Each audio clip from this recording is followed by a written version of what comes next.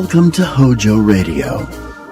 And now, a Western adventure of old-time radio drama, premiering on July 8th, 1950, and running through September 14th, 1952. Movie star Joel McCrea stars as Texas Ranger Jace Pearson, who uses the latest scientific techniques to identify the criminals, and of course his faithful horse Charcoal to track them down. These shows were actual reenactments of Texas Ranger cases. The series was produced and directed by Stacy Keach Sr. and was sponsored for part of its run by Wheaties. Ladies and gentlemen, right here on HOJO Radio, Tales of the Texas Rangers. Next. Read about your favorite NBC entertainers. Yes, in the November NBC Silver Jubilee issue of Radio TV Mirror magazine, you can enjoy reading about such NBC stars as Fibber McGee and Molly, Bob Hope, and Groucho Marx. The National Broadcasting Company presents Joel McCrea in Tales of the Texas Rangers. From Hollywood, another authentic reenactment of a case transcribed from the files of the Texas Rangers.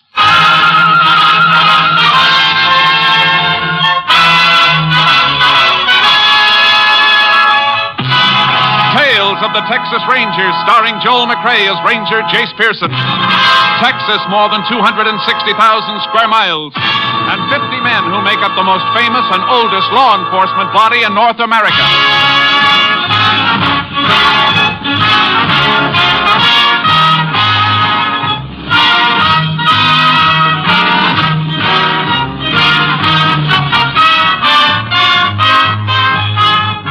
Now, from the files of the Texas Rangers come these stories based on fact. Only names, dates, and places are fictitious for obvious reasons. The events themselves are a matter of record.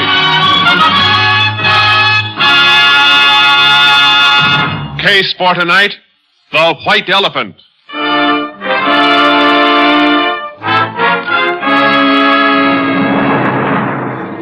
It is January 16th, 1950. The time, 6:28 p.m. A freight train just outside of a West Texas town gains speed and rolls through the gathering dusk. Inside a gondola car, a hobo crouches in a corner as the brakeman comes toward him. All right, Bo, this is where you get off. Now, listen, pal, just let me get to the next town. I said this is where you get off. But we're moving. Yeah, you get on where we was moving, you can get off. Now, come on, or I'll dust the top of your head. Now, listen, don't do it, I tell you. Get on your feet like this. Let go. No, you want to get up, huh? I told you to let me alone. Now, slug me, will you? Oh, you ain't getting me. I'm jumping.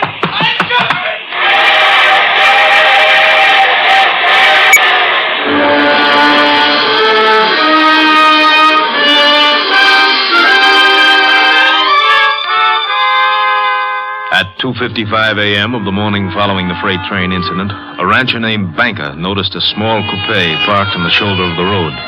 It bore Oklahoma license plates.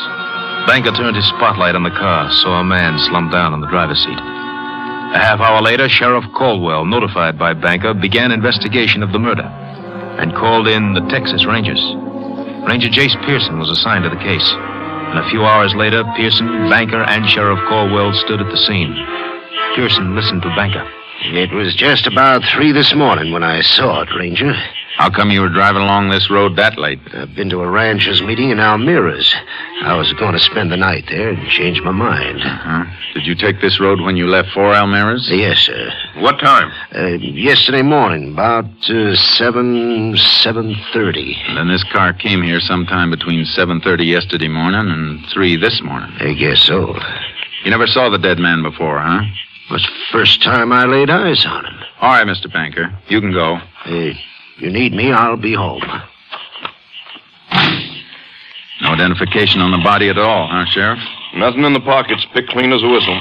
Anybody else been around the car? Nope. Deputy kept his eyes on it. Car's facing west. Going west when it was stopped. Tire tracks on the shoulder tell that. Mm-hmm. Blood on the seat. Yep. 38 bullet done it. 38? Might be a police special. Banker got one? Banker, but... Just asking, for now. You see, You see something?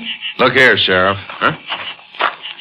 Set of tracks leading up to the car. Ordinary shoes, not boots. Heel marks are too broad for boots. Yeah, looks like it. Look at this one. Sole print with a hole in it. Now look. The prints lead from that way, north, up to the car. A little scuffle. Then the prints turn back north. Mm-hmm. In other words, Sheriff, somebody walked up to the car, stood there, then turned and went back north. Oh, and here's something else. Grease. Looks like grease. Smeared on the car door. Same side footprints are on. Grease might be from the car. Well, looks too stiff and heavy for that. Yeah. What about it coming from a freight train, Jace? Why? Well, there's tracks about a mile north of here. Freight's use the siding to pull on when passengers got to pass. Maybe it all ties in, Sheriff. A shoe with a hole in it, grease, freight siding. Yeah, might be worth going after. Where do we start? Here at the car first. I'm going to check it over inch by inch.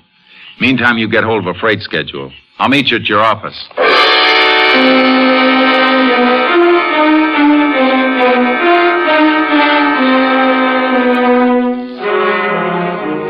When I checked the car inside and out, I found a few things that were interesting and a little puzzling.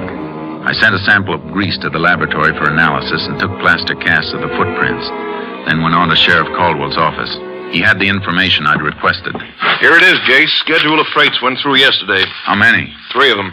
We can check those all right. Of course, we might be sending the dogs up the wrong tree. Looks like a hobo to me. Yeah. Let me see the dead man's fingerprints. Sure, here you are. Oh, these match with some of the prints in the car. See? Closed delta. Yeah. How about those others you got? Picked these up on the door that had the grease on it. Smeared all over. Couple clear enough to use, only... Only what, Jace? You know, there wasn't a single print on the steering wheel. Seems like the dead man's prints ought to be on it. Gloves? I didn't find any gloves on him, nor in the car. Yeah. By the way, I got a call out if any hobo picked up or seen on those trains. Good. Now, I found these tucked under the sun visor in front of the driver's seat. Gasoline receipts made out to Carl Thompson. Oh, that'll save a lot of checking. We'll forward the dead man's prints anyway. That steering wheel bothers me. Excuse me, Jace. Sheriff Caldwell. Oh, yeah. Good. Hold him. We'll be there as soon as we can make it. Something else, Jace.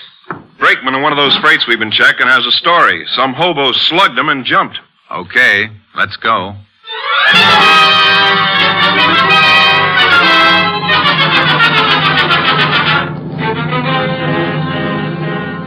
The brakeman took us to the approximate spot the hobo jumped off the freight. Sheriff Caldwell and I picked up the trail and followed it by horse. We hoped to apprehend the suspect before he could reach a town and lose himself and us. After 6 hours, we stopped.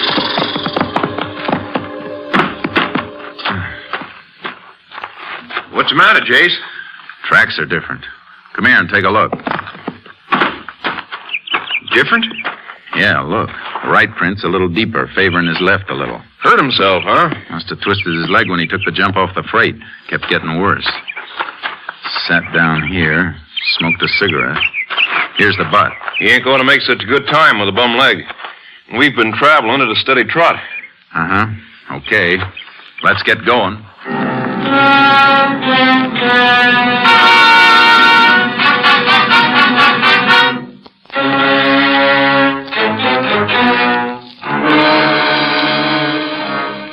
The suspect's trail showed increased favoring of his left leg.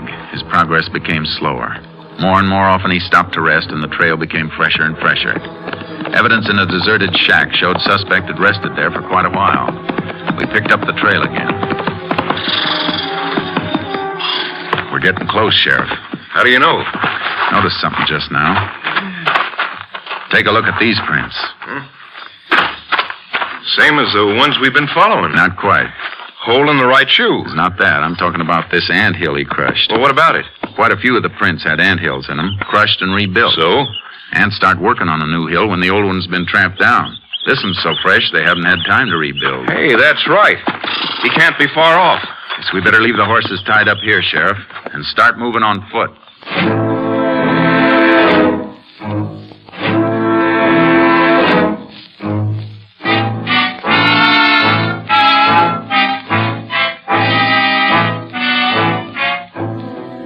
At 8:15 that evening, we found the man we were hunting. He was asleep. He gave us no trouble, and he denied anything and everything about the crime. We took him back, and I kept questioning him, but he stuck to his story. I never was there. I didn't do it. Ever own a gun? 38 police special? I told you 100 times I never owned no kind of gun. How'd you take all that skin off your arm? Dunno. Fell, maybe.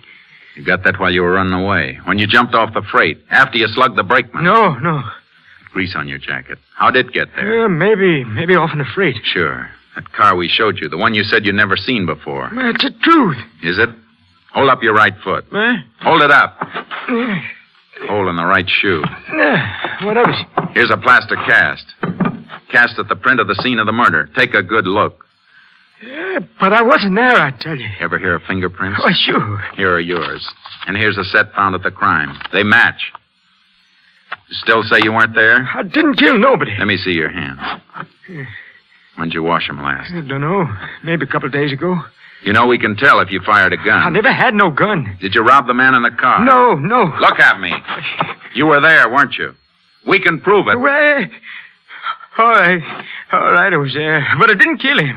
Why'd you lie? Well, I was scared. If you're innocent, you don't have to be scared. Look, Ranger, I got a couple of bag wraps. That all? Sure. We can check that, too. All right. I got a couple of wraps for pinching stuff. Nothing big. Now, look. Tell me exactly what you did. Well, I come in off a freight. I was walking across when I seen the car. I figured it was funny, something funny. Why? Well, car parked like that. Then I walked over, seen the fella in there. He was dead. I beat it, hopped the freight. That all? You know what else up to now. Did you get in the car at all? No, sir. Did you touch the body or take anything from it? I swear it, Range, I didn't. Did you touch the steering wheel and then wipe it off? Wipe it? No. What for? Look, I tell you, Jase? Yeah, Sheriff. Come here, will you? Sure. You stay put. I got no place to go. Here's all the dope and the murdered man, Thompson.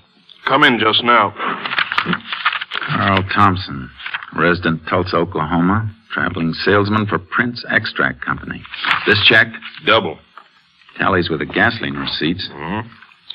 What about him? The hobo? Yeah. I think the only crime he committed was failure to report what he saw. His fingerprints were all over the outside of the one door of that car, and none inside. Seems to me if he thought of cleaning up the inside, he'd have done the same outside. Yeah, looks like it. We'll give him the paraffin test anyway and see if he's fired a gun lately. And if he didn't? Start all over. And start with that clean steering wheel.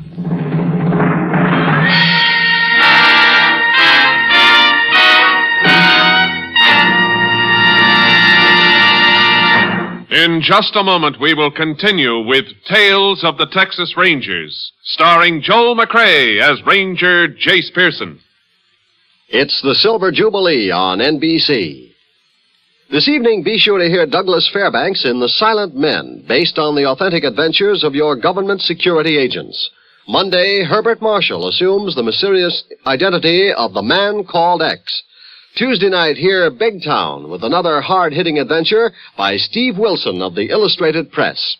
Yes, there's always pulse-quickening action on Big Town. Tonight, hear The Silent Men. Monday, it's the man called X. We continue now with Tales of the Texas Rangers. And tonight's case, The White Elephant. An authentic story from the files of the Texas Rangers.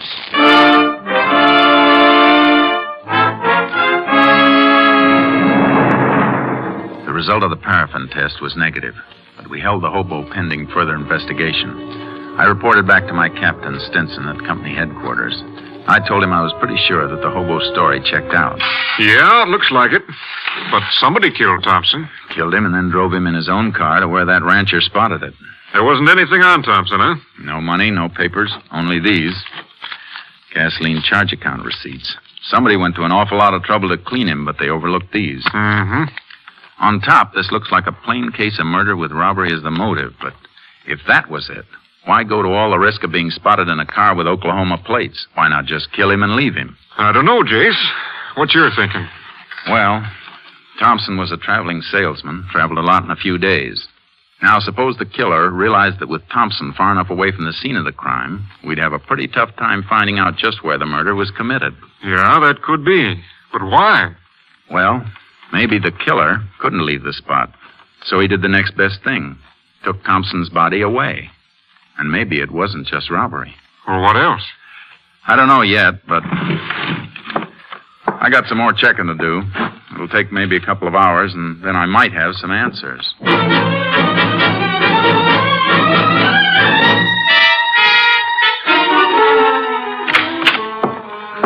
Well, a couple hours on the nose, Jace. You get anything new? Some more dope on Thompson, Captain. He never carried much money, never was known to have picked up a hitchhiker, and I got a pretty good idea of where he was killed. These gasoline receipts tell a fair story. Yeah? How? Well, this one, for example, dated the 15th day before he was killed, made out in Bannon. He got 16 gallons of gas there. Well, did you ever think somebody else might have been using his credit card? Yeah, but Thompson traveled that route pretty often. Chances are he was well known at the service stations. Yeah, that's right. Okay, go on. I ran a mileage test on his car. He got about 17 miles a gallon. Now, his tank holds 16. I did a little figuring.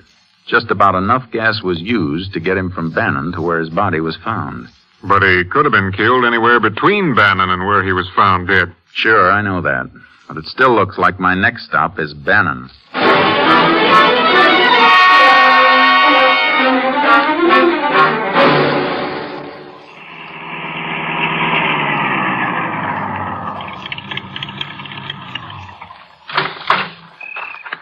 Howdy, Ranger. Howdy. How many? Whatever she'll take. Sure thing.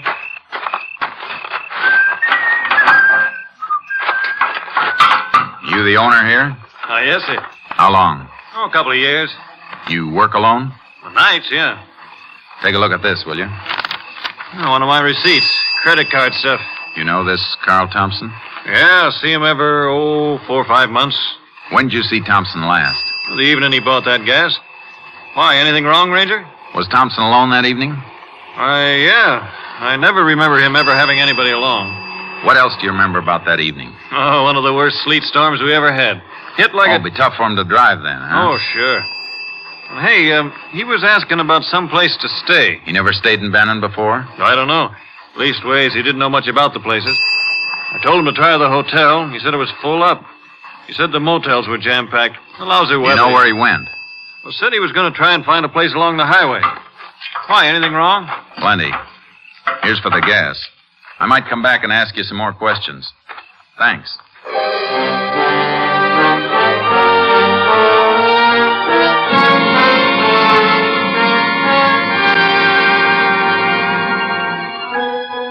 I began a check of every possible place Thompson might have stayed that night, but I drew one blank after another. Then I got a lead at a motel on the outskirts of Bannon. Sure, Ranger. I remember that night. Sleet was an inch thick.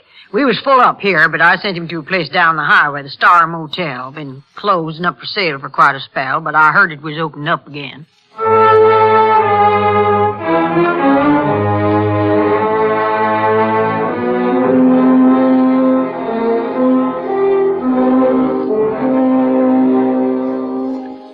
I went to the Star Motel.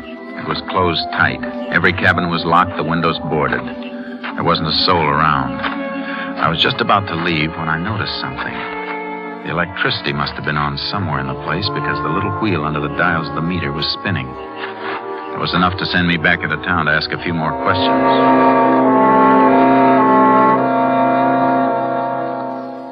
Now, let me see, Ranger. Star Motels. Yes, sir. Here's what we want right here. Uh-huh. Are these all the electricity bills? Yes, sir. Let me see. Up to 3 months ago, the bills were just for meter installation, minimum service charge. That's right, Ranger. But for the last 3 months, $475, $389, $560. Kind of funny, isn't it? The place is closed, but for the last 3 months, the bills have averaged over $4 a month. Didn't that seem peculiar to you? Well, Ranger, we just... Sure, I know. Now, can you give me the name of the person to whom these bills were sent? Get it for you right away.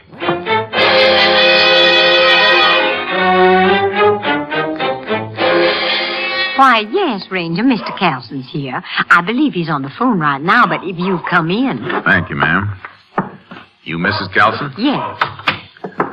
I hope I'm not bothering you any, Miss Carlson. Not at all, Ranger. My husband's here. Oh, yeah? Yeah, I see. Well, I think that could be arranged. Yeah, sure. Tell you what, I'll come out a little later. I'll bring the client with me. Sure. Thanks for calling. Goodbye. Andy, this is Ranger Pearson. Oh, hello. Sorry to barge in like this, Mr. Carlson, but I got a few questions. Questions? Sure. What about? You own the Star Motel, don't you? Yes, I do. Star Motel. Oh, that white elephant. White elephant? Yeah, I've been trying to get rid of it for 2 years. Why? Well, like Bessie said, it ain't been worth a hoot since the new highway went in 2 years ago. Only half the traffic that used to pass it. It hasn't been used for 2 years? Well, I guess I didn't mean exactly that. What did you mean? I tried to keep it going for a year after the highway went through, but couldn't rent enough rooms. Wasn't worth trying to save. You got the keys to it? Keys? Oh, sure. Is something wrong, Ranger? Might be, ma'am. Can you take me through the motel, Mr. Carlson? Anytime. Right now suit you? Couldn't be better. Let's go.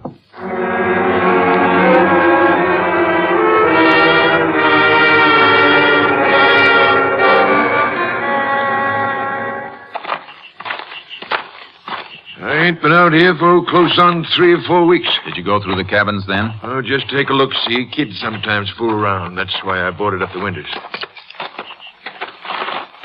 Want to take a look in the office? Yeah. Go ahead, Mr. Carlson. Sure.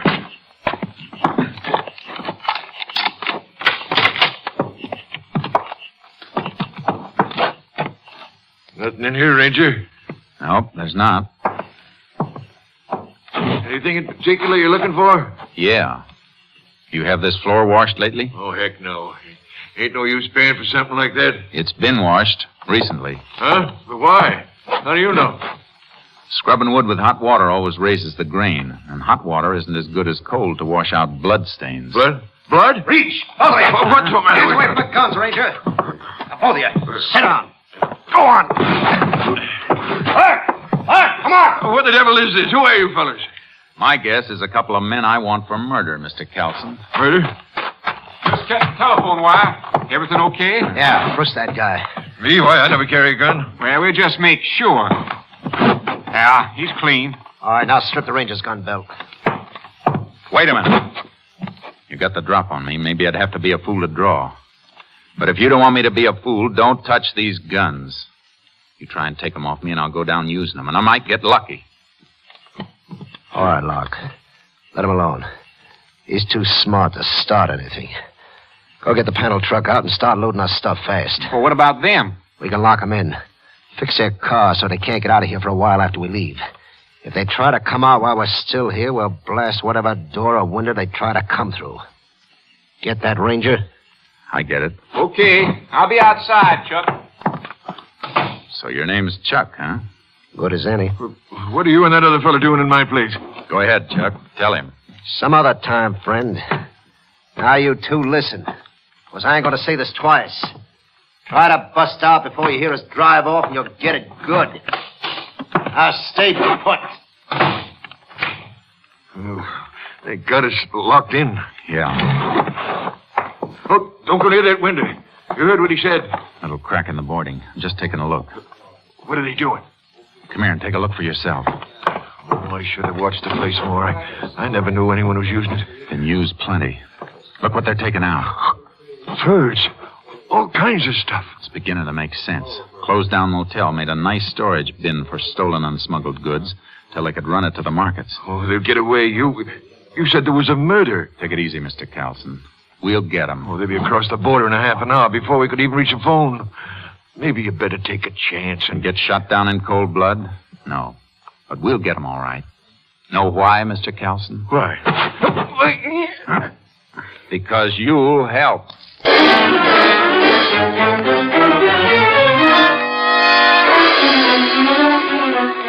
I pinned Carlson with a quick headlock and then got one arm up behind him and applied pressure so I could keep him still while I had a free hand. I reached into his jacket and found what I was looking for under his shoulder. Then I pushed him. Are you crazy? You almost broke my arm. Shut up, Carlson. Don't you think I saw this gun bulging under your coat? And they deliberately missed it when they frisked you? You played it real smart, almost. Well, I don't know what you're talking about. This gun and the electric bills. You paid them. Paid bills that were being run up in a place that was supposed to be shut down. Seemed kind of funny you never complained to the power company. So what? Well, So you got a phone call from your friends out there. They tipped you because they saw me nosing around here earlier, right? No. Okay. Okay, take a look out there. They're almost finished. In a couple of minutes, they'll be gone. In half an hour, they'll be over the border. How about you? You want to stick back here and face a murder charge? There's nothing you can prove. There's plenty we can prove, Calson. And you're holding the bag. You'll have a tough time explaining those electric bills and them missing your gun. I didn't kill that man. Did this Chuck do it? Yeah, that salesman come in. He saw what was going on. Chuck killed him, then drove him away. All right. Now listen real careful to me. I'm going to fire this gun of yours. Then you hammer on the door and holler for them. Get it? What do you want to do then? Just listen. When they come up, tell them you had to kill me. Tell them to open the door. Then, Mr. Calson, step back and out of the way fast. They'll be gone in a minute. Make up your mind. All right. Go ahead, I'll do it. Any funny tricks and you get it first. Now, ready? Pound that door and holler.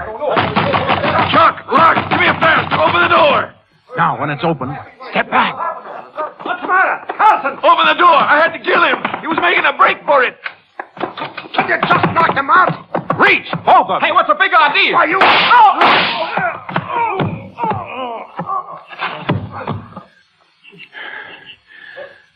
We'll come back for him later, Calson. Meantime, let's you and me get back to town. I got you a deal for this White Elephant Motel. You can trade it for a jail cell.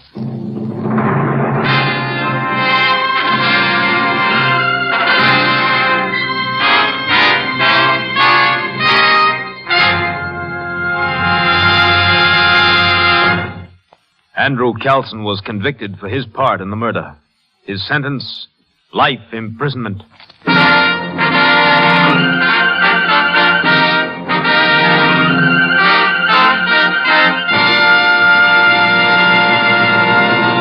And now, here again is the star of our show, Joel McCrea.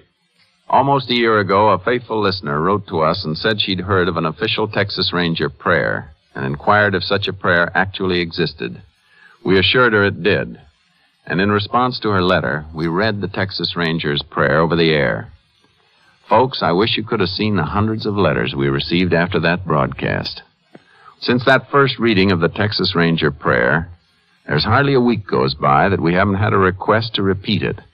And we're mighty pleased to read it for you again tonight, because we know now how many of you, like the men it was written for, realize the importance of a power outside ourselves to whom we may turn.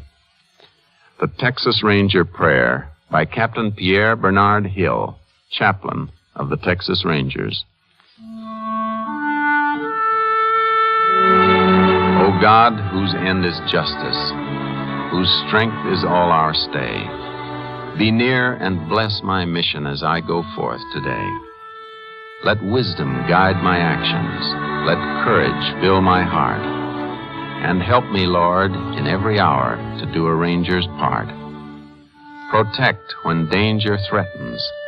Sustain when trails are rough. Help me to keep my standard high and smile at each rebuff. When night comes down upon me, I pray thee, Lord, be nigh. Whether on lonely scout or camped under the Texas sky. Keep me, O God, in life, and when my days shall end, forgive my sins and take me in. For Jesus' sake, amen.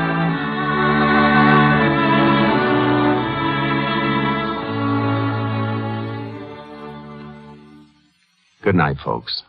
Good night. Next week, Joel McCrea in another authentic reenactment of a case from the files of the Texas Rangers.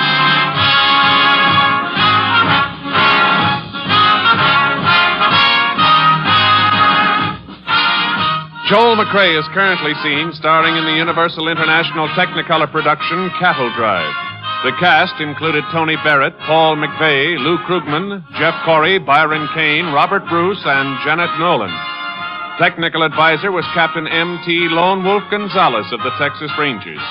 This story was transcribed and adapted by Russell Hughes, and the program was produced and directed by Stacy Keach.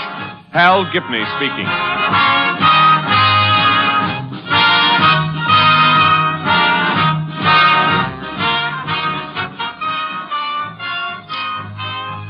It's the Silver Jubilee on NBC. Today, The Big Show presents stage and screen stars James and Pamela Mason, Jimmy Durante, Dorothy Sarnoff, Jack Carson, the Ink Spots, and Tallulah Bankhead. Then there's mirth and music with Phil Harris and Alice Faye. Later, Theater Guild on the Air brings you Rosalind Russell and MacDonald Carey in Skylark.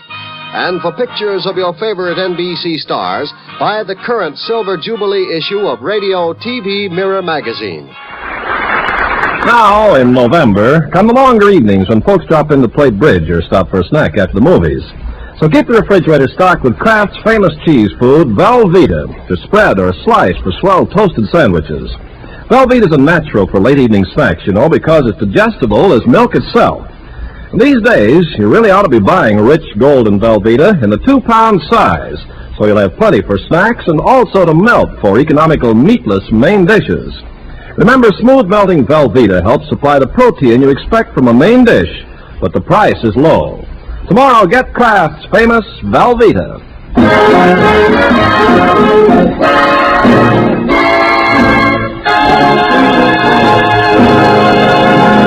HOJO Radio. We're your old-time radio headquarters. Stay tuned. In a moment, we'll present the Texas Rangers. But first, here's a reminder that you can read all about your favorite NBC stars and find pictures of most of them in the current NBC Silver Jubilee issue of Radio TV Mirror magazine. Buy it at your newsstand today. The National Broadcasting Company presents Joel McRae in Tales of the Texas Rangers.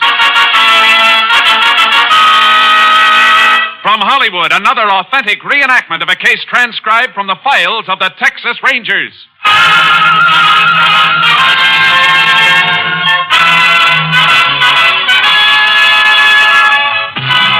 Tales of the Texas Rangers, starring Joel McRae as Ranger Jace Pearson.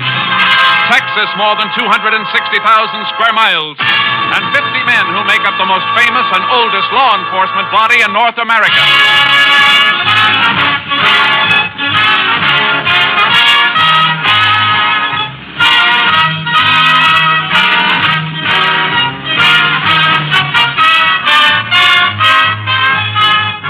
Now, from the files of the Texas Rangers come these stories based on fact. Only names, dates, and places are fictitious for obvious reasons. The events themselves are a matter of record. Case for tonight, Helping Hand.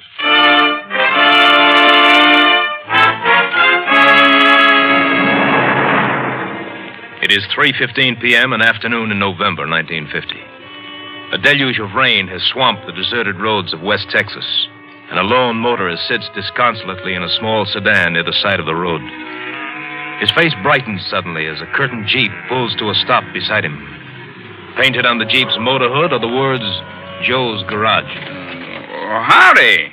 Howdy. Having trouble? Yeah, wires must have got soaked coming through that low spot in the wash back there. She chugged and sputtered a ways and then conked out on me. Reckon we can fix that for you. Now get that kerosene squirt can, Rusty. Okay, Joe. You want the canvas, too? Yeah, raise his hood, then tint the canvas over so none of this rain beats in there. Yeah.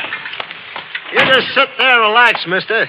We'll have it perking in a minute. I'm sure grateful to you. What are you going to do? Squirt a little kerosene on the ignition wires. Better release your hood. Oh, yeah. Okay, Rusty, lift her up. Yeah. You handle it all right? Sure. You fellas sure know what you're doing. What do you mean? I can't see how you can get them wires dry by squirting them wetter. That's a mechanic's trick. Squirt 'em with kerosene, the kerosene gets under the water, and the water runs off. Then a minute or two, the kerosene runs off, too. What's left evaporates. I reckon you'd know. I know, all right. When it rains like this, I do more business along this road than I do back at the shop. Reckon we got a dozen stalled cars going today. Well, it's all sprayed, Joe. Okay, close her up. Okay to dry her now? No, wait a second. They got a couple of drops of water running down my neck. Only a mile up the road to Wally's Cafe. We'll stop for coffee after this fella gets moving. Sure could use some myself. I've been sitting here for more than an hour. Only other car to come through barreled right past. Where you bound for? Long Ridge. Too bad this heap didn't hold out until I got there. Coming back, they'll have me a new car. Dealer called this morning and told me it was in. Oh, yeah? Yeah, this thing ought to be ready to limp along now, Joe. Yeah, you can try starting it now. Oh, fine. Well, here's hoping. Ah, that was real quick. I'll be hanged. That trick of yours really worked. Ain't never missed. I sure buck a little at first, but watch the puddles, you'll be okay. Sure wish I knew how to thank you, fellas. Well, that ain't hard, mister. Charge is $15. $15? Standing out in this rain ain't fun, mister. You were stuck, weren't you? Yeah, I was stuck. $15 seems like the kind of steep price for 3 minutes work and a little kerosene. Look, I got a nice warm garage where the prices are regular. Working out here is a little bit different. Charge is $15. I don't think I got $15. What are you, a wise guy? I reckon if you can buy a new car, you ain't exactly flat broke. I didn't say I was. I got money. The smallest bill I got's $100. Look, don't store me. You could rot out here if we didn't happen along. Least you can do is pay up. I tell you, I got nothing but large bills. Money I got from my bank this morning to put down on the new car. Want your money? I'll meet you at the coffee place you was talking about and get change. Where would Wally get change for $100 in that chronic joint? Change ain't our problem, Joe. Our problem is whether or not this guy's really got $100 to begin with. Now, let's see it. You ain't seeing nothing. Matter of fact, I ain't so sure you got a right to charge me no $15. Before I pay it, I'm going to stop at the sheriff's office in Long Ridge. You think I'm standing in this rain for fun? Now get out of that car. Come on. Let go of me. Hey, let go of my throat. Never mind the conversation, Joe. You got hands and he's got pockets. No. You crazy. Stop it. Kick it, Rusty. Yeah, I'll stop it. Hey, Rusty. Hey, Rusty, look. Yeah. $500, Joe. Uh-huh. I could do a lot with dough like that. What do you say, Joe? Why, he'd report it. Not if you got enough nerve. Well, I got as much nerve as you got. All right, then grab his feet. All right. Move him in there off the road. Hey, he's coming, too. Not for long. All right, put him down.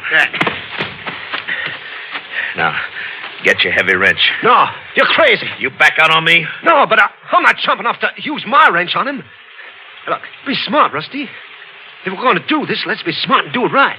There's a big rock over there. Use that.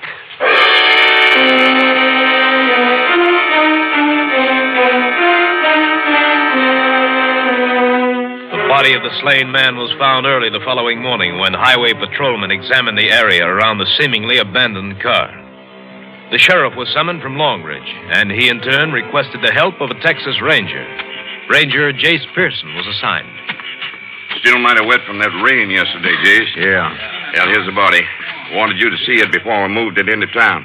You check his identification? Mm-hmm. License description fits. Name's Arthur McShane. Comes from Hooper Springs. What are you looking at, Jace? I'm just noticing these footprints around the body, Sheriff. Puddled up too much to help. Rain washed the edges away. Carried in here by 2 men. Or walked in with 1 man? No, he was carried. If he'd have walked, there'd be some mud on his shoes.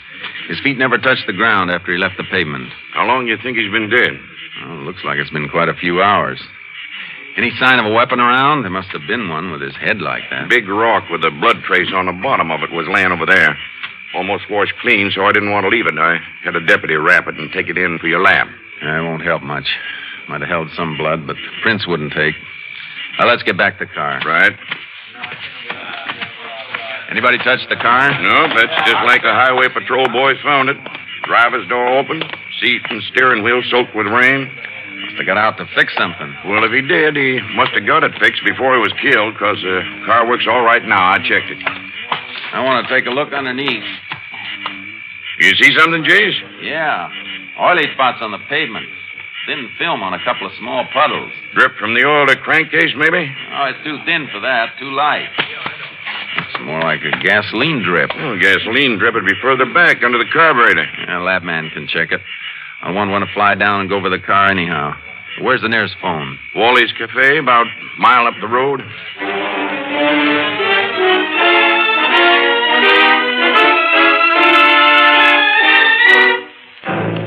Wally's Cafe was a dilapidated roadside stop. I called Austin for a lab crew to fly down to Long Ridge, and the sheriff called a medical examiner who authorized a pickup for Arthur McShane's body. The sheriff hadn't had any breakfast. How about some ham and, Wally? Hey, settle for bacon? Why, sure. How about you, Jace? Just some coffee. Right. The lab man will want to bring that car to a garage, Sheriff.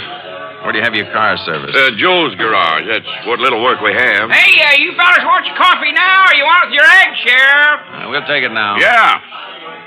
I don't think they're going to find much on the car, though. Anything on the outside would have been washed away by the rain. Yeah, this is going to be a tough nut. Well, here's your jabber. Say, I hear you say something about Joe's garage for, Sheriff. Yeah, why? You going to see him in town? Well, I expect to. Ask him to do me a favor, will you? Next time he stops by, I need a new fan belt from a pickup. I'll tell him. That's why I ain't got no ham. I couldn't make a trip into town for supplies today. Well, I'll have to buy you a bicycle, Wally. Be better than that pickup. That's for sure. Well, why don't you make a flat deal with Joe? Pay him by the week and have him make one stop here every day. Be cheaper than Ann. I'm surprised he didn't stop by yesterday. Saw his Jeep go barreling by late in the afternoon, headed for town. Oh, that darn rain. You know, I bet I didn't shove 3 blue plates across his counter all day yesterday. Didn't take in more than $4. Well, that's more than you're liable to take in today if you burn my eggs. Oh, yeah. Excuse me.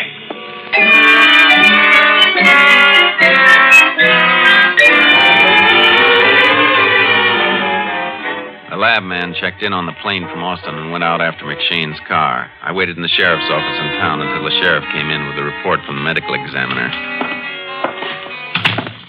Here's your autopsy report, Jace. Cause of death, cerebral hemorrhage. Due to a severe beating about the head. Blood on the rock we found matched McShane. Anything on the time of death? About 3:30 yesterday afternoon. 3:30, huh? Right. McShane's wife just got in town. Went over to the funeral home. You want to see her? Yeah. Be another hour or so before the lab man gets to Joe's garage. Taking that long to check those oil spots and a few other things out at the road. Funeral home's just up the street. Let's go.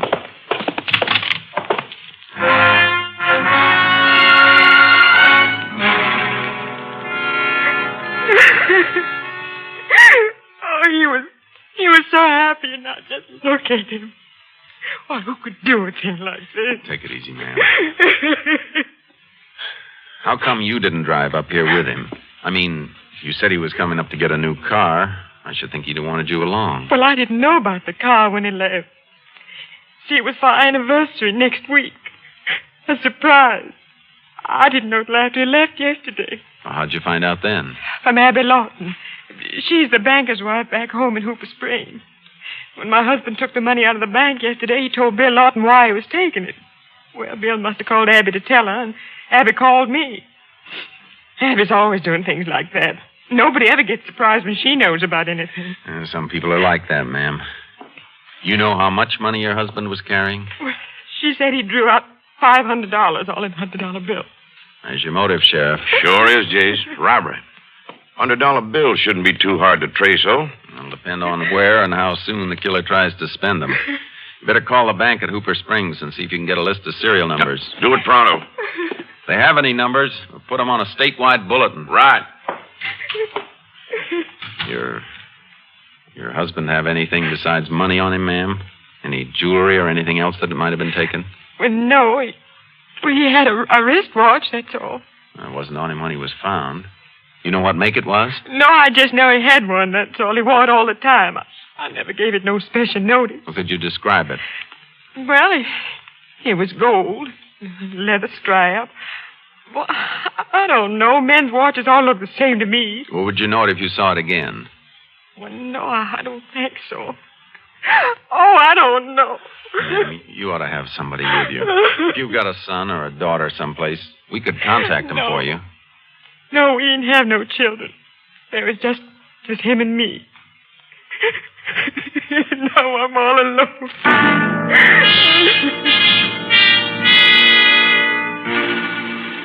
The sheriff got a list of currency numbers from the bank, and we arranged for a bulletin to all banks and major stores in the state. We were leaving the telegraph office when we sighted the lab man coming down the main drag in McShane's car. We hailed him, and he pulled over to the curb. Howdy, Jace. Howdy, Sam. Howdy, Sheriff. Hiya. We'll ride into the garage with you if it won't disturb anything. No, hop in. Been all over the upholstery and everything. Lots of prints on the dashboard, all the same. Probably the dead man's. No sign of anybody else being in the car with him? None I could find. Of course, he might have had riders. Banker at Hooper Springs said McShane was alone when he left the bank. Saw him through the window when he got in his car. And he wasn't alone when he got killed, that's a cinch. How about those oily spots on the road, Sam? The ones under the car? They were kerosene spots, Chase. Kerosene was used to cut the grease on the ignition wires. Easy to tell, even with a field kit. That means the ignition wires must have gotten wet. Car conked out on him, and he sprayed them. Yeah, that's what happened, all right. But he didn't do the spraying himself. Why? No sign of kerosene in the car or anyplace. No can, nothing. You checked the trunk? Empty. Look, Sheriff, where is that garage? Joe's? 3 more blocks, then turn left. All right. I'll make one more check of the interior for blood trace, but I took a preliminary and it was blank. I'm afraid I'm not going to find anything. Say, you really don't have to come along unless you want to. I can drop you at the sheriff's office. No, we'll ride. I want to see that garage man anyhow. Oh, yeah, so do I. But Wally won't get his fan belt. I want to see him about more than Wally's fan belt. What? Wally said the Jeep from Joe's garage passed his place yesterday afternoon on the way to town. Hey, that's right. He must have passed the spot McShane was killed at. No place between there and Wally's that he could have been coming from. No. And somebody stopped to help McShane get his car started. Let's find out who.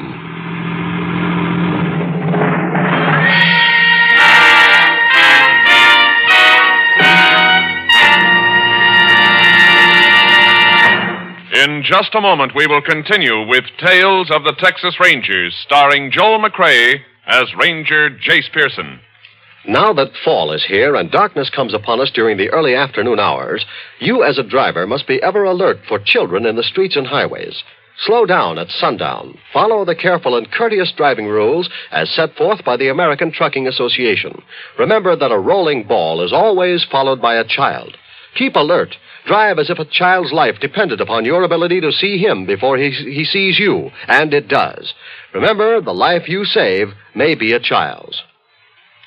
We continue now with Tales of the Texas Rangers, and tonight's case, Helping Hand, an authentic story from the files of the Texas Rangers.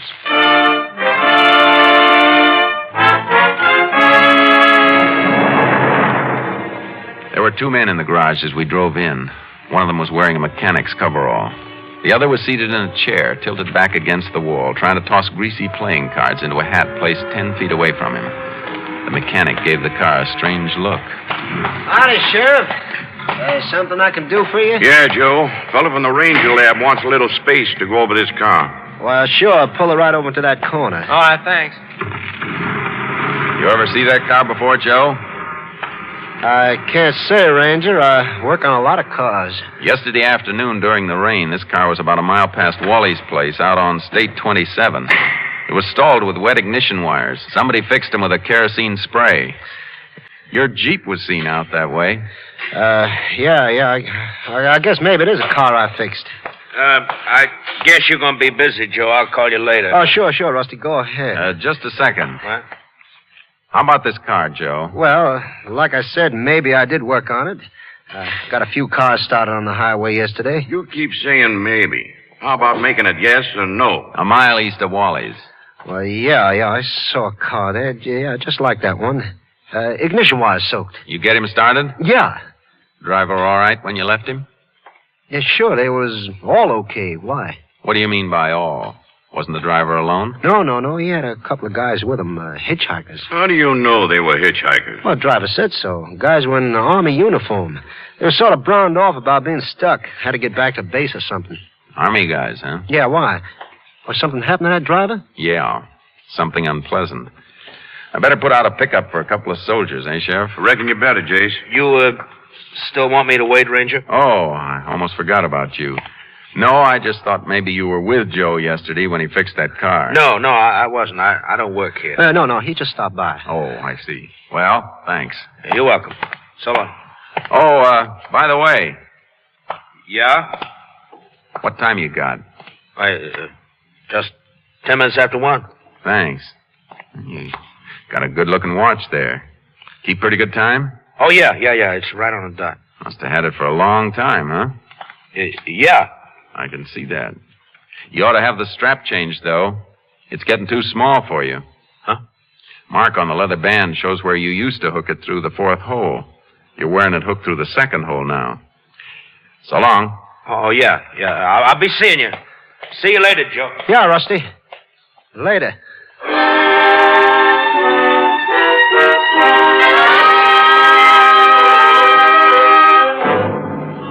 I'd noticed the watch strap right away. That's why I'd kept talking to Joe after I stopped Rusty from leaving. The waiting made him nervous, and he tried to keep the watch hidden. Joe gave us a fumbling description of 2 soldiers, which I pretended to phone to Austin. While I was phoning, I managed to signal the sheriff to pick up the greasy cards Rusty'd been tossing into the hat. We left the garage and took the lab man with us. Thanks, Joe. See you later. Sure thing. Bye, Ranger. So long, Joe. We'll see you again. Say, Jace, what'd you pull me out for? I wasn't finished. I know. I got something else for you to check on. Oh? What? Some playing cards the sheriff has. Yeah. I caught your signal, Jace. But what'd you want these for? Step around the side of the building here. Those cards are pretty greasy, Sam. Think you can pull prints off of them? Grease film on a glazed surface? Cinch. But why? I've seen one of those garage boys before. Joe? No, the other one, Rusty. Something in my mind tells me I saw him in the pen at Huntsville. I want to check on his prints. All right, I'll get right on it. Joe's prints will probably be on those cards, too. Get a report on anything you find. But first, move that car out of there. Take it over to the sheriff's parking shed. If you can lift any prints in an hour, you can get them on the afternoon plane to Austin. What was that business about asking Rusty the time, Jace? It wasn't his watch, that's all. The man who owned that watch always wore it 2 notches tighter. Comparing their sizes, I figured that Arthur McShane's wrist would be just about 2 notches thinner than Rusty's.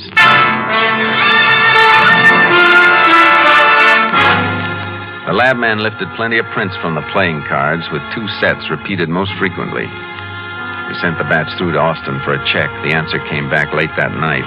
Mugshots and records on 2 men. Looks like you hit the jackpot, Jace. Yeah, Joe and Rusty both got records. Both served time in Huntsville. Same cell block. Can we pick them up? We can. It wouldn't be any use. We haven't even got enough on them to get them indicted. You know there were 2 men on the job. Could be any 2 men, Sam. I just well file charges against you and the sheriff, if that's all I got to go on. Yeah. Besides, Joe claims he was alone when he fixed the car. It'd help a lot if we could prove that he wasn't. How about Wally out at the cafe? He saw the garage Jeep. Maybe he saw who was in it. It's almost 11, but he stays open late for the truckers. See if we can get him on the phone, Sheriff. Okay. Sheriff Walton speaking. Get me Wally's Cafe out on Route 27. Yeah. Want to talk to him yourself, Jace? Yeah, if you don't mind. No. She's ringing the number now. Here. Hold on till he answers. He'll be there. Okay. Wally's Cafe. Wally, this is Ranger Pearson. I was in your place this morning with the sheriff. Oh, yeah, Ranger. You said something about the Jeep from Joe's garage passing your place yesterday. That's right. Yesterday afternoon. You see who was in it? Well, I guess Joe was in it. Did you actually see him? Was he alone or with somebody? Well, to tell you the truth, Ranger, all I saw was the Jeep going by. You know how them things are, the curtains down the side, and, well, the rain was streaming down my windows, too. I saw the Jeep go by, but I reckon I couldn't even swear I saw Joe in it. Well, thanks anyhow. Sorry, I wish I could help you. You can. Just forget I called. No good, huh? No good, Sheriff. So far as he knows, the Jeep was driving itself. Maybe that story about the hitchhiking soldiers was on the level. Couldn't be on the level, Sheriff, because they wouldn't walk away from a murder scene. Once McShane's car was running, they'd have driven it a few miles at least. Seems to me we could hold Joe on that. We could, just long enough for some smart lawyer to get a writ. All he'd have to say is that the soldiers might have gotten another lift or cut cross-country to the railroad. Yeah. We could only find the money. Serial numbers for proof. Even the watch is no good. Mrs. McShane couldn't make a positive identification, and we'd no way of tracing where or when McShane bought it. Money's probably hidden away. They'll wait a mighty long time before they try to spend any of it. Then we'll wait with them. I hate knowing a man's a murderer and not being able to prove it. Come on, Sam. Let's get over to the hotel and turn in for the night. All right. I'll walk out with you. Hey, Sam. Yeah? You know you got a grease stain on your pants? Oh, where? Right by your pocket there. Oh, yeah. Yeah, got some grease on him this morning lifting the hood of McShane's car. Shackle bolt was off a little. Had to feel around to release it. Hey. What's the matter, Jace? Joe had to lift that hood, too, to spray those wires. Him or Rusty. Grease film under there ought to hold fingerprints perfectly. Joe admitted he touched the car. That don't help us. No, but it'll help us if Rusty touched it, too. Because Rusty claims he wasn't there. Sam, did you... Look under the hood for prints. No, Jace, I never thought of it. That's the last place a man would think of, but we've thought of it now. Come on, let's check it. Yeah. Good thing you moved it out of Joe's place. If we find what we're looking for, Joe's out of business.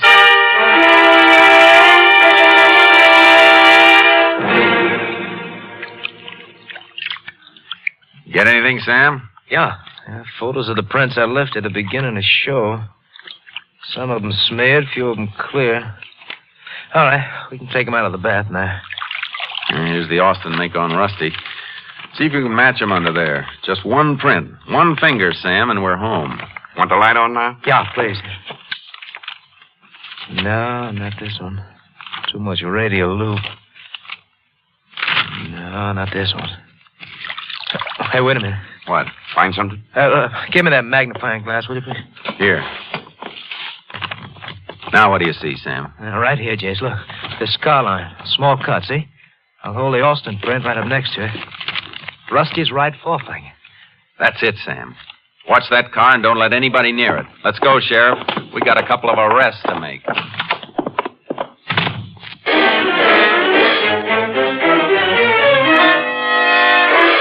Neither Joe nor Rusty were at home, and Joe's car was missing from his house garage. We combed the town, but there was no sign of them. We started to hit the roadhouses along the outlying districts. Don't suppose they ran, do you, Jace? No, a couple of suitcases in the rafters of Joe's house garage. If he'd left, he'd have packed. He thought you swallowed that story about the hitchhiking soldiers. That'd make him feel safe. Where else would they be liable to stop? Well, I don't know. Just one more place out this way, then there's nothing for 4 miles until... Hey, Wally's place. I forgot to give Joe that message about Wally wanting the fan belt. Wally didn't mention it when I called him from your office. Might have called Joe on the phone direct to remind him. Joe hangs out at Wally's place sometimes. Nights, I mean. Drums up repair work with independent truckers that stop there. Let's try it.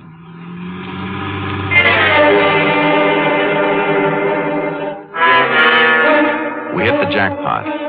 Joe's car was at Wally's place. Inside, one of the waitresses told us the 3 men were in the back shed putting a new fan belt on Wally's pickup. We slipped along behind a line of wash and waited for him to finish and come out. While we waited, Wally said something we couldn't hear as he bent down to the motor. Suddenly, Rusty jumped him. When? When did Ranger call you? A little before midnight. Why? Well, why'd you wait until now to tell us? I just happened to mention it. Ranger didn't want me to tell you at all. What do you want to know? Just if I'd seen a Jeep pass during the rain yesterday afternoon and who was in it. Well, what'd you tell him? Well, what could I tell him? I just about saw the Jeep. It was pouring, so... Hey, you guys in some kind of trouble? No, of course not. We better get back to town, Rusty. Hey, wait a minute. Get ready for this fan belt. That's right, fellas. Fix the man's fan belt. Ranger. Include me in the party, too, Rusty. Why, Go ahead, Joe.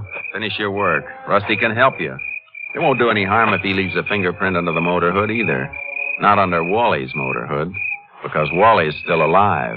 Out of my way, Joe. Hold it. The gun, Joe. Don't me. I haven't got a gun. Oh, holy mackerel. What's going on here? What'd they do? I ain't mixed up in Just it. keep your hands up, Joe. Take a look at Rusty, Sheriff. Don't take much looking. Right through the head. He did it. It was Rusty. He forced me into it. Sure, Joe. The dead man's always to blame. You can tell us all about it down at the jail. You gonna leave Rusty here? Fix your fan belt and bring him into town if you like. Come on, Joe, get moving. I want to hear more about those hitchhiking soldiers. Then I'll tell you about my dream. A liar who goes to Huntsville.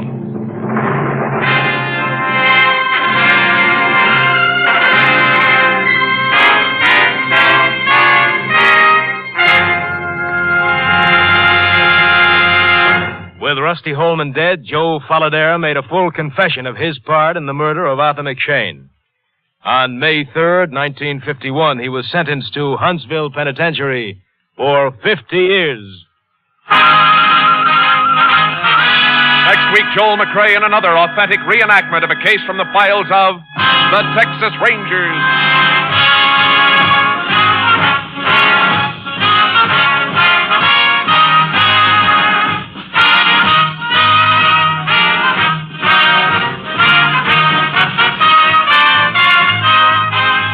Joel McCrea is currently seen starring in the Universal International Technicolor production Cattle Drive.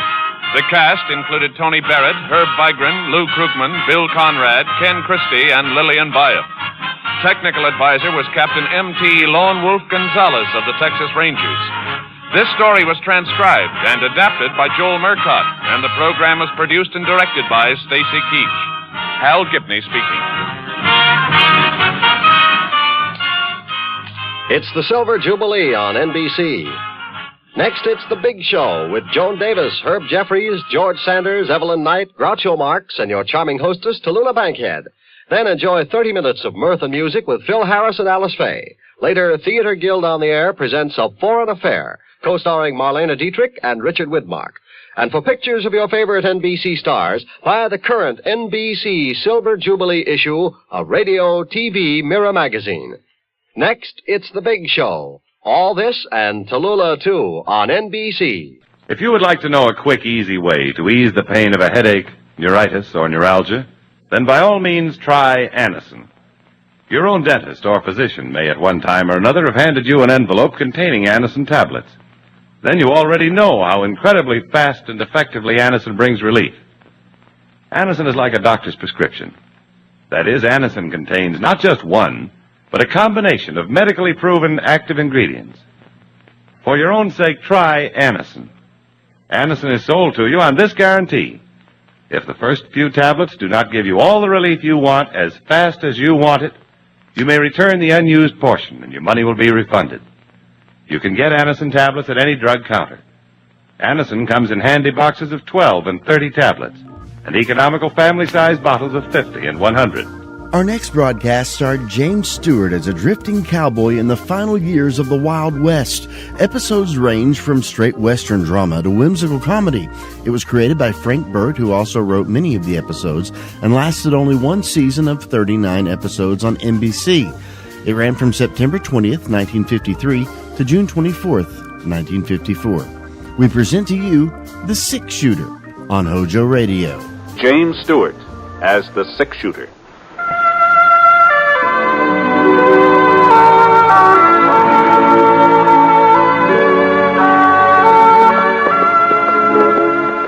The man in the saddle is angular and long-legged. His skin is sun-dyed brown. The gun in his holster is gray steel and rainbow mother of pearl, its handle unmarked. People call them both the six-shooter. The NBC Radio Network presents James Stewart as the Six-Shooter, a transcribed series of radio dramas based on the life of Britt Ponsett, the Texas plainsman who wandered through the Western Territories, leaving behind a trail of still-remembered legends.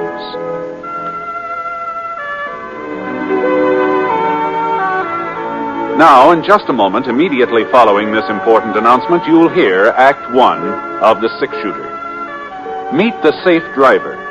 If you know what makes him stay alive on the highways, you may be able to follow his good example.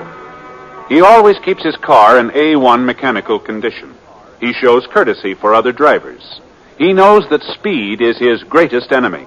And most important, he knows and obeys the laws.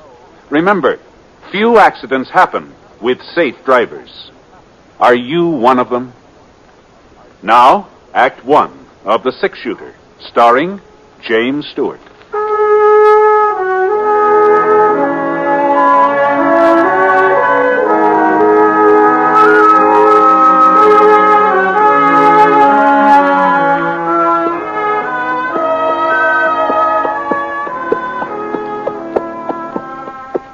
I sure couldn't figure it. I'd ridden down the whole main street all the way from Seth Tooley's bank to Ma Benson's rooming house, and I hadn't seen a single solitary person.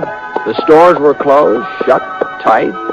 There wasn't even a wagon or a horse out in front of them. It looked like the town of Elk Point had just up and gone to sleep, but that didn't make sense either. Not at 5 o'clock in the afternoon. Whoa, Scar. Whoa. Well, Ma Benson didn't know what the trouble was. She always had a pretty good notion about everything that went on in Jackson County. You know, folks always used to say that's why the Elk Point Gazette kept going broke. You know, old Sadie Benson was too much competition.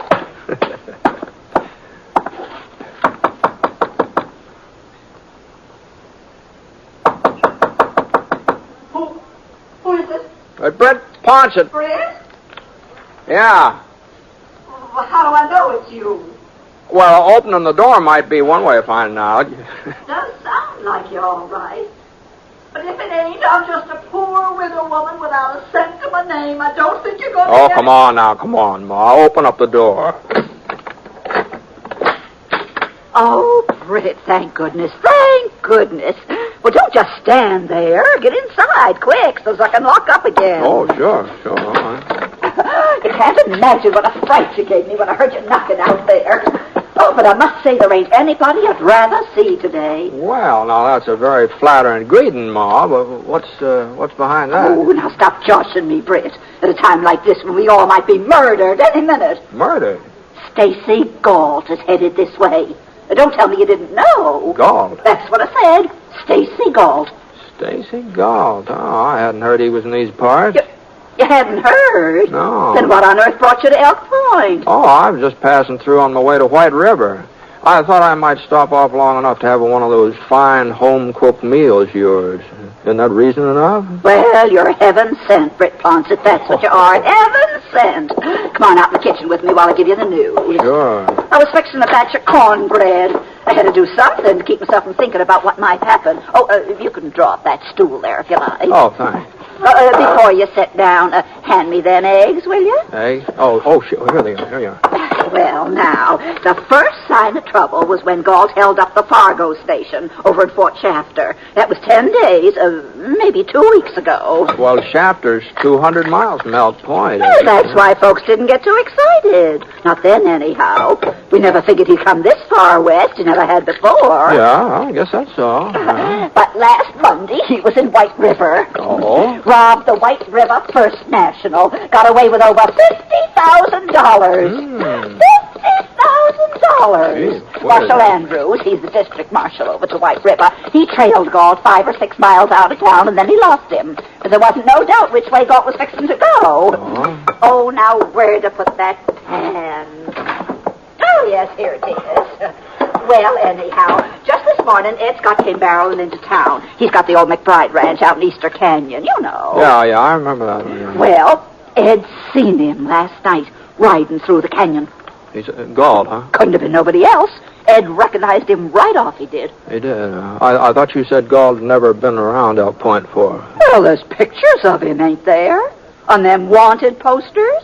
Yeah. Oh, yeah. Now, I know I've left something out of this batter. If I could only think what... Oh, my stars, bacon powder. You know, when you use sweet milk, you got to put in baking powder, or the bread just don't raise up at all. That cupboard right behind you, Britt, please. Back here? Yeah, that door there. Right there. There. Yeah, it's on the second shelf. Then a red can. Red can. That's the one. Well, now, like I say, they brung the news to town this morning. Mm-hmm. And that's when everybody took cover, huh? Well, what else was we to do without a single able-bodied man to defend us? Oh. Eddie Scott rounded them all up, formed a posse, and went out hunting Galt. Oh, now, what about Sheriff Henry? It sounds like that'd be his job, wouldn't it? Sheriff Henry ain't here. Oh, I see. Just when we need him most, he's delivering a prisoner over to county jail at Jackson. I see. And, of course, that gave Ed Scott his chance to take charge. He's always been the pushing type, wanting to run everything. I guess he figures if he can capture Galt, it'll be a real feather in his cap. Not to mention the $10,000 reward the White River First National is offering. Yeah, that's a lot of money. It sure is. $10,000. Oh, can you open the oven for me? Oh, yeah, sure. Now, be careful, Britt. Now, don't you burn yourself. You better use that dish towel there on the rack. All right. I don't know why I bothered making cornbread. Won't be anybody here to eat it. Except maybe you, Britt. You'll stay for supper anyway, won't you, in spite of this Galt business? Well, it would take more than Stacy Galt to do me out of some of your cornbread. Gee whiz, I'd ride 20 miles just to get a whiff of it. Oh, I would, yes. Britt. Well, my cooking's all right, but it ain't nothing exceptional. No, Oh, you always was one to hand out the blood. Oh, mind, don't stop it. You'll have me so flustered. I won't know whether I'm coming or going. Yeah, I think I'll go out and put Scar in the barn. Well, you're welcome to feed him. There's plenty of hay. Thanks. Ma. Yeah? Now, you weren't serious about there were only being two of us for supper, weren't you? Well, I sure was. Well, but they used to have plenty of boarders, more than you could take care of. Oh, I've still got my boarders, Brett. But they're all out with Ed Scott's posse. Oh, I see. I told you, there ain't a male between the ages of 10 and 60 left in town. Besides you, of course. Why, even old man Fletcher went along with that posse. No. They had to help him onto his horse, but he went. Well, you better hurry now, Britt. I'll have supper on the table by the time you get back from the barn.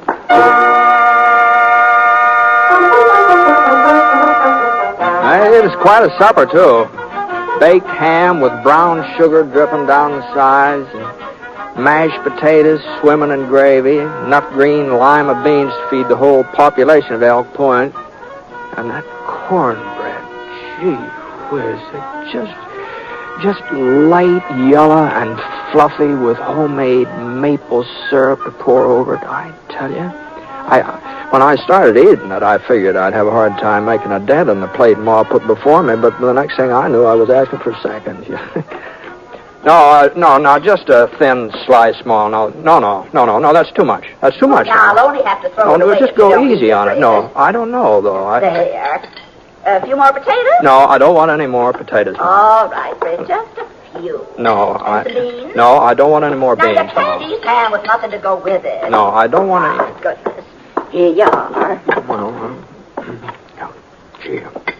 Well, how about you, Ma? You've hardly touched any of your food. Oh, what you cook yourself don't taste as good somehow. Oh, you're not still worrying about Stacy Galt. Oh, certainly am not. Not since you showed up. If he come into town now, you'd take care of him. No, I don't imagine he'll get past Ed Scott's posse. And you don't know Ed Scott very good. Why, he'll have that posse running around in circles. I'll bet you could drive a herd of cattle right through the middle of them men, and they wouldn't even notice.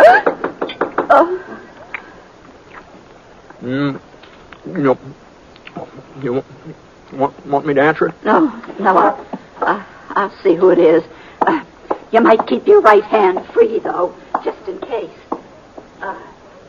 Who's there? Who's there? It's Seth Tooley. Yes. What are you doing back? You ain't caught Galt, have you? No, we ain't caught him. Is Britt Ponset in town? My wife thought she seen him going into your place this afternoon. Yeah, he's here, but get out of the way. Oh, I gotta talk to Britt. Hello there, Seth. Britt, he's in Elk Point. Stacy Galt is in Elk Point. No. Yes, he is. I saw him not 5 minutes ago riding over the South Creek Bridge. He means to rob my bank. I know he does. That's the only thing he could have come for. Well, you've got more than enough men to take care of him, haven't you, Sam? The posse's still out combing the hills, away out in the hills, yeah. What? Well, my rheumatism started acting up. It was paining me something terrible. I had to drop out and come back alone. That rheumatism of yours is sure a convenient sickness sometimes, Seth. Well, you can be mighty thankful for it tonight. Otherwise, Galt might have got by unnoticed. Oh, we got to move fast, Britt, before he reaches the bank. I brought my .44. I figured the two of us together could... No, just hold on, Seth.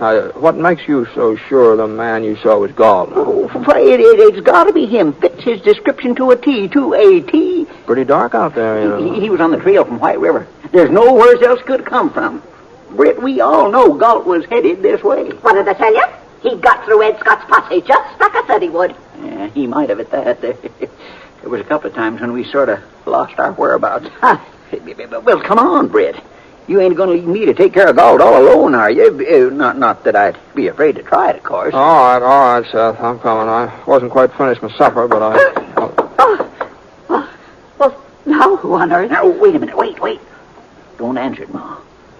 Why, that might be Stacy Galt. Oh, now, why would Galt be coming here to Ma's place? Now, I'll see who it is. Well, I'll cover you, Britt. While you open the door, you ain't got a thing to worry about. I'll cover you. Howdy. Sign out front says rooms. I'm looking for a place to stay. It's him. Ma. Well, come on in. Here, this is Ma Benson. This is her rooming house. Evening, ma'am. I'm sorry. I'm full up. Oh? Well, that's too bad. I was only going to be here one night. Any place else I might stop over? No, that is not that I know of. Well, before you go, mister. Yeah? We don't mean to be nosy or anything like that, but would you mind telling us what you're doing here in Elk Point? I got some business at the bank tomorrow. The bank? Oh. That's right. What are you doing with that gun, mister? What? Oh. Here, let me pick it up for you. No. Hey, never mind. Just leave it there. Just leave it. Laying on the floor? Well, it ain't loaded anyway. A man's a fool to carry an unloaded gun. Say, what time's the bank open up in the morning? It ain't open tomorrow. Tomorrow's a holiday. That's so? Funny, I didn't know. Well, it's kind of a special holiday, just here in Elk Point. Oh.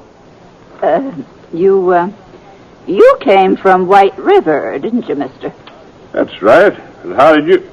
Oh, you heard about me. I was on my way here, huh? News sure travels fast, don't it? Yes, it sure does. Well, if you haven't got a vacant room, You sure you can't squeeze them in somewhere? Yes. You know, since some of your regulars won't be back tonight anyway, you could... How about it, Ma? Well,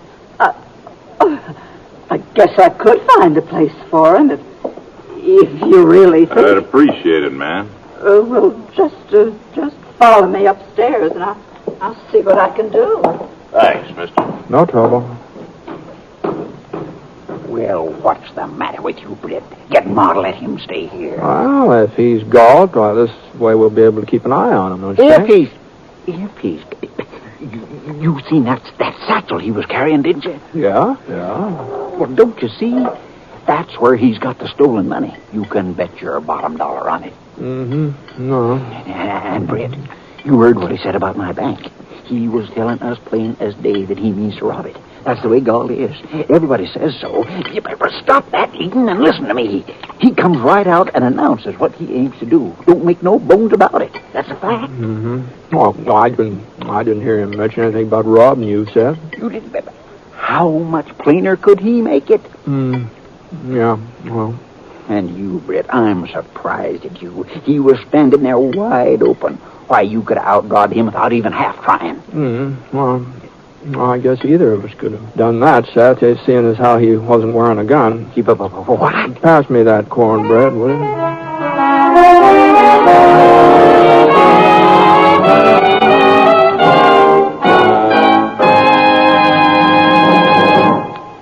We'll return to James Stewart as the six-shooter in just a moment. When it's entertainment you're after, you'll find the very best on this station of the NBC radio network.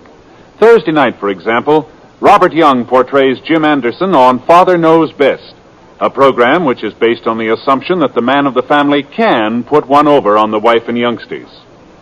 The same night, you can enjoy the zany stunts on Truth or Consequences with Ralph Edwards. When Ralph sends a contestant off on a consequence, it usually ends up as one of radio's funniest. And if you like Western songs and adventures, hear The Roy Rogers Show. Then, to top it all off, hear the little-known stories of show business that Eddie Cantor tells on his Show Business Show. Yes, Thursday is packed with stellar entertainment on the NBC Radio Network.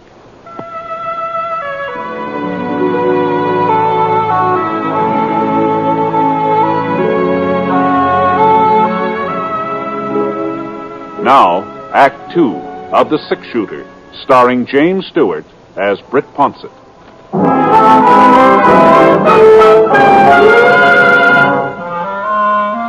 Seth Tooley just stood there watching me finish up supper, and the expression on his face didn't help my digestion much. He sure did look disgusted. But I just wasn't convinced that this new fella and Stacy Galt were the same man.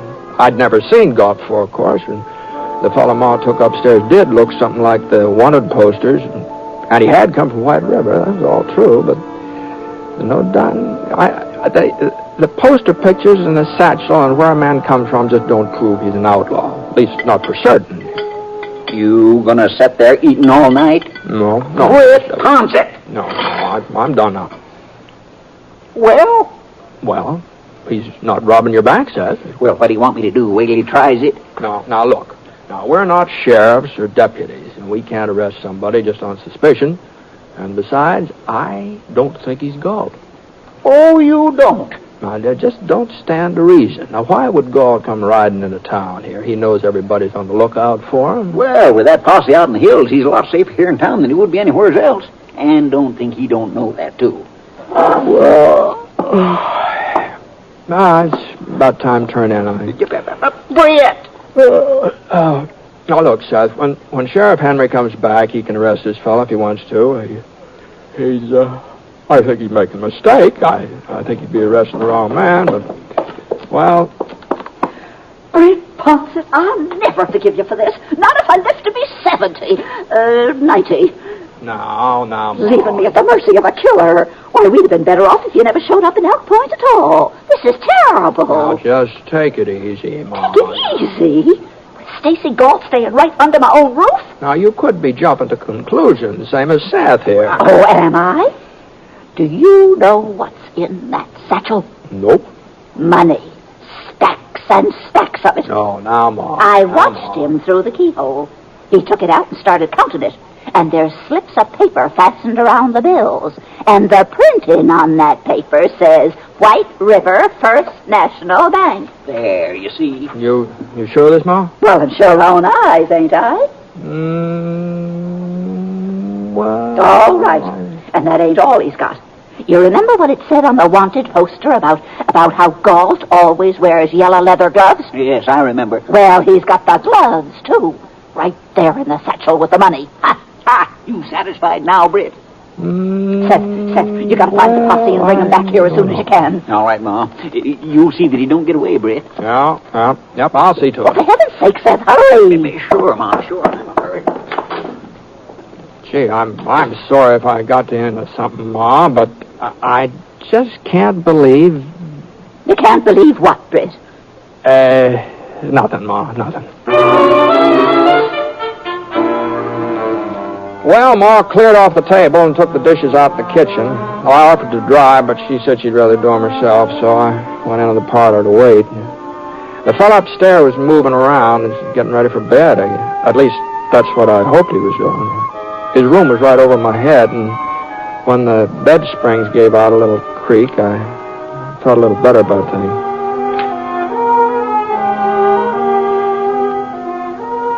About 20 minutes later, Ma came out and sat down in her rocker beside the fireplace. She was crocheting one of those doodads you put in the arm of a chair, you know. We didn't do much talking. Not for the next couple of hours, we didn't. And then about 11 o'clock, the posse came riding up.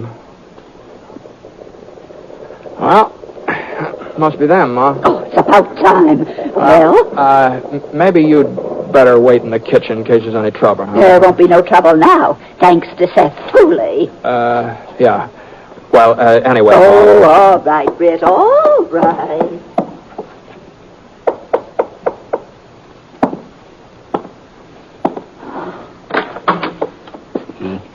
He's still here, Britt? Yeah, he's asleep. You know Britt Ponset, don't you, Ed? Yeah, sure. Now, here's the plan. The rest of the boys have got the house surrounded. Whole house surrounded. Galt couldn't get out no matter what happened. Uh-huh. All right, now. The three of us will go upstairs. Come on. Now, as soon as we get to his room, I'll kick the door open, then we all blaze away at the bed. No. Just hold on here a minute. Just hold on. Yeah? Well, what's the matter, Now, what you're talking about is cold-blooded murder. Oh, just giving him a dose of his own medicine, that's all. That's all? Yeah. Now, Ed... Now, don't tell me you still ain't satisfied that he's Galt. Maybe he is. That doesn't matter. He's entitled to a trial just like everybody else. Oh, use your head, Britt. If we try taking him alive, he's bound to get one or two of us first. Uh-huh. Well, that's the way we're going to take him, anyway. Now, Britt. Now, you wait here, both of you. I'll bring him down to you. And I want your word that he goes to jail in one piece, huh? I can't promise nothing like that. The boys outside are pretty mad about it. Maybe the boys would like to shoot it out with both Galt and me. Britt, you don't... What do you say, Scott? Well, all right, Britt. He goes to jail. but so help me. Seth, how about it? Sure, Britt, sure. But if anything happens to you, you got nobody but yourself to blame. Only yourself. Upstairs hall was pitch dark. I moved along quiet as I could. I'm trying to remember where the doors were. It's been a couple of years since I'd stayed at Benson's. I wasn't just sure which room. I pressed my ear against the door and listened. I couldn't hear anybody breathing inside, so I headed for the next door. Right there, now. I had my hand on the knob when I hooked my leg on the hall table, and I reached out to catch him. Oh, he'd be awake now, so I had to move fast. I swung the door open and brought up my gun. Who's there? What do you want? Now, stay where you are, and don't reach for anything. What? Huh? What are you talking The lamp right beside his bed gave off enough light so I could see him. I leaned over and turned it up. He hadn't moved. He just sat there, eyes wide open, blinking. What's going on here, mister? I think you better put your clothes on. Oh, sure. Whatever you say. But why? What's all this about? Well, there's some boys downstairs want to talk to you. Talk to me? That's right. What? I don't know anybody in these parts. Well, they know you. At least they think they do. Oh? Yeah, they claim you're Stacy Galt. Galt? That's right. Why, they're crazy, plumb crazy. They are? Ain't they heard? How could I be Galt? What do you mean? Galt's in jail, White River. He was captured, locked up the day before yesterday. You sure that? I ought to be. I captured him. You... The proof's right there in my satchel. Reward money. White River First National paid it to me yesterday. No. And Marshal Andrews gave me Galt's yellow gloves as a sort of memento of the occasion, along with a letter of congratulations. Yeah. You see him? You captured Stacy Galt? Well, it was kind of accidental. You see, I'm a drummer. Travel around selling gadgets and things. I didn't know the cabin was Galt's hideout. Looked like any other cabin to me. Thought there might be some kids living there. So I was getting up my samples when the door opened. Guess he thought the six-shooter I was holding was a real thing. Of course, it did look mighty genuine for an imitation. You sure make realistic-looking toys these days. And he didn't try to shoot it out with you? No. All he said was, okay, you got the drop on me. I didn't know what he was talking about, but I was too surprised to say so. Yeah. Next thing, he handed me his gun, and, well, it was about then Marshal Andrews come riding up. Marshal was real nice about giving me all the credit. Want to see the letter he wrote? No. But you bring that down along with you, will you? What I want to see is Ed Scott's face when you show him that letter. That's what I want to see.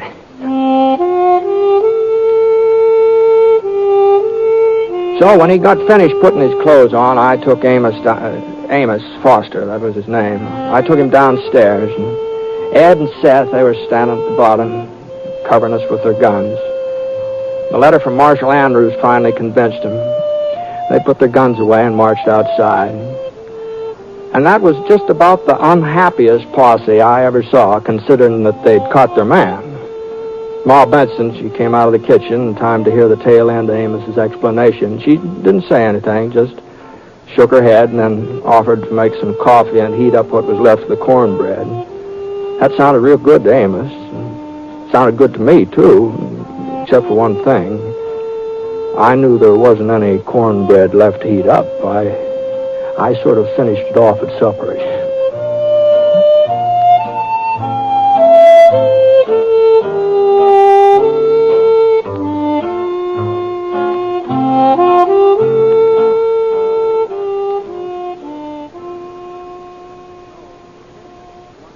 You know, defense is one job we can't put off. Because if we want security for our home and country tomorrow, we've got to do something about it today. How? By investing in United States savings bonds. You'll get a return of $4 for every $3 you put in, and in less than 10 years. In addition, you can hold your bonds beyond maturity and earn further interest. 3% interest compounded semi-annually for as long as 10 additional years. Sign up today for freedom. Join the payroll savings plan or the bond-a-month plan. You'll feel more secure tomorrow if you buy United States savings bonds today.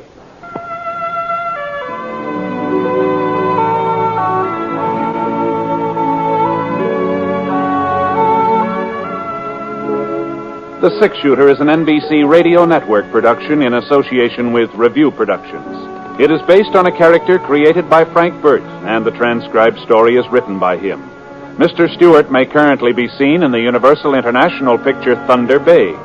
Others in the cast were Eleanor Audley, Barney Phillips, Forrest Lewis, and Seth Tooley was played by Parley Bear. Special music for this program was by Basil Adlam, and the entire production is under the direction of Jack Johnstone. All characters and incidents were fictitious, and any resemblance to actual characters or incidents is purely coincidental. Hal Gibney speaking. Hear Exciting Stroke of Fate tonight on the NBC Radio Network. This is Sandy Becker saying, keep cooking with Crisco. It's all vegetable. It's digestible. Stay tuned to HOJO Radio.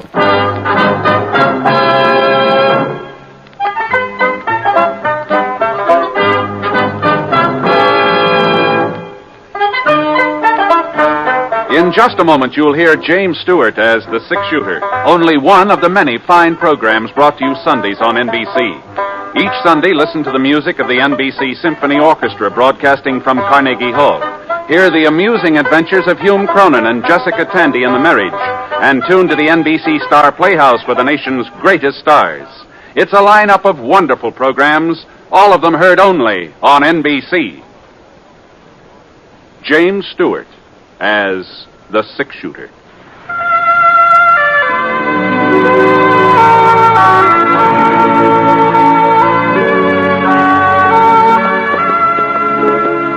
The man in the saddle is angular and long-legged. His skin is sun-dyed brown. The gun in his holster is gray steel and rainbow mother of pearl, its handle unmarked. People call them both the Six Shooter. The NBC Radio Network presents James Stewart as the Six Shooter, a transcribed series of radio dramas based on the life of Britt Ponsett, the Texas plainsman who wandered through the Western Territories, leaving behind a trail of still-remembered legends. Now, in just a moment, immediately following this important announcement, you'll hear Act One of The Six Shooter. A Christmas gift with a future. That's how everyone feels about a gift of United States savings bonds. Because when those bonds mature, they pay back $4 for every $3 invested. What's more, they can be held as long as 10 years beyond maturity and earn even further interest. Give a gift of United States savings bonds. Now, Act One of The Six Shooter, starring James Stewart.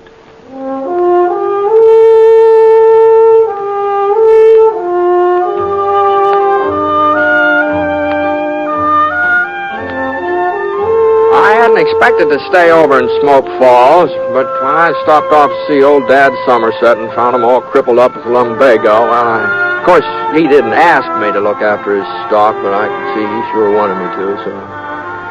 Well, a couple of weeks later, he began feeling better, so I started thinking about moving on.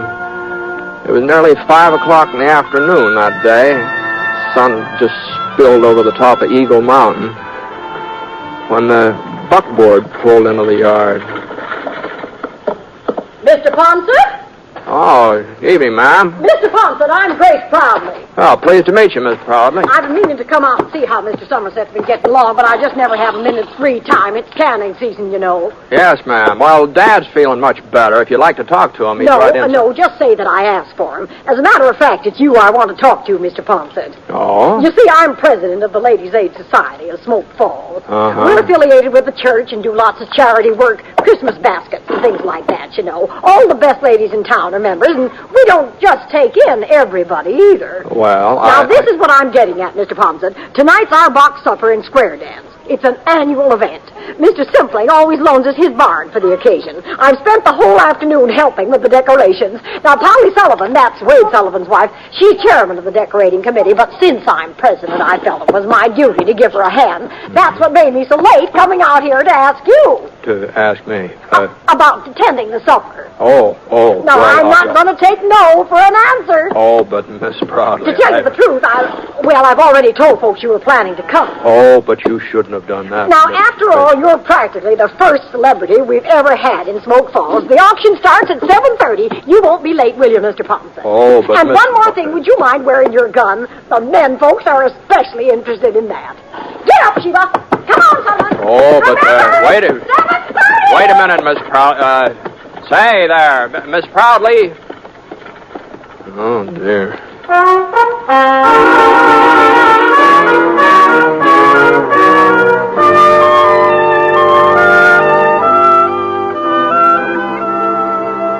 Well, after I gave Dad his supper, I washed my face and wet down my hair and started off for Old Man Simpling's barn. When I got there, Miss Proudly met me at the door and introduced me around. The only name that sank in was her daughter, Ellen. Pretty girl. I figured that when the box supper sheet pack was put up for sale, the bidding would be mighty serious. All right, everybody, we're ready to begin the auction. We don't want the music now, Wilbur. Wilbur! Now, just gather around the table here so you can get a good look at what you're buying. But remember, you can't judge a book by its cover. Now, which one shall we start with? Oh, my, look at this one. Pretty pink ribbon and white tissue paper. Why, I'll just bet you there's a whole fried chicken inside this box. Now, who's going to make the first bid? $1.50. Don't forget, gentlemen, a pretty lady's company goes with the supper. I'll give a nickel. Now, Spud Hooker, you stop joshing. You know we don't take any bid less than a quarter. Yeah. Now, who'll offer a quarter just to get things underway? Look at this lovely box. Just think some nice young lady spent the whole day fixing it up. Then she'll be too tired to dance. Come on, somebody. 25 cents. Why, it costs more than that. The auction was kind of slow in picking up momentum. But when Mrs. Proudly started in to make the third sale, well, there wasn't much doubt whose supper she was selling. Ellen Proudly sort of reddened in the cheeks and tried to look unconcerned. I saw her give somebody a glance on the other side of the room, almost like a signal. Couldn't tell who it was intended for, but there were two fellas standing over there. Spud Hooker is one, tall, husky, about 25. He'd been cracking jokes and acting sort of like he owned the place.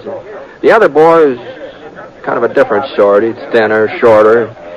He hadn't opened his mouth since I got there. Now, let's see if you can't do a little better this time, gentlemen. Here's the next supper. Oh, boy. My, it looks familiar. Oh, I guess I shouldn't have said anything, should I? Ellen will just about murder me when I get home. Oh! Well, as long as the cat's out of the bag, I might as well go ahead with the sale. 50 cents. Bud Hooker bids 50 cents. A supper like this ought to be worth more than $50. A little bird told me there's a chocolate cake inside. 75 cents, ma'am. I've got 75. Now, what about it, Spud? You're not going to let Tom Leverett outbid you? $1. I'm bid $1 silver dollar. Who'll give $1.25? $1.25. Don't forget, gentlemen, it's all for charity. $1.50. Now we're getting somewhere. I'm bid $1.50. Spud Hooker offers $1.50. Are there any more bids? $2. You're bidding $2, Tom? Yes, ma'am. $3. Oh, $3? That's what I said. Well, now, we all appreciate your enthusiasm, boys. But remember, this isn't the only supper you can buy. It's the only one I'm buying, and I'll take it right... $4. Huh? Well, all right. Going once, going twice, and it's sold. $5. Now, Spud, are you sure? $6, Miss Proudly. You're making a fool of yourself, Leverett. Ellen wants to eat with me. My bid's $6. 7. Now, boys. 10. Oh, now you don't mean that, Tom. You can't afford $10. No, I mean it. Well, all right. I'm bid $10. Are there any more bids? Going once, going twice. $4. ahead, sell it to him. It ain't going to do him no good. Now, we don't want any trouble, Spud. Ellen's my girl, and she's eating with me. I'll take that box, Miss Proudly. Here's your money. Didn't you hear what I said? She's eating with me. Get out of the way, Spud. You're not man enough to make me move. Now, give me that box or I'll take it away from you. Okay, Tom, you hurt me. Hold on there. Now, just a minute here. Now, hold on. Don't concern you, Ponset. No, maybe it doesn't. Maybe it doesn't concern me. It just seems to me that there ought to be a better place for settling things, that's all. Mr. Ponset's right, Spud. Let's go out. Hey, where's Britt Ponset? Dad Somerset said he was over here. Yeah, I'm Ponset. Mr. Ponset, Sheriff Tinsmith told me to find you. What's the matter, Jake? Dink Falk just broke out of jail. Yes. He shot the sheriff in the back while he was getting away. Oh, he did? Well, we took him over to Doc Foster's, and he's bleeding pretty bad. He wants to talk to Mr. Ponset before he... I'll get my horse.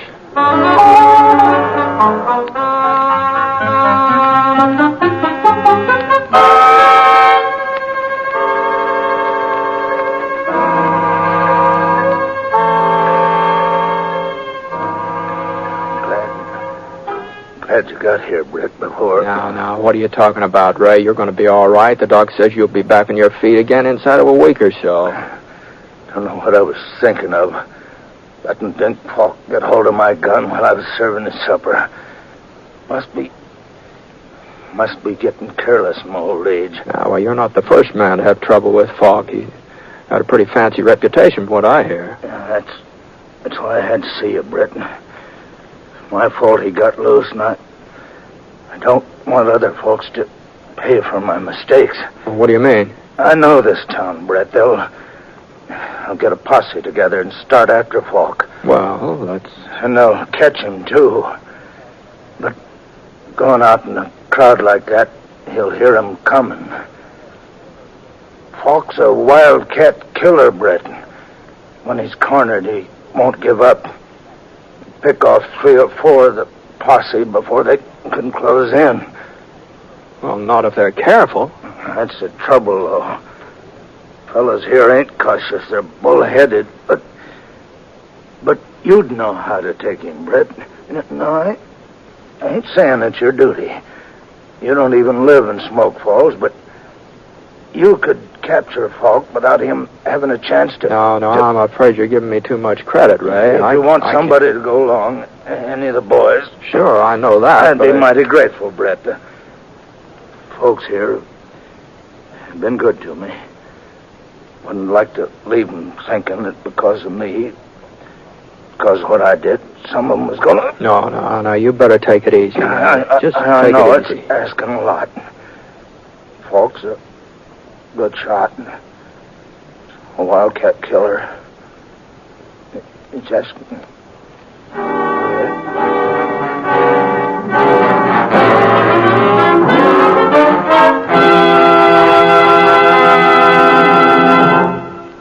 We'll return to James Stewart as the six-shooter in just a moment. Recently, the American Red Cross was called on for immediate and dramatic expansion of its part in the National Blood Program. Was asked to make available all the gamma globulin possible for the prevention of paralysis from polio. Experiments conducted over the past 2 years have demonstrated the effectiveness of this treatment. It takes approximately 1 pint of blood to make an average dose of gamma globulin as used for polio. And 1 injection protects a child for a period of 1 to 5 weeks. Therefore, there is a tremendous need for blood donations now, so that we may be able to do our utmost to safeguard our children during the epidemic period next summer. At the same time, there has been no let-up in the need for blood for use overseas and for the thousands of wounded men in our military hospitals who are still fighting for a chance to live. If you are an adult, call your local Red Cross chapter right away. Get an appointment to make a donation of your blood for the National Blood Program, which aims to supply the total blood needs of the country. Join the thousands of Americans who are rolling up their sleeves. Take pride in having helped save a life.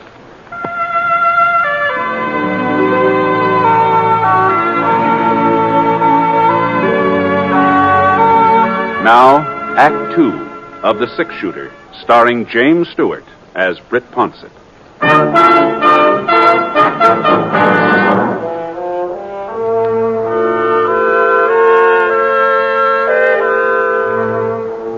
Sheriff Tinsmith had been right about the town foreman of posse. They hadn't lost any time.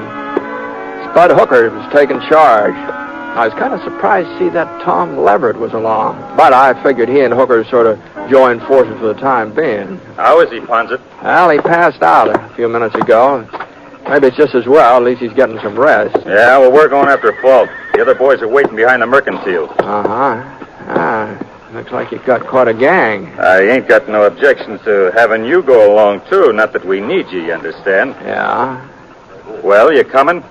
Well, I had a little talk with the sheriff just before he lost consciousness. He seemed to think that taking out a posse after Falk wasn't such a good idea. What's he want us to do? Let him go scot-free? No. Sheriff Tinsmith sort of suggested maybe one or two men would have a better chance of catching him. They can make faster time, maybe sneak up on Falk unaware. Oh, yeah? Yeah. Well, it's okay with me. You going to be one of the boys who goes after him, Ponsett? Well, I hadn't exactly made up my mind. You better make it up faster. I'll take somebody else. Oh, I see. Well, in that case, Whoa. Say, your name's Leverett, isn't it? That's right, Mr. Ponsett. Tom Leverett. Mm-hmm. You want to ride along with me? Why, sure. Wait a minute here. I thought you said one or two men. Mm-hmm, I did. Well, we don't need Leverett then. Well, I tell you, I sort of figured maybe you ought to stay in town, Hooker. So if Tom and I get in trouble, well, you could bring the posse out later. Huh? You trying to make a fool out of me, Ponsett? No, I'm not. Everybody knows I'm twice the man Leverett is. I can ride better and shoot faster, and I'll fight him 2-1. Mm-hmm. You want the credit for catching Falk yourself, don't you? Well, it ain't going to work out that way. Come on, boy. I'll find Falk myself, and I'll bring him in alone. Hey! Well, Tom, let's go, huh?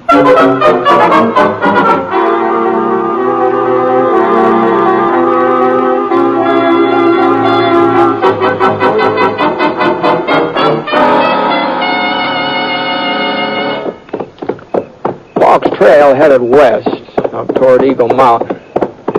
And the moon was out, sort of a half moon, but it gave us enough light so we could follow the hoof prints Falk's horse had left.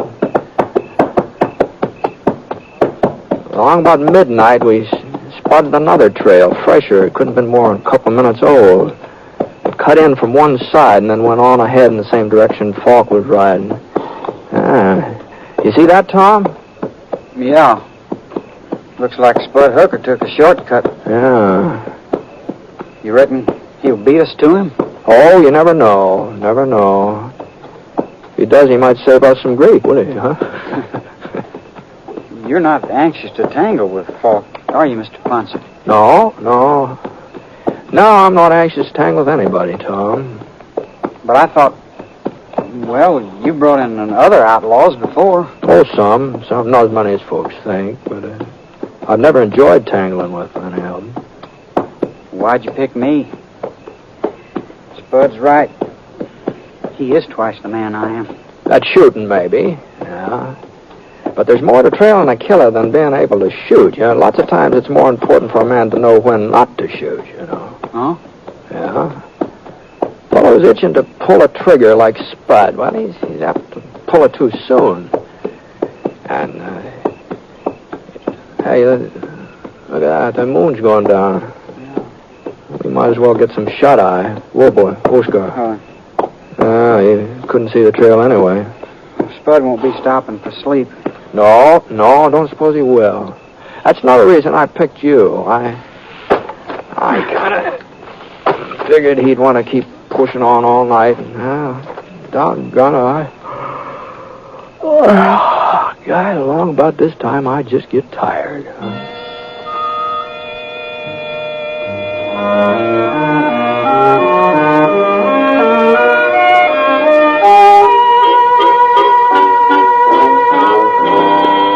As soon as the morning sun began gray in the sky, we started off again.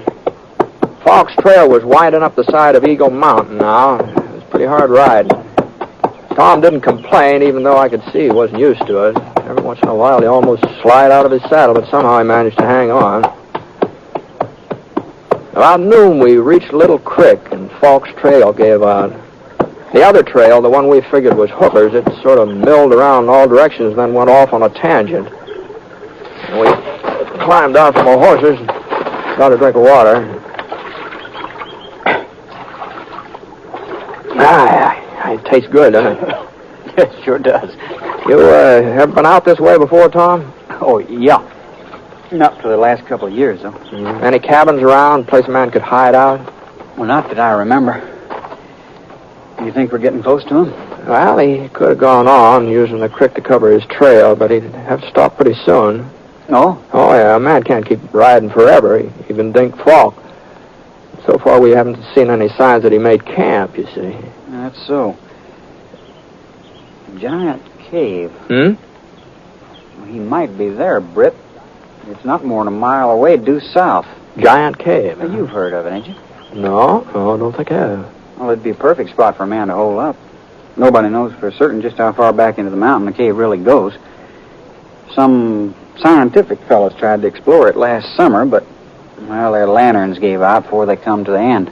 Well, it sounds like something we ought to see even if Falk isn't there. Come on, let's go and have a look.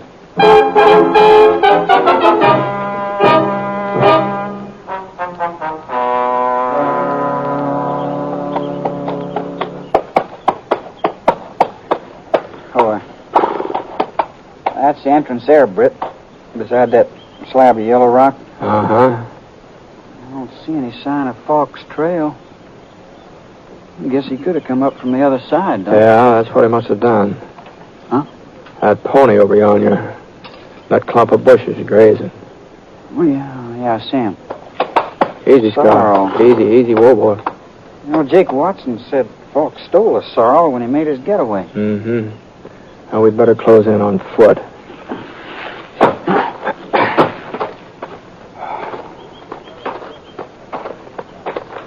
We tethered our horses on a couple of spruce saplings, moved into the cave entrance. It wasn't a very big hole. We had to sort of bend over and crawl through it. But the room on the other side, it must have been 100 feet long, 50 feet wide. The walls were sheer rock, sort of rainbow-colored, so smooth you'd have thought somebody had been polishing them. And then the light behind us got down to a pinpoint.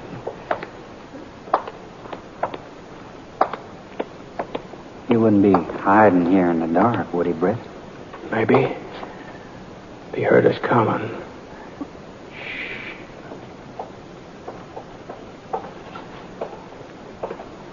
Somebody up ahead. Yeah.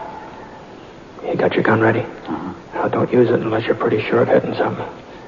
We start shooting, it'll just help his aim. Okay. All right, now back up against the wall here behind you.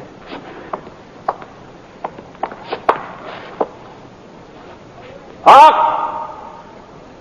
We know you're in here, Falk. You go any further, you'll get lost. You'll never find your way out. Hey, you hear me, Falk?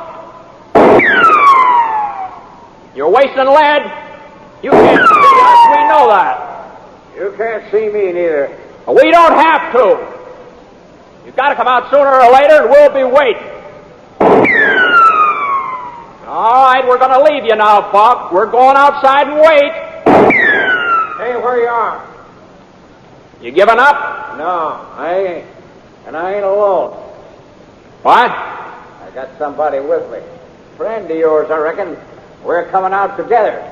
And if you try to stop me, I'll kill him. What's he talking about? He ain't lying, Britt. It's me, Spud Hooker. Spud? I caught up with him last night, but he got the draw on me. Hold your fire, Britt. He means what he says. He'll kill me if you don't hold your fire. You gotta do what he told you, Britt. You gotta. All right, Falk, come on. Start backing up towards the entrance. I don't hear you moving. Britt, please. All right, let's go, Tom.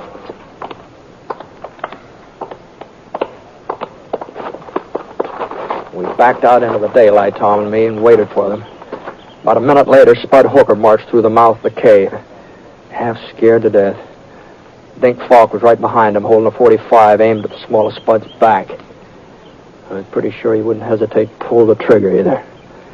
Sheriff Tinsmith was right. He's just a wildcat killer. He had that stampede look in his eyes as he stood there blinking against the sun. Same kind of a look you see in a steer when the herd's shoving him along. You can't stop or be trampled to death. Hang off your guns, both of you. Take them off, or I'll fix your friend here. Falk gave Spud a shove with his gun, and he jumped forward. There was an opening now between him and Falk. The next thing I knew, Tom dived forward. Get out, Spud! Tom tackled Spud, and he rolled over. The bullet missed him, but Tom was in range, and he took it. Falk aimed to fire again, and I managed to get my gun out. Bullet hit his thigh and spun him around. Then his leg buckled, and he fell face down. He hadn't let go of the pistol yet. He started to bring it up. Drop it, Falk! For a second, his finger went right on squeezing the trigger, but no, he just didn't have the strength. Tom? Tom, you all right? Sure. Yeah, it's hardly bleeding. I should have let Falk alone. I should have let you handle him, Britt. Well, I don't know. Looks to me like Tom did most of the handling around here. I mean, if it hadn't been for him, Yeah. you know, I guess I had you figured wrong, Tom. I never thought you'd be the one to save me, but... I wasn't saving you, Spud. Huh? I don't like you. I never did. And nothing's going to change that. Then why? I like Ellen. I like her a lot, but... well, she's in love with you. If you got yourself killed, it would just hurt her and wouldn't do me no good. Ellen, tell you she's in love with me? She didn't have to. When she finds out what happened today... She ain't gonna find out. I'm gonna tell her. I'm gonna tell her myself. I don't want her to know. It's for me to decide. Now listen here, Spud Hooker. You do the listening for a change. No, I thought you I taught you a lesson loud last night, but it looks like... Now, hold on, now. Now, I think we ought to get Tom to a doctor, don't you? If we don't, Ellen won't have no way of choosing him, even if she wanted to. Now, come on, Spud. Come on, give me a hand.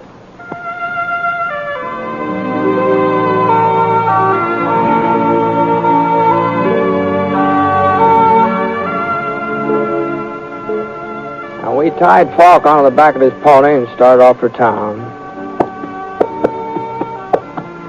I sure didn't know what Ellen was going to do about Spud and Tom. Oh, you never know what a woman's going to do when it comes to, you know, falling in love and marrying and all that sort of thing. But I did know one thing. That picking Tom to go along with me, I'd been a pretty good choice. Ellen probably could do a whole lot worse, you know.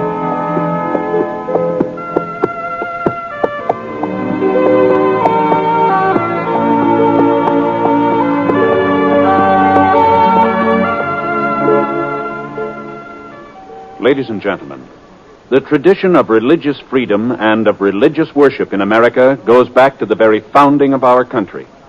So, in these days of world crisis, when our nation and all its citizens need spiritual strength and guidance, all of us should think again of what religion means to us and to our country. For it's religious faith that makes our way of life possible. During November, people of many faiths are joining in a great Religion in American Life campaign. So, whatever your faith may be, you are asked to join in this campaign. Be sure to attend and support the church or synagogue of your choice. And if you have children, by all means, light their life with faith. Bring them to worship this week.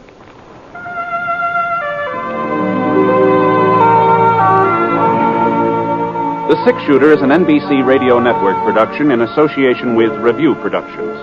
It is based on a character created by Frank Burt, and the transcribed story is written by him. Mr. Stewart may currently be seen in the Universal International picture Thunder Bay. Others in the cast were Jeanette Nolan, Frank Gerstle, Robert Griffin, Forrest Lewis, and Sam Edwards. Special music for this program was by Basil Adler, and the entire production is under the direction of Jack Johnstone. All characters and incidents were fictitious, and any resemblance to actual characters or incidents is purely coincidental. And incidentally, a great many of our friends have written in to thank us for putting the six-shooter on the air. And a surprising number of letters have requested the name of the theme you are listening to right now and where it might be obtained. Well, we're sorry, but it is music that has been recorded exclusively for broadcast and is therefore not available for home use. But we are grateful nonetheless to all of you who have written. Your kind letters are always welcome. This is Hal Gidley speaking.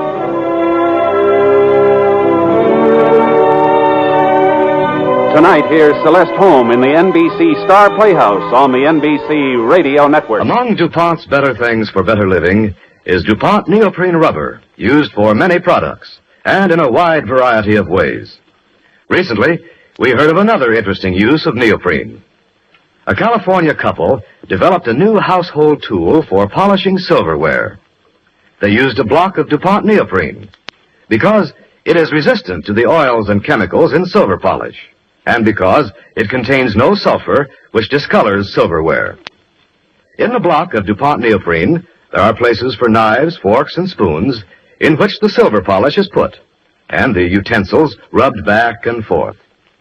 This unique use of DuPont neoprene is another example of how many new businesses have started with the help of the DuPont Company's Better Things for Better Living through chemistry. By the mid-1950s, when our next program began, most of the actors on the West Coast were doing some sort of television or movie work, so the program was rehearsed and taped for transcription during the evening. Once a week, the cast and crew got together at CBS Studio One in Hollywood to tape the show. In 1956, this was the last radio production studio in use in California. Our series aired 41 episodes from January 22, 1956 to October 28, 1956. We present to you Fort Laramie, next on HOJO Radio. At the gallop! Ho!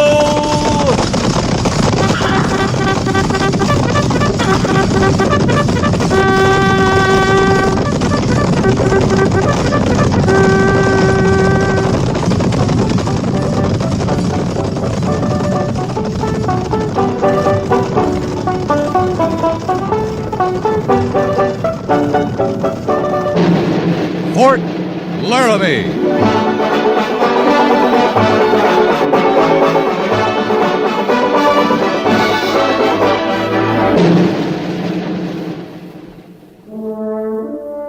Fort Laramie, starring Raymond Burr as Captain Lee Quince. Specially transcribed tales of the dark and tragic ground of the wild frontier. The saga of fighting men who rode the rim of empire. And the dramatic story of Lee Quince, Captain of Cavalry.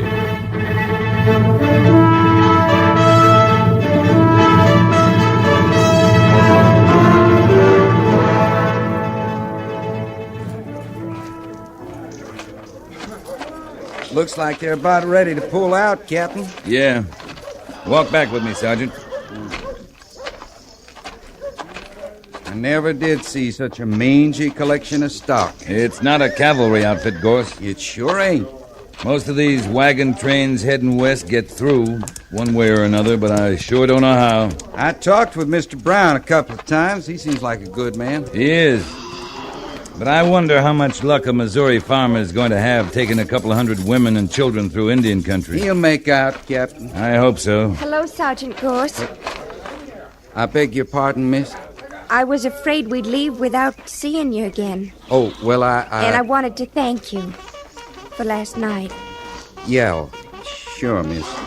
Goodbye, Sergeant. And thank you.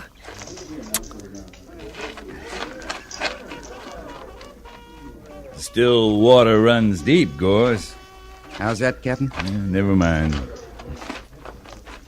All I did was give her a little old knife. I bought it at the sutler's. Never mind. That's all Sergeant. It was, Captain. I just give her a little old present. Sure, Sergeant.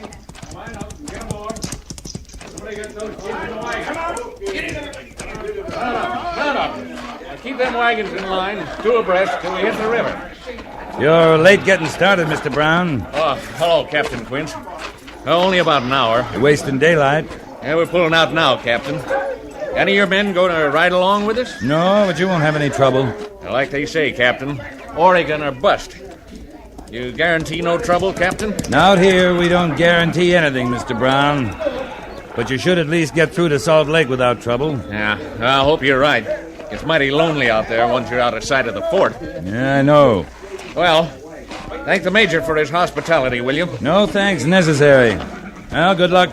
Thanks. See you in Oregon sometime, Captain. All right. Stretch out.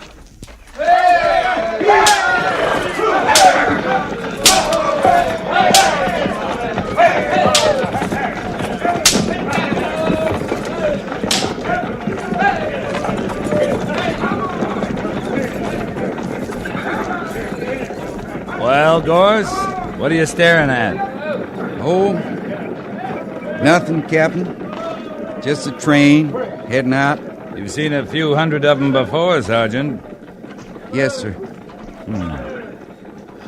What's her name? Who? The girl? Emily. Emily McCutcheon. Going to Oregon with her pa. She was put up real good. You're all cavalry, Gorse. Yes, sir.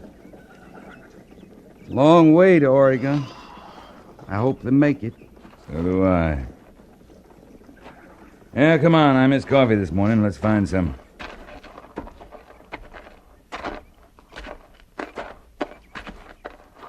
There's a rider coming in. Yeah. Looks like a white man, dressed in buckskin. Hunter, maybe. It's Will Granby. He's a squaw man, ain't he? Yeah, lives with the Arapaho.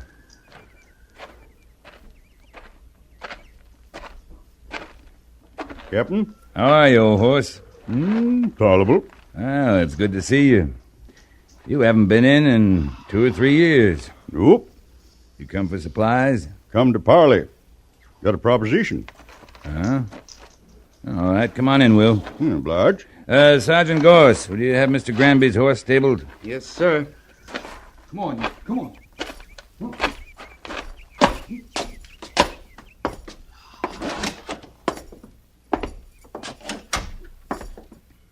Sit down, Will. Oblige. All right, now what is it? What's your proposition? I figured maybe to hire out to you. You want a job? Cavalry always needs scouts. Maybe. You saying you want the job? Why not? I know this country better than the hairs on my head. Better than any man except old Gabe Bridger. There's some few places I've been even Gabe ain't. You're a mountain man, Will. You lived wild and free all your life. Why do you want to tie yourself down now? Yeah. It ain't like the old times no more, Captain. Ain't pleasurable now. It's hard. Maybe it's a doing you cavalry fellers, or maybe it's our own fault. Maybe we trapped too much, took too much buffalo, I don't know. But I got to be a young squaw, prettiest you ever seen. I figured if I was to work, her and me'd eat regular at least. Right now we have peace. We don't need any more scouts. I figure you do, Captain. Tell me, Will. Am I hired? I haven't got the authority to hire you. That'll have to come from the Major. No, I'd rather deal with you. I know you. I can't hire you, but if you've got information, I'll make you a promise. At least I'll feed you and send you back with meat. Yeah, meat I could carry wouldn't last long. Then we'll go see the Major. Now, wait. I'd rather tell you, but you got to promise me one thing. What's that? That it'll be settled peaceful. They're my people. Will, I'll do all I can. All right. There's going to be trouble. Tribes are getting restless, all of them. The Arapaho even. Government promised them if they'd go to the agencies, they'd get food, meat. And that promise ain't been kept. Yeah, I know. The supply train comes through now and then, but it's not enough, I know that. The Arapaho are starving, Captain. Eating bark and roots. Game on agencies played out. If they can't get food from the government or from the land, then they got to go looking for it wherever they can. They got to eat. Will, have they left the agency? They're camped at Silver Spring. That's on the Oregon Trail. They got to eat, Captain. They went looking for buffalo, but there ain't no buffalo. So they'll get food where they can from the wagon trains. Well, we got to talk to the Major. Did you promise? I said I'd do all I could, and I will. There's not much time for talking. There's a wagon train headed for Silver Springs right now. Yeah, I know. I saw it. All right, come on. We'll see the Major.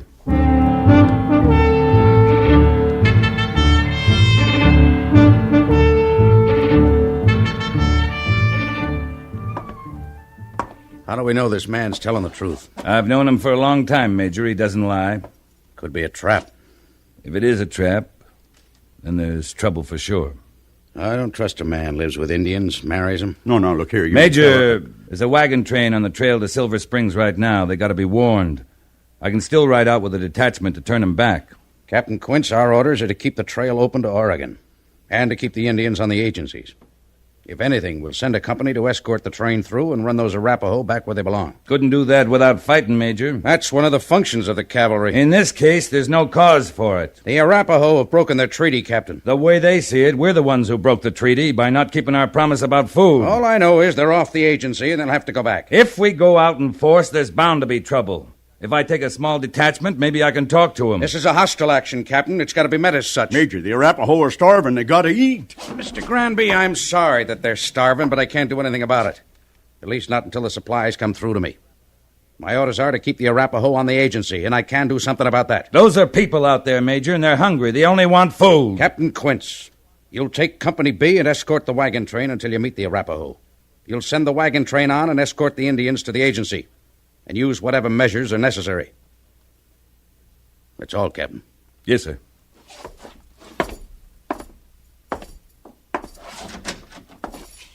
One thing, sir. What is it? Have I your permission to hire Will Granby as a scout? I don't see why it's necessary, but if you want him, take him. Thank you, sir.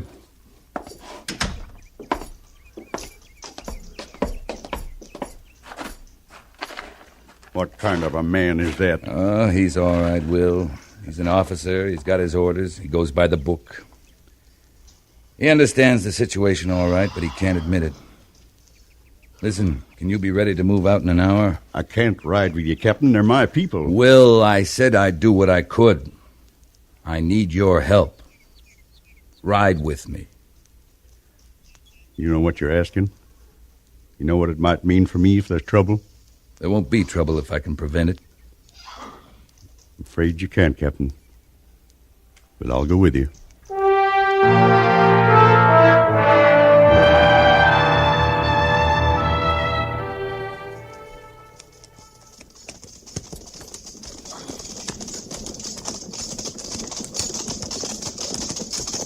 We should see him just over this hill, Captain. Yeah, if the Arapaho didn't see him first. You figure they'd attack? I don't know, Sergeant, but I'll feel easier when we spot that wagon train.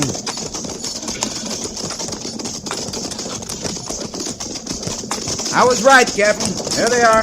All right, Sergeant. Let's ride out. Company! At the gallop! At the gallop! Ho!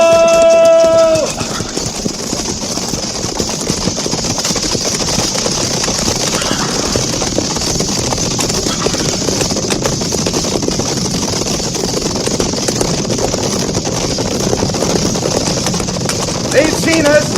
They're pulling up. Sergeant, blind men would have known we were here.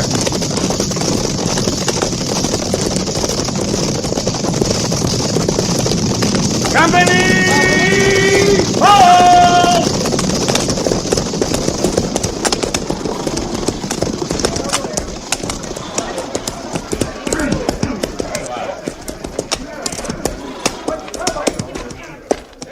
What's the matter, Captain? I want you to stop here, Mr. Brown, for the night. Oh, why? We figured to camp at Silver Springs. It's just over the pass there, not more than 2 or 3 miles. We can make it easy before dark. This'll make an all right camp. There's water and wood. If there's trouble, Captain, I want to know. It may be nothing, Mr. Brown, but I want to find out. You're to camp here and stay here till I give you the word to go on. It's Indians, ain't it? There is trouble. Maybe, maybe not. But there's no use worrying all your folks. You'll be safe here. I'm leaving most of my men to guard you. Well, why can't you escort us over the pass to Silver Springs? Because if there were to be trouble, it would happen there in the pass, with the wagon trains all strung out and hard to defend. All right, Captain. Whatever you say. I'll come back or send word back to Lieutenant Syberts as soon as I know it's safe for you to cross. Sergeant Gorse! Yes, sir? You and 2 men will accompany Mr. Granby and myself. Pick 'em and fall out. Mr. Brown, Lieutenant Syberts is in charge here till I get back.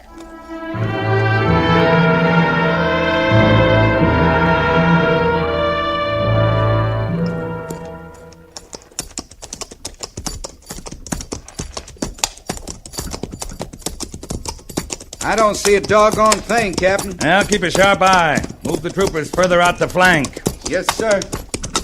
Jenkins, I'll off to your right. You need to hear somewhere that I can feel it. Well, they must have seen the train, Will. Yeah, they have, but they also saw the soldiers. They might be making tracks already. They disappear pretty fast. I don't think they've had that much time. They'll probably stand for a fight. And, Captain, what are you going to do? Will, a few miles back, did you notice anything? On the trail? Sure, buffalo sign. Right. It's the first I've seen this close to Laramie in a year. Mm-hmm. Big herd, too.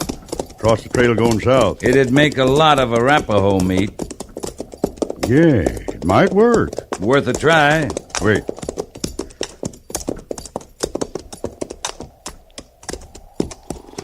You see anything, Will? Yeah, one of the scouts. Leave it to me. Nina, Nana sina na, Hanina ina. No, no, ina. Yeah, it's all right. He'll take us in.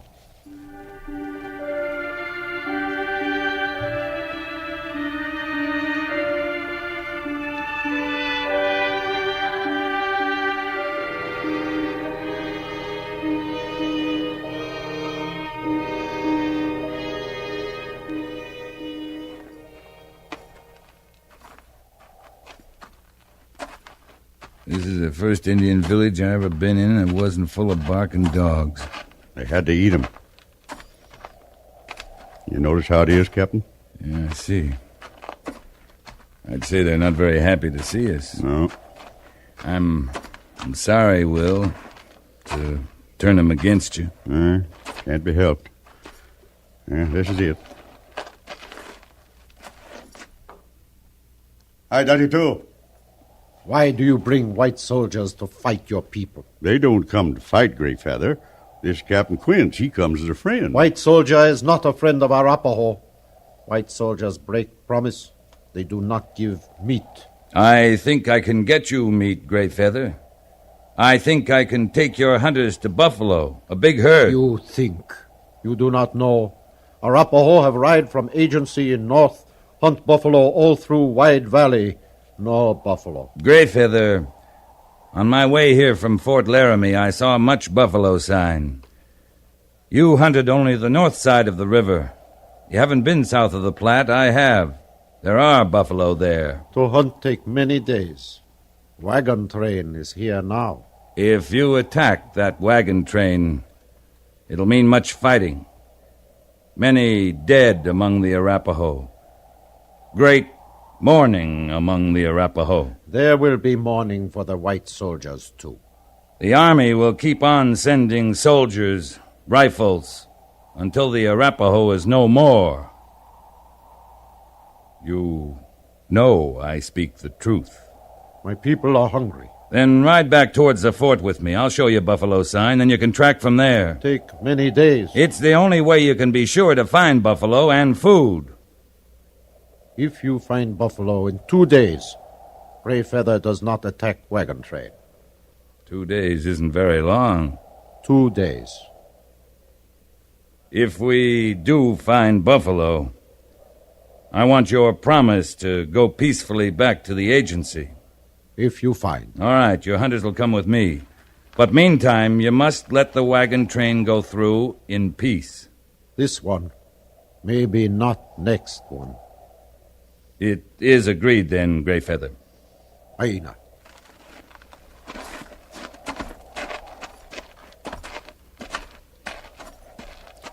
Captain, 2 days ain't very long.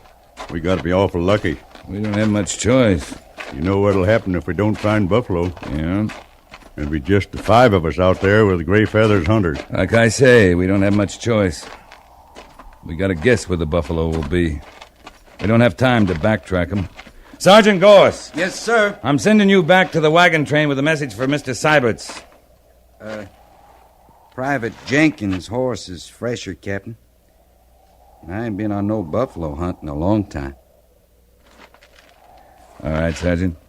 Jenkins, you'll go back to the wagon train. Tell Mr. Seibert's to escort the train past Silver Springs, then return here and bivouac. If I should not return, he's to get clear if he can and report to the fort for reinforcements. Move out. Well, we got 48 hours, Will. Let's find those buffalo.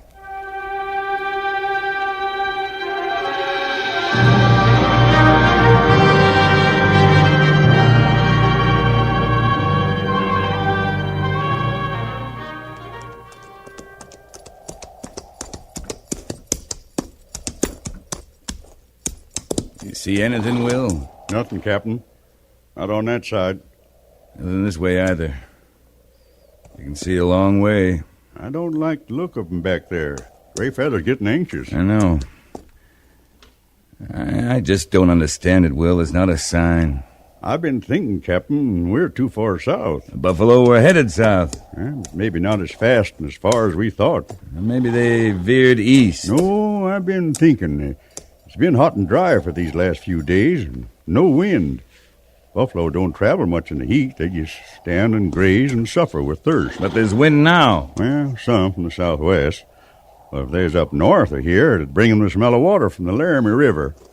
Yeah, the river's still high. Yeah, and they'd probably be craving for water about now, and they'd stick their noses into the wind and make a run for it, like they do. You might be right, Will. So if we cut back northeast to the Laramie, we'll find them. They might be there. There's only one trouble. What? Look who's coming. Uh-huh.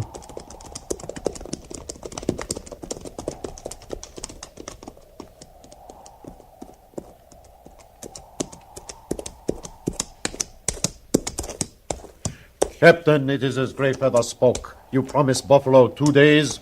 Now 2 days are gone. There is no buffalo. Your promise is like all promises of white soldier. We've been looking a long time, Gray Feather, but now we know where the buffalo are. Captain, give much talk. We want buffalo, not talk. Gray Feather, my soldiers are at Silver Springs. If we do not return there, it will mean war for the Arapaho. Maybe you return, but he not. It is not yet evening of the second day. There is little time. Maybe, but enough. We're going to the waters of the Laramie and find your buffalo.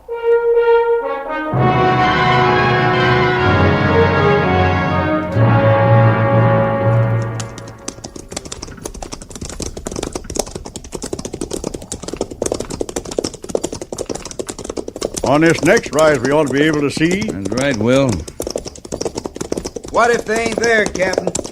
Well, if not, maybe we can get to the river, find some cover. So stay close. Watch for my signal. Yes, sir.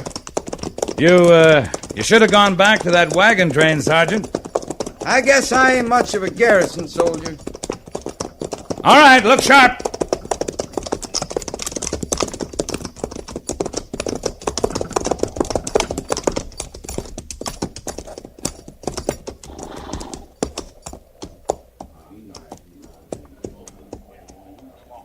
Captain, they ain't at the river. There's nothing. Wait, look there. Coming over the hills beyond, running for the river. Look at them. Thousands of them, noses in the wind and running belly bent for breakfast. There go your buffalo, Gray Feather, all you can eat. Well, go on, get 'em.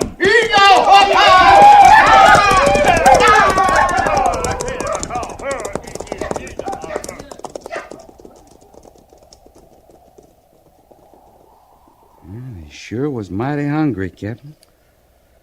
Yeah. Well, I guess our luck held. Guess it did. Well, let's ride on down to the river. I could do with a drink.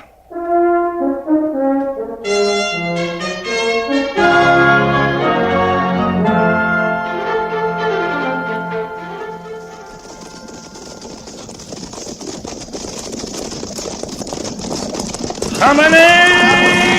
Oh!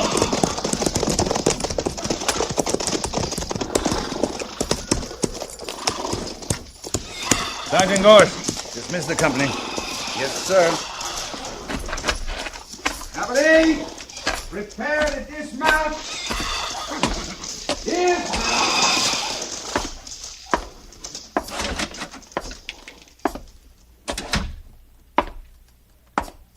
Well, you're back. Yes, sir. Did you have any trouble? No, sir. No casualties. Either side. You took long enough. The Oregon Trail's still open, Major. The Arapaho are back on the agency. What took the time?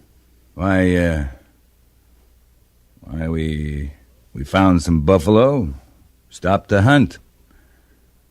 The Indians took enough meat back to the agency to keep them quiet all summer. I see. Well, that was fortunate. It was mostly Will Granby's doing. He found the buffalo. Oh, well. Maybe I was wrong about him, Lee. Maybe he can be useful to us. I think he can. I brought him back with us. His wife, too. You like to meet her? An Arapaho? She's sure not St. Louis. Sure, all right, Captain.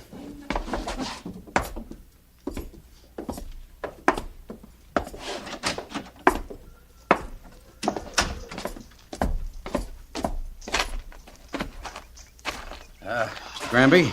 Howdy, Major. This is Will's wife, Major. Lark woman. How do you do? Yeah, lawyer. Mr. Granby. Yes, sir? If she's to stay around the post, she'll have to wear something more than that. Huh? Oh, yeah. She's got a shirt somewhere in the baggage. See, Arapaho women aren't like Cheyenne or the Sioux or Crow. They don't wear much except when it's right cold. There are a lot of men on the post, Will. Huh? Oh, yes, sir, Captain. I'll see to it. Oh, and Mr. Granby. Yes, sir. My compliments on your work with Captain Quince. As of now, you may consider yourself on the Army payroll as scout. It'll be in tomorrow's special orders. Yes, sir.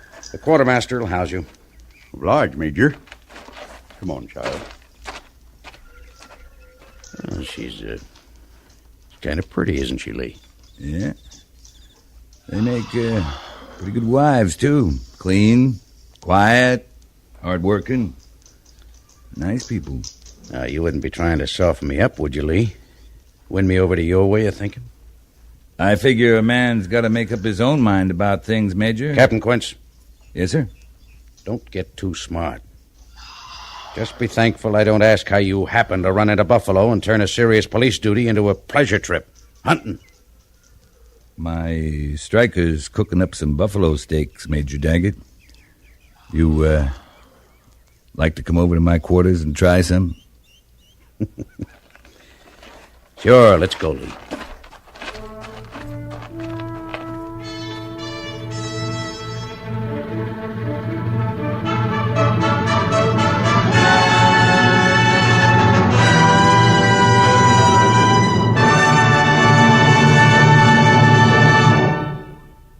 Fort Laramie is produced and directed by Norma MacDonald and stars Raymond Burr as Lee Quince, Captain of Cavalry, with Vic Perrin as Sergeant Gorse. The script was specially written for Fort Laramie by John Dunkel, with sound patterns by Bill James and Ray Kemper. Musical supervision by Amerigo Marino. Featured in the cast were Jack Moyles, Ralph Moody, Edgar Barrier, Frank Cady, and Eleanor Tannen.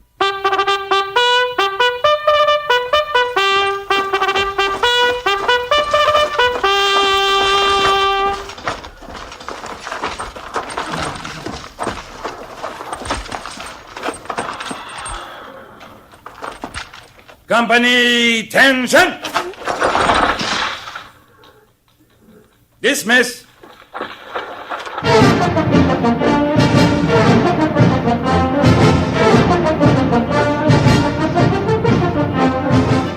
Next week, another transcribed story of the Northwest frontier and the troopers who fought under Lee Quince, Captain of Cavalry.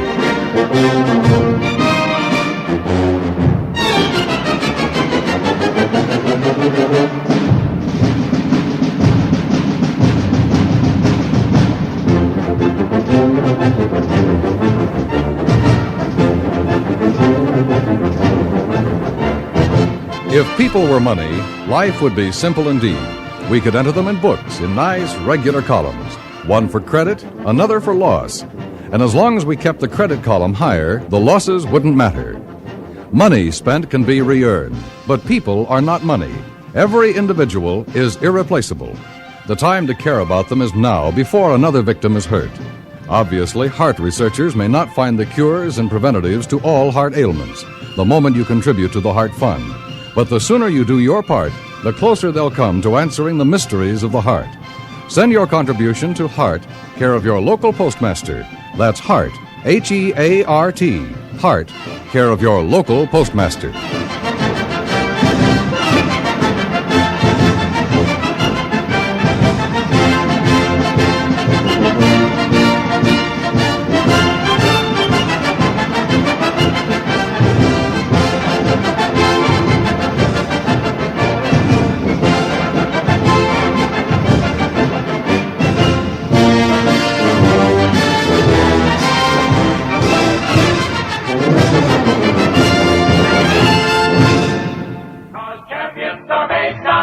Yes, sir. Get on your way. Get on your way. Get on your way with Wheaties.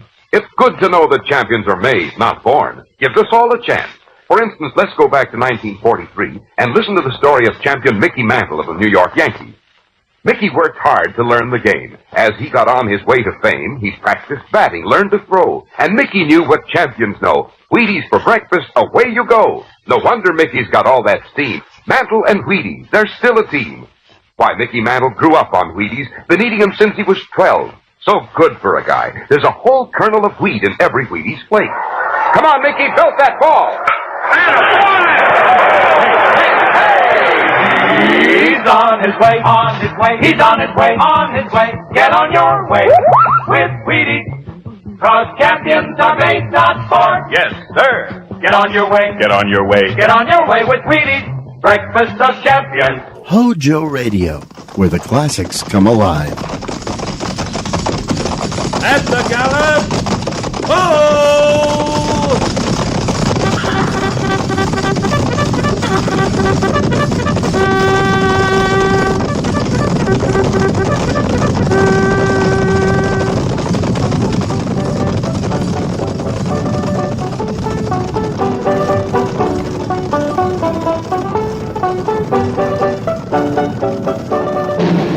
Fort Laramie.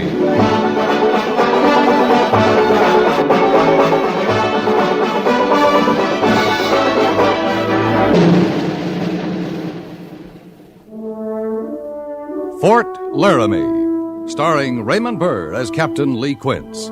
Specially transcribed tales of the dark and tragic ground of the wild frontier. The saga of fighting men who rode the rim of empire. And the dramatic story of Lee Quince, Captain of Cavalry.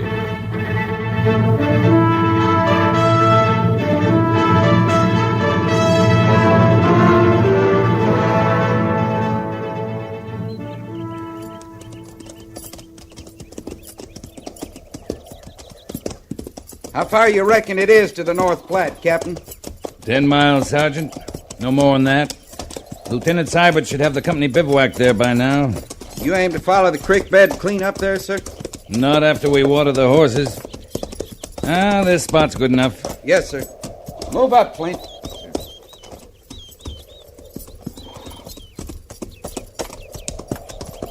Sergeant? Captain says we'll take a break here, ease those cinches, and lead the mounts down to the stream there and water. All right, Sergeant.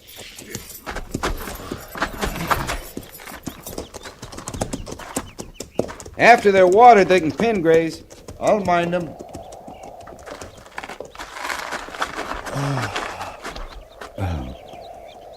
Kind of peaceful, ain't it? It's quiet. Sit down, Gorse. More comfortable than the McClellan. Yes, sir. Them Shoshones, they got a way of wearing you out. You think they're still running, Captain? They'll be back. They never run for long. Not when they're hungry. I never heard of Shoshones as far east as the Nebraska border before. You can find them as far east as Texas. Only there we call them Comanches. They're offshoots of the same tribe. They sure don't talk the same. The dialect's the only difference. They're a disorganized lot, the Shoshones. I guess we can be glad for that. Yeah. Little of them goes a long way. How about the company, Captain? We'll know more when we rendezvous. Lieutenant Seibert's has orders to make camp on the North Platte until the company's accounted for. I think we held up, sir. Yeah, I hope so. I sure got a thirst. Hold it, Gorse. You hear that? Like digging? Up there. Top of the rise. I don't see anybody. Neither do I yet. Come on. And move small.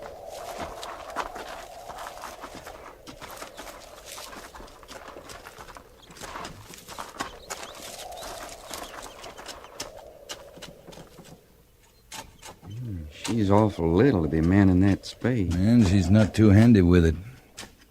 She must want a hole dug awful bad. That earth's like granite. Yeah, let's go up, Sergeant. Feels like she's alone. Yeah. Ma'am, you cut out a big job for yourself. I got no food, no coffee, nothing to offer the Army. We're not asking for anything. Could have come yesterday. Yesterday I could have stood it if you'd come. You'll be all your life picking away at that hard pan. Haven't you got a man to do this for you? I had one yesterday. He's dead now. And a man's got a right to a grave. Sergeant? Yes, sir? Get Flint up here. Tell him we need a grave dug. Yes, sir. Where is your husband, ma'am? In bed. In the hut there. Wait. Hobble them horses and get up there.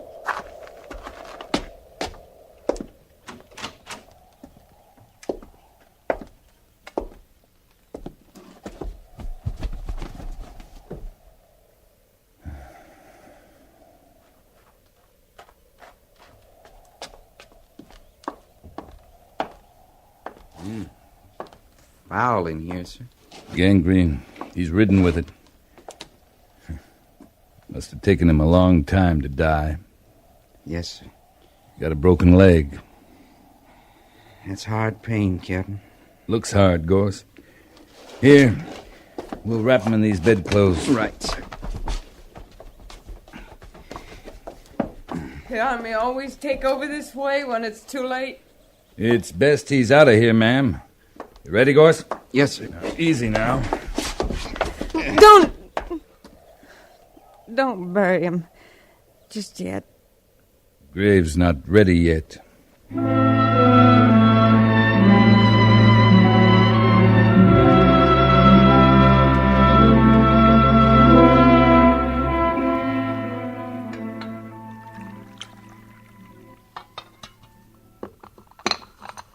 Drink it, Mrs. Dennis. It's hot, that's all I can promise. Been a long time at it. It takes time. Drink it, Miss Dennis.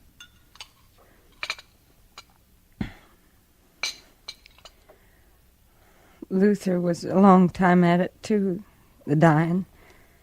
I know. All the things he's lived through out here. Indian raids and blizzards and drought, starvation. There's never been food enough. But a broken leg. That had to kill him. You're a long way from help out here. Yesterday. Just yesterday. And you come today. Yesterday would have been too late, too, Mrs. Dennis. Always before I could do something. I freeze with him, starve with him. When's the last time you watched a man die, Captain? Yesterday. Did it take 10 days? 10 days and 10 nights?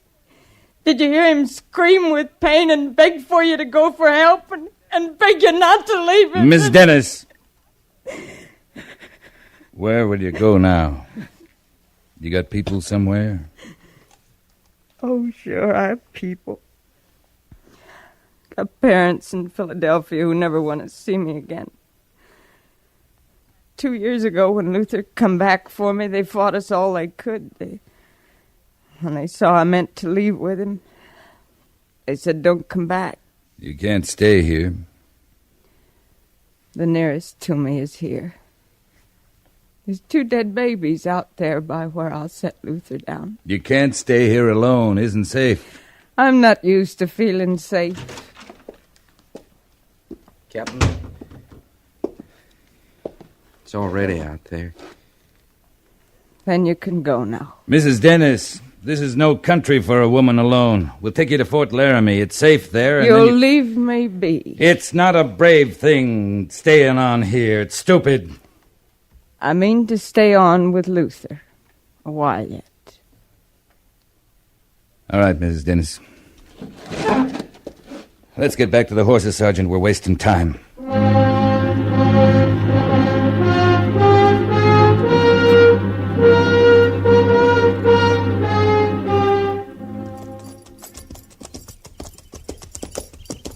She wasn't much grateful, was she, Captain? We did a small thing. She'd no cause to be grateful, Flint.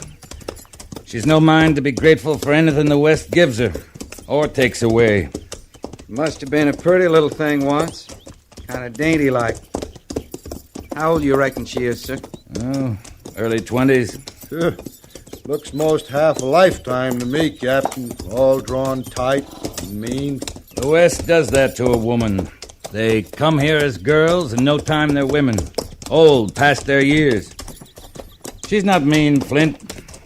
She's soft as a kitten. She's borne a lot, that's all. Oh, you think that, sir? I know that. You'd think she'd want to leave, though. No use her hanging on to the land. She can't prove it up by herself. She'll get out once she thinks it's her own idea. Right now, she thinks she can't face the thought of leaving him there. She's got nowhere she wants to go.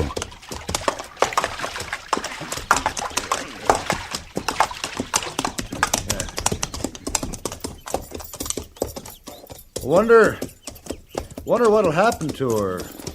I mean, alone, like that. She can't fend for herself, can she, Captain? Those women I seen out here'd find him a man, any man, marry again, just to live. They hate the West. Chances are they'd hate the man, too. But they keep marrying to live. Now this one, Captain. You seem pretty sure, Sergeant. Just a feeling. She'll go back east somewhere. Leave her dead. Go back where she came from. She don't belong out here. Well, she's got no wagon or stock to pull it. If she goes, she'll have to walk. Maybe she won't, sir. Maybe she won't.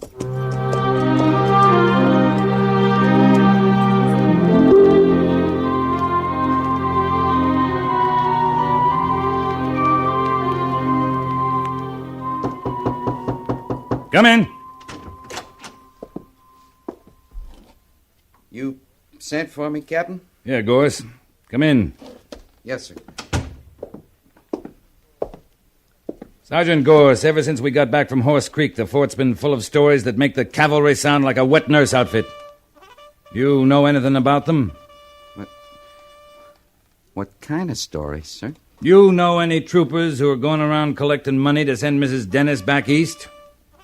Troopers? No, sir, I don't. I've been kind of lucky at poker lately. Thought maybe I'd share it with whoever's running the charity around here.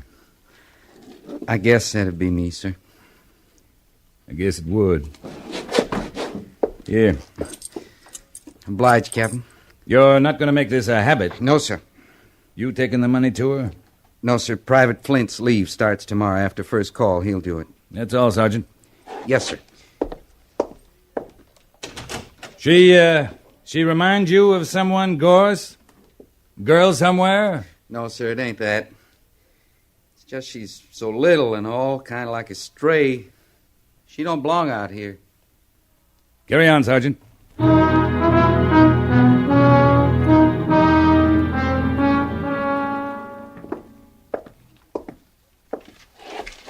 Captain Quince reporting, sir. Oh, I'm afraid you didn't do a very good job on the Shoshones, Captain. We didn't wipe 'em out, Major, if that's what you mean. You met 'em near the Nebraska border before, isn't that right? And they were hightailing it into Nebraska the last we saw, those that lived. Well, they're back, Lee. And in numbers, too. They're hungry in numbers. I'm familiar with your charitable streak, Captain Quince. I understand it's spread to Sergeant Gorse, right on down to the ranks. There's no cause for worry, Major. It's not widespread enough to be called an epidemic. All right, Lee. The Shoshones are raiding homesteaders from our side of the North Platte, south along Horse Creek. I understand there aren't many settlers along the creek. No, not many. They're not just hungry, Captain Quince. This time they're carrying off women. Any questions? No, sir. Then move out.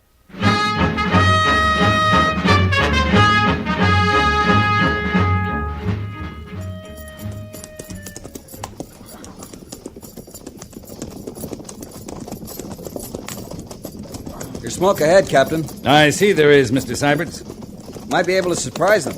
Just how do you think we could manage that? Well, sir, if the fire's still burning, chances are there may be Indians around somewhere. Look at that smoke again, Mr. Syberts. Yes, sir? Well? I still see it. Good for you. Then you see the fire smoldering, not burning fresh. You think the Shoshones have gone on, sir? They're not ones to sit around and admire their work once they've struck. Oh!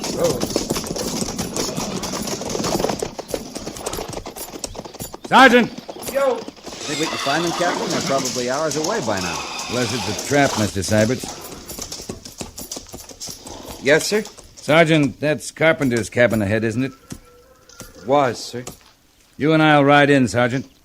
Mr. Syberts will move the patrol to that rise to the left and hold the position. 2 shots will be your signal to move in, Mr. Syberts. Yes, sir. That's an old fire, Captain. Smoldering. Mr. Syberts and I know that, Sergeant. Any questions, Mr. Syberts? No, sir. Then move out. Yes, sir. Come on, Gorse.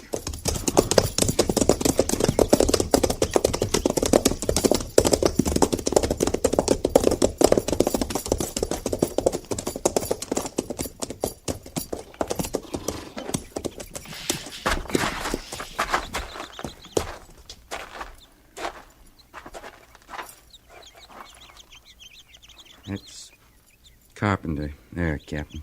Yeah. He's cold. It is an old fire, Sergeant. Yes, sir. And it'd be his wife's brother by the cabin.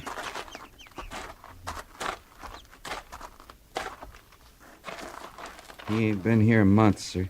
That's all there was? Carpenter, his wife, her brother? Just the 3 of them, Captain. I don't see her anywhere around. It's not likely we will. You'd think it'd be enough just to kill a man, wouldn't you, Captain? You'd think so, Gorse. Come on.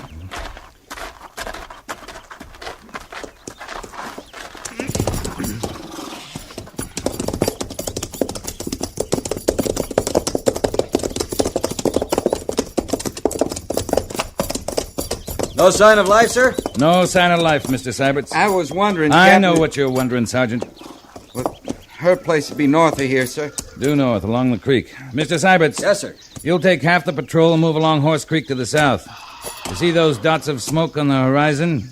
I see them, sir. Well, check them. Yes, sir. Sergeant Gorse, prepare to move the other half to the north. Yes, sir. All right, fall in. I'm going north with Gorse, Mr. Syberts. We'll rendezvous at the usual point in the North Platte. First arrival makes camp and waits, with pickets out. Right, Captain. I'll judge the fires better this time, sir. Use your eyes, Mr. Syberts. Then use your head.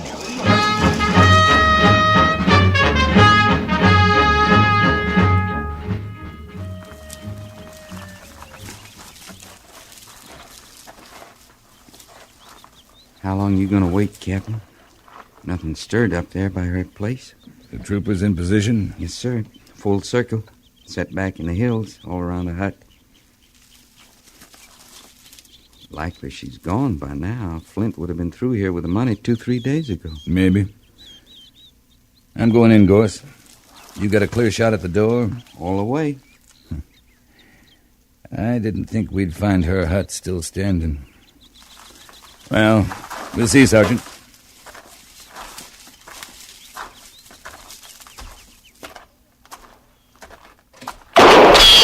Hold your fire, Gorse! That came from the hut, sir. The Army's not welcome here, Captain. You fire that again, ma'am, the whole patrol will move in.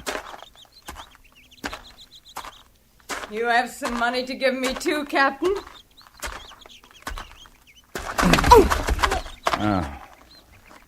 Now we'll talk inside, Mrs. Dennis. You all right, sir? No problem, Sergeant.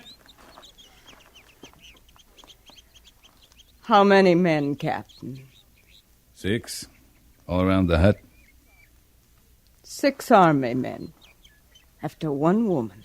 The Shoshones are raiding. All along Horse Creek. You're lucky they missed you. Lucky? You can bring a few things, but not much. Let's get them together. You didn't answer me, Captain. I asked you what you come for. I told you to take you back. I was real took in at first. I felt sort of kindly toward all the brave Army men who put by the money for me. Private Flint was here then? That his name? That nice smiley one who dug Luther's grave? Yeah, he was here. Clean till early this morning he was here.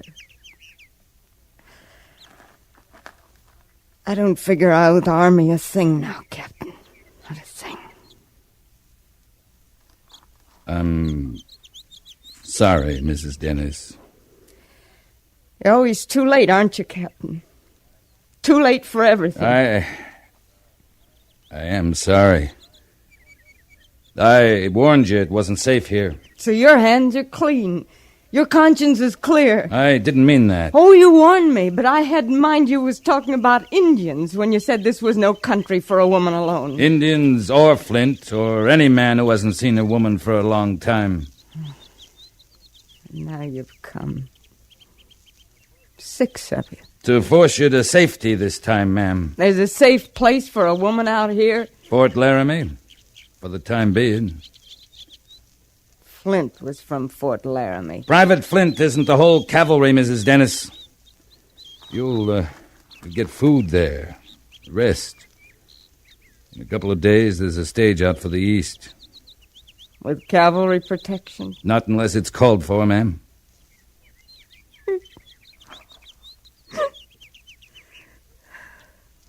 Go back home. I guess that's all that's left. I hate that, Captain. I hate it. I know how you feel, Miss Dennis, but I just want to tell you that I... You don't. You couldn't know how I feel about anything. I'll be getting my things now.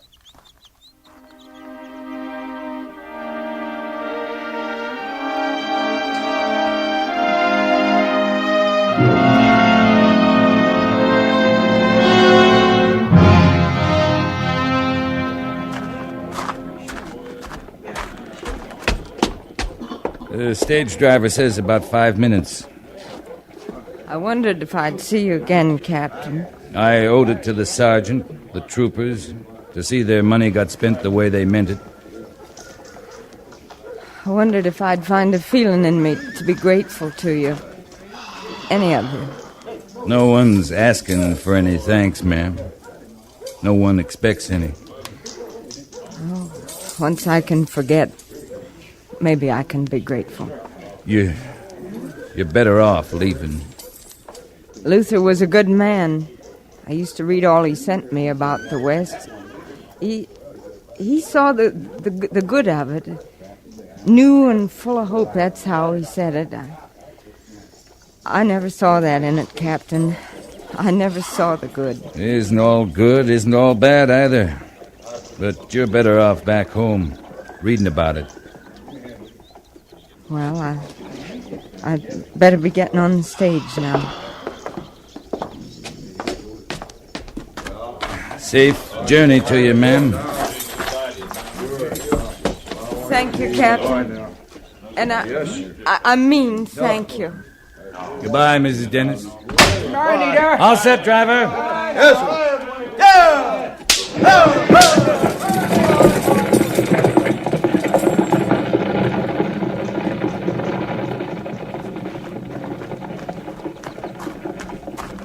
Captain, he's in the saloon. You should feel right about things now, Gorse. You were the first to know she didn't belong here. I won't feel right till he's settled, Captain.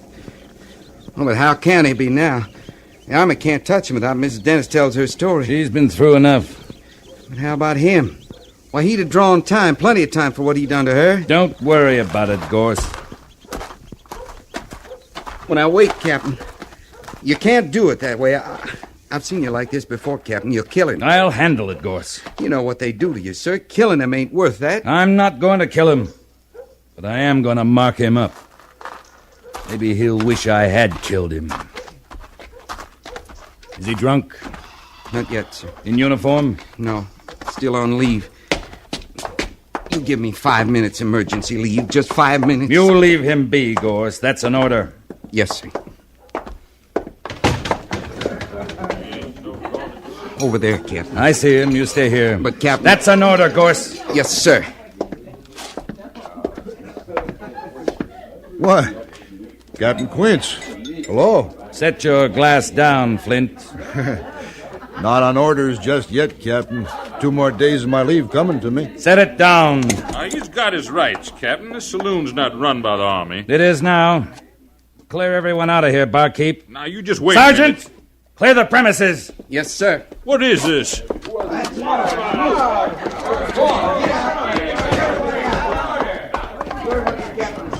I don't know what you got in mind. I do. There's regulations on my side, Captain.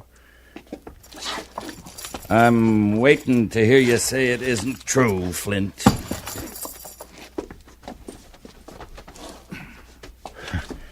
Setting your saber aside, taking off your tunic, don't make you less an officer. You can't lay a hand on me. There's regulations. I'm waiting, Flint. You touch me and I'll go over your head. I'll tell my story to the major. You do that. He'll break you down to my size once I tell my story. You tell him, Flint, and tell it all, because I'll be there to see you don't leave any of it out. And don't come any closer. I got every right to defend myself. You sure do. And put that chair down. I don't care who you are. I'm just like you now, Flint. I got every right to defend myself.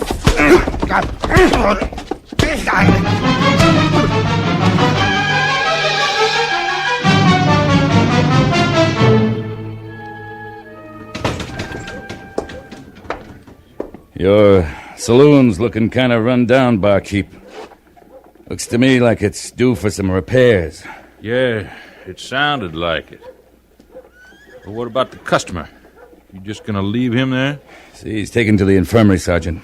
Yes, sir. Is he bad off, Captain? I'm not the best judge, Gorse. I'd say a good Army doctor could get him on his feet again in 6 months, maybe. That saloon brawling sure is punishing stuff, sir. It's deadly, Sergeant. Well, what about me, my saloon? Well, I'd watch who I let in there after this, barkeep. That man had a bad temper. Threw one of your chairs at me.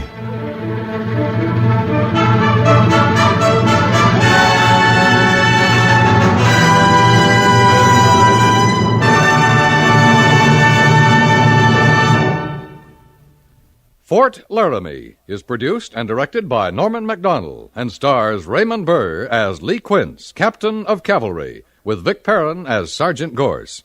The script was specially written for Fort Laramie by Kathleen Height, with sound patterns by Bill James and Ray Kemper, musical supervision by Amerigo Marino. Featured in the cast were Virginia Christine, John Daner, and Barney Phillips. Jack Moyles is Major Daggett, and Harry Bartell is Lieutenant Seiberts.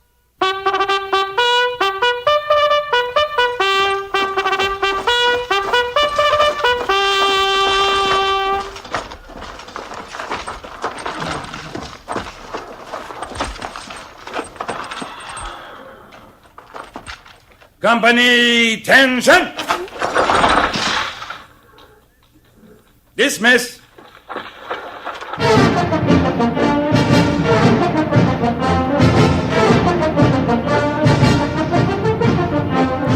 Next week, another transcribed story of the Northwest frontier and the troopers who fought under Lee Quince, Captain of Cavalry.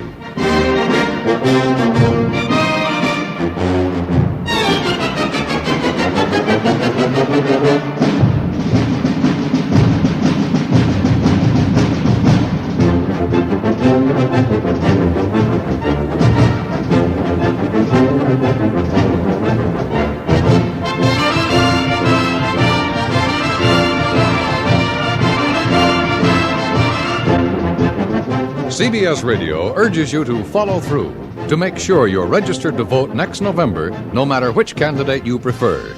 You are lost in making a choice unless you're registered to vote in a national election.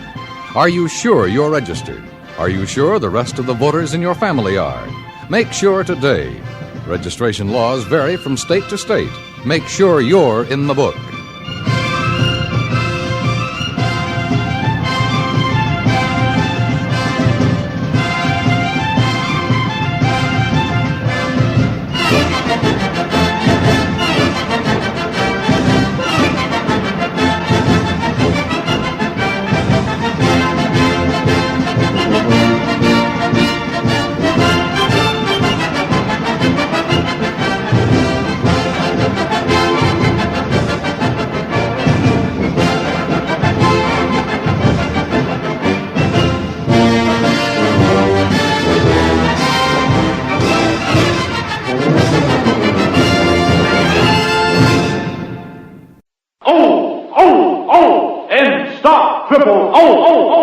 Yes, high-potency N Stop Triple O. Stop odor of breath, odor of body, other personal odors. All three at the same time. That's important because anyone who comes in contact with the public should take high-potency N's chlorophyll tablets as protection against all odor offense. N Stop Triple O so effectively that just one or two N's tablets keep you fresh as a daisy all over all day. N's make Triple O go, go, go. Try this test. Rub an onion slice on your hand. Now moisten an N's tablet and rub it over the same spot. Why, the odor's gone. Exactly. That's how high-potency N's act inside your body to stop odors where they begin. They're made from a more potent form of chlorophyll, contain fully effective Daratol chlorophyll, and so act faster, longer, more thoroughly than any other type of chlorophyll product. High-potency N's are guaranteed to stop Triple O the very first day or money back. No deodorant, mouthwash, chlorophyll chewing gum, or toothpaste, nothing that acts only in the mouth or on the surface can possibly stop Triple O. You must take chlorophyll internally for these results. So get N's, that's E-N-N-D-S, N's, pleasant tasting and safe as any garden vegetable. Get high-potency N's, available everywhere. Trial size only 49 cents, larger sizes even more economical. And now, a Western drama series created by director Norman Macdonald and writer John Meston. The stories take place in and around Dodge City, Kansas, during the settlement of the American West. The radio version ran from 1942 to 1961 and is commonly regarded as one of the finest radio dramas of all time. Ladies and gentlemen, we present to you Gunsmoke, next on HOJO Radio.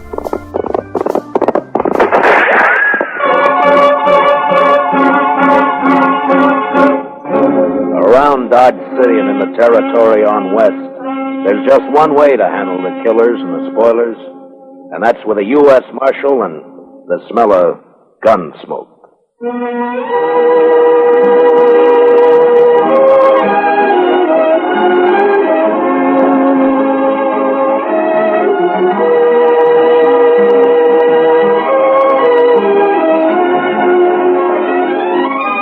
Gunsmoke, starring William Conrad. The story of the violence that moved west with young America. The story of a man who moved with it. Matt Dillon, United States Marshal.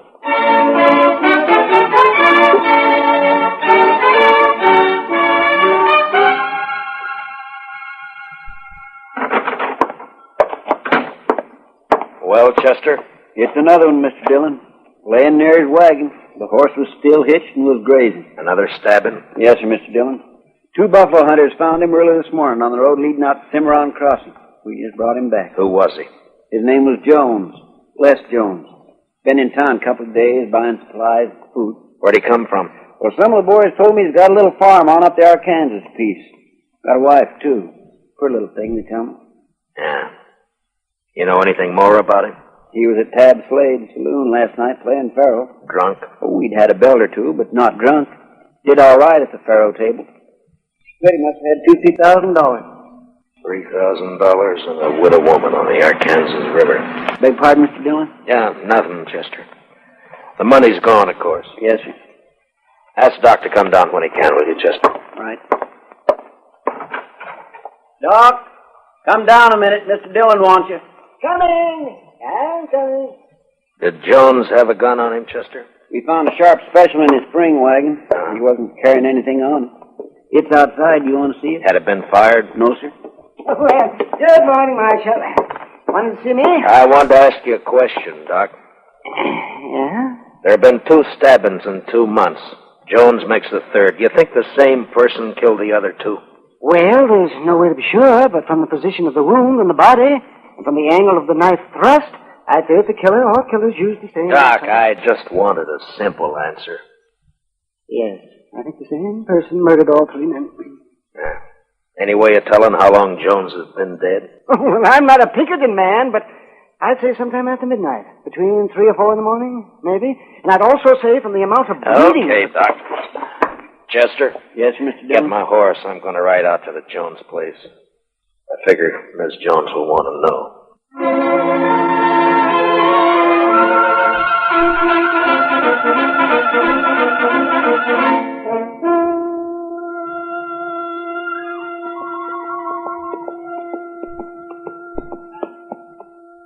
Hello, mister. Howdy, Bub.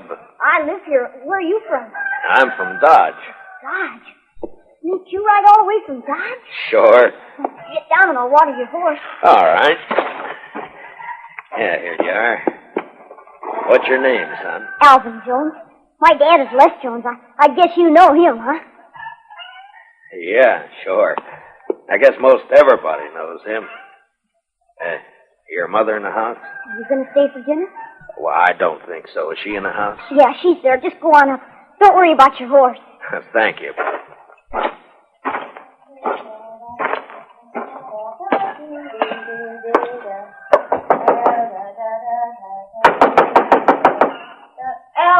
Alvin, stop that. Don't be It's not Alvin, Miss Jones. Oh, I am sorry. I thought it was my son. My name is Dillon, Miss Jones. Marshal Dillon at Dodge. Come in, Marshal. Thank you, ma'am. You care for some buttermilk? Or maybe out here men don't drink buttermilk like they do at home. Well, thank you, but nothing for me. Miss Jones, I got some unpleasantness for you. Yes? It's about your husband. He's in trouble? I left Dodge 4 hours ago. I thought I should be the one to tell you. He's hurt bad. More than bad, Miss Jones.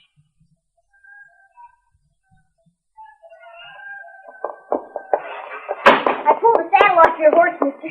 Macy's a good one. Well, thank you, son. Alvin, this is Marshal Dillon from Dodge. The Marshal? Alvin, your pa won't be home for a while, the Marshal says. Well, not for how long? Well, not for how long, Ma? Not for quite a time, son, so you'll have to run things a while longer. Makes I can take care of Ma, all right? Sure you can, Alvin. Would you stay to eat? No, thank you, ma'am. I gotta get back to Dodge. Miss Jones, could I Yes, Mr. Dillon. talk to the boy, Miss Jones? Explain it so he won't be bitter. Too many gunfighters got their start from a killing like it. I'll try, Mr. Dillon. I'll try. Good afternoon, ma'am.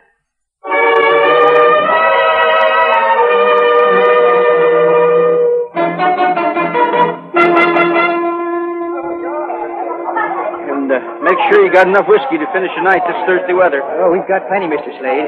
If no fight starts that... Oh, Mr. Slade. There's company coming. Marshal Dillon just walked in. Oh, set that bottle of rye up on the bar. Yes, sir. Howdy, Matt. Join me in a drink? Thank you, I will. What kind of drive? Been traveling? Yeah, I've been up the river a bit to the Jones place. Jones? Tell his wife she's a widow. Oh, yeah, I heard about that. It's too bad. He was in here last night, wasn't he? Oh, yes. Matter of fact, he was. You wouldn't know anything about his being killed, would you? What are you asking me, Dillon? Straight question. Are you saying I killed him? Just asked a question, Slade. I don't know anything. Someone knifed that man after he left here. He was taking a lot of money out of your place. You had a reason. I wasn't even here last night. My partner, Ben Ramirez, was running the place. Where were you? I was with his sister. All evening? Still late enough. Where's Ben and his sister now? I don't know. Home, I guess. I think I'll ride out and have a talk with him. And Slade. Yeah? If you have any big winners tonight, make sure they get home safe. Huh?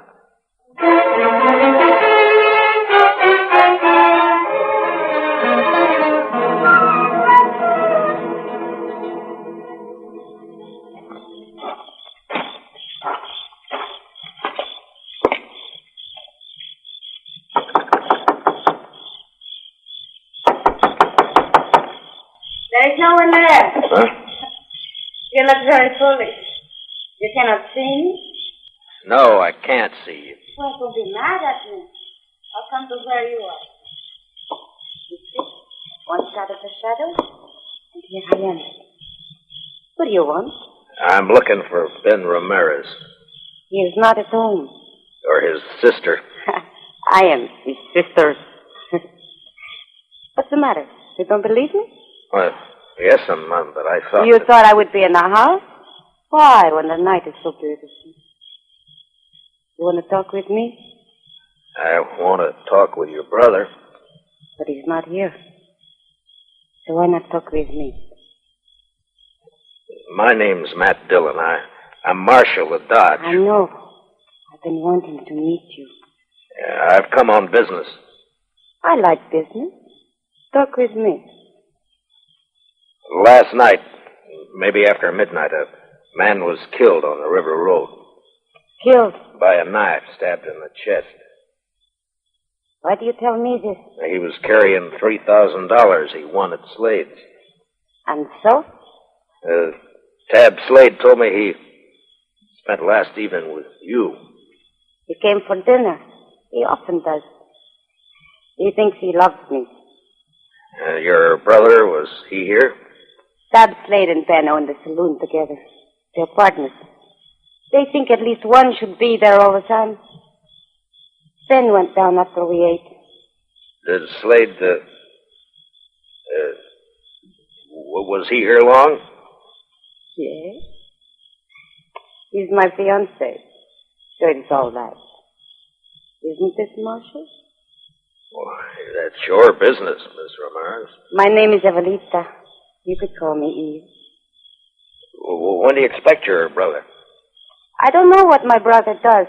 He may be home soon. He may be late. I don't know. I've seen you when I've been in town, Matt Dillon. Yeah? I don't ride in often. Slade's such a fool. He and my brother don't like me to come to town. Well, Dodge is rough, Miss Ramirez. Always he has to protect me. Men are such fools. But Matt Dillon is not so. Why? You wouldn't keep me out of town? Well, that's not my affair, Miss Ramirez. It'll be for your brother and Tab Slade to say.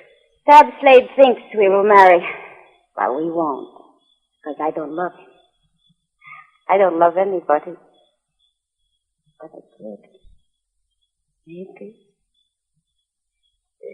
Miss Ramirez. Don't you find me attractive?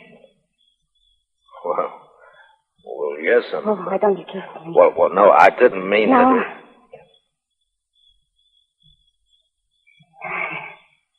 Dillon?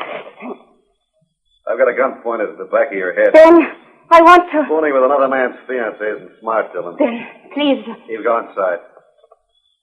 All right.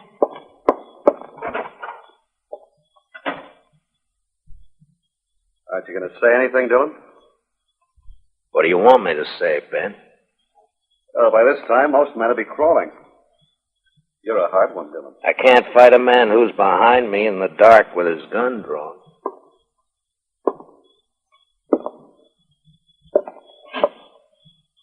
There, is that better? You can see me now. Takes a small man to make love to another man's woman. You can't haze me into a draw. I'm not trying to. I don't want a gunfight. I just want to talk, Dillon. Well, you're calling it. I saw Slade just a few minutes after you left this place.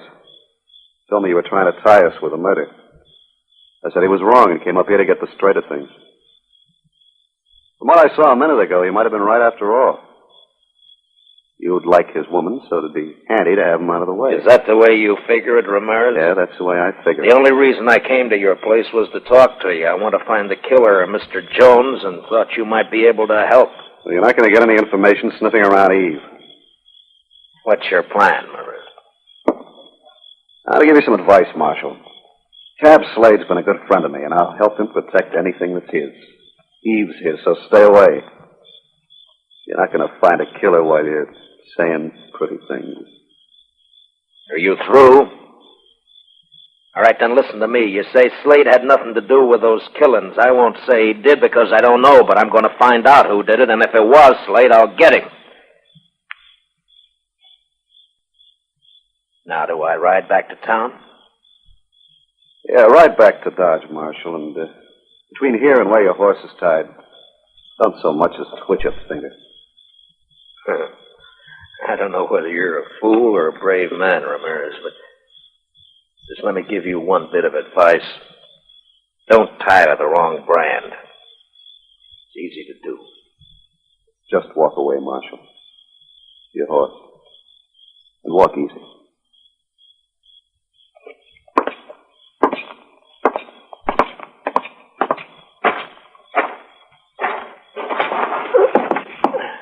Marshal. Yeah?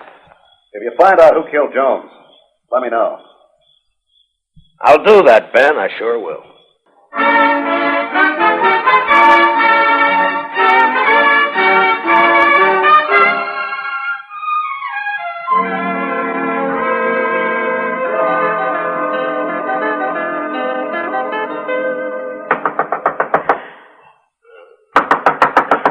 Mr. Dillon?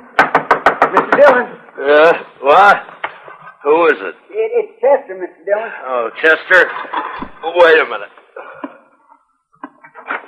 What time is it? Almost 4 in the morning, Mr. Dillon. 4? Yes, sir. I'm sorry to have to wake you, but you better get dressed and come right away. They've got Tab Slade. Slade? Who's got Slade? Some of the ranchers, they're going to lynch him right in front of his saloon. Well, go and try and hold him for a minute. I'll be right along. Yes, sir.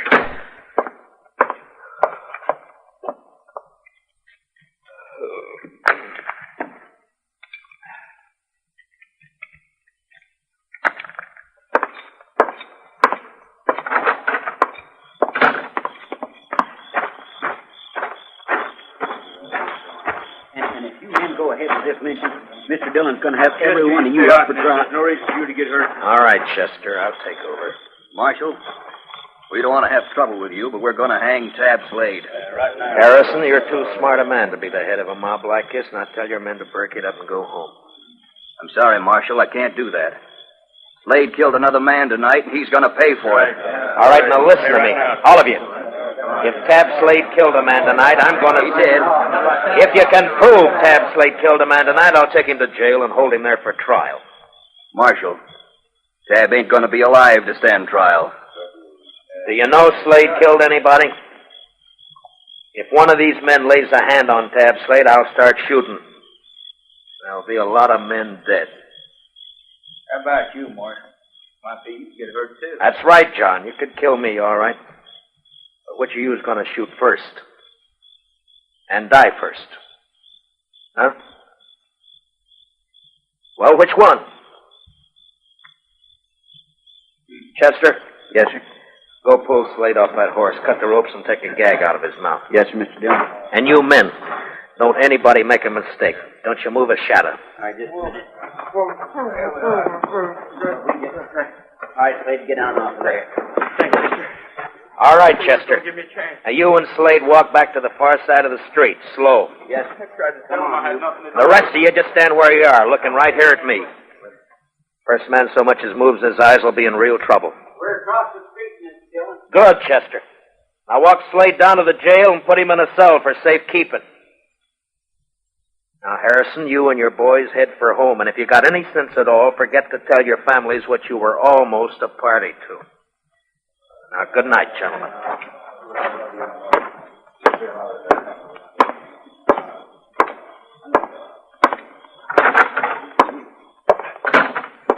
Chester, what happened tonight? A man named Olson, a rancher, was at Slade's place. Gambling? Yes, sir, and he did pretty fair. He left around midnight and was found about 2 hours later. He'd been stabbed. His money was gone. You talk with him? Yes, sir. He just mumbled about having tried to be friendly. He said that several times, Mr. Dillon. Just being friendly. Then he said, I fired a couple of times. I think it hit. You mean he hit whoever stabbed him? I think that's what he meant. You say anything else? Nothing. Well, there's not much help in just that. He can't tell us any more. I'll talk with Slade and I'll bring him out. Yes, sir. Mr. Dillon wants you, Slade. Matt, you gotta believe me. I don't know anything about the killing, this one or any of the others. I don't have to believe anything, Slade. I'll find out for But I didn't do it, Matt. Why is everybody sure you did? Why are they so sure that they're trying to lynch you? Look, does a lynch mob have to be sure of anything? Slade, before you came here to Dodge, you were a gunfighter. You had a bad reputation. You were in with the Kansas Raiders, Sure, that's too. right. The Raiders were killers and thieves. Some were. Now, when a man with your background goes straight, he's always suspect. Matt, I didn't have anything to do with the killing. What about this partner of yours, this Ramirez? I met him in Kansas. Him and his sister. We joined up and came out here. Thought we'd make good a team. Where's Ramirez now? I don't know. Matt, please listen to me. You You gonna got marry to believe his me. sister? No. Yeah, Matt, I don't know. Why isn't Ramirez around now that you're in trouble? Please, maybe he doesn't know. I don't know. He'd know by now. The news is all over Dodge. Chester? Yes, sir, Mr. Dillon? Put Slade back in his cell, then load your shotgun and keep a close watch on him. Well, where are you going, Mr. Dillon? I'm going to take a ride out to the Ramirez place. I want to have a talk with Mr. Ben Ramirez and his sister, Eve.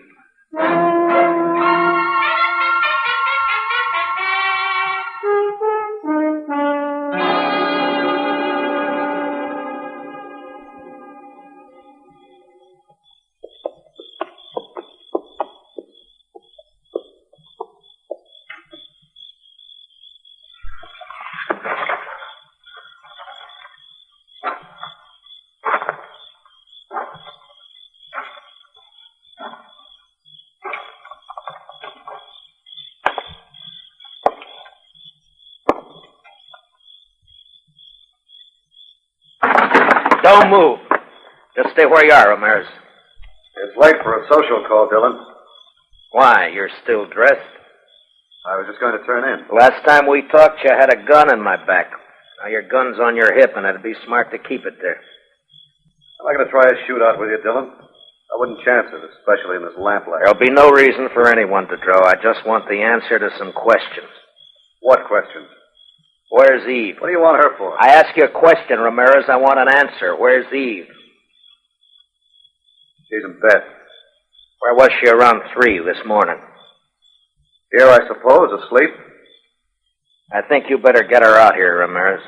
What's so important about Eve? A man was killed this morning, and I think she might have done it. You know what you're saying? Yeah, I know.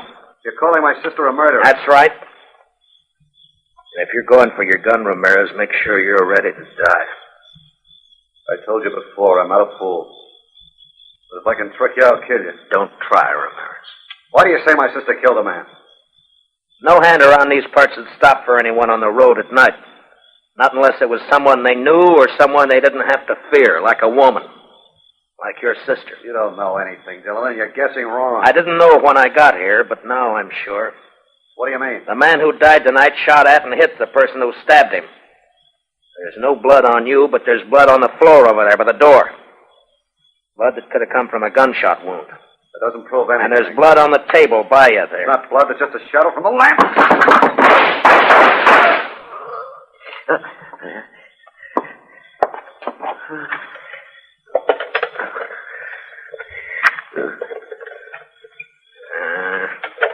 The lamp won't light.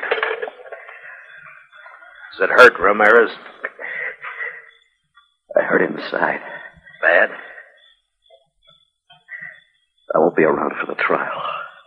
Did she do it, Ramirez? Did your sister kill those men? She's not my sister. She's my wife. Wife? Yeah, that's why she didn't marry Slade.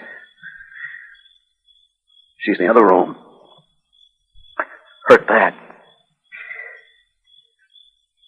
Get a doctor for her. Ramirez? She's no good. But I love her. She's got a horse.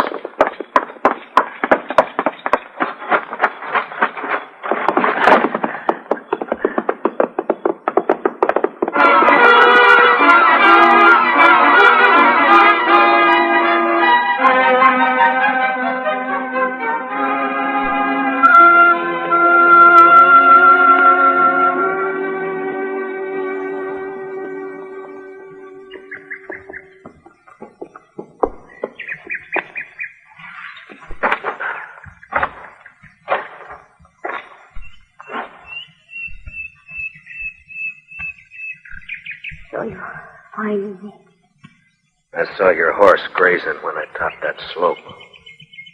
Matt, what are you going to do with me? Take you back to Dodge. Have you up for trial? There's no point. I wouldn't live long on horseback. I've bled too much already. Yeah. Is there anything I can do to make you more comfortable? No. Nothing. Eve, can you tell me why? Why you killed 4 men? For a very simple reason. I wanted the money they had. I wanted it very much. Matt, I've been thinking about my husband. Is he dead, Matt? Did you kill him? He went for his gun, Eve. I killed him. He was kind to me. I tried to love him, but I couldn't. I didn't love anything but money. Maybe, Matt, I could have lost. Oh, I'm sorry for everything. Matt? Yeah? It's very lonely. Would you do something for me? Sure. Would you hold my hand? Good. That's good. Very good. I'll just rest here a minute longer. Perhaps I can...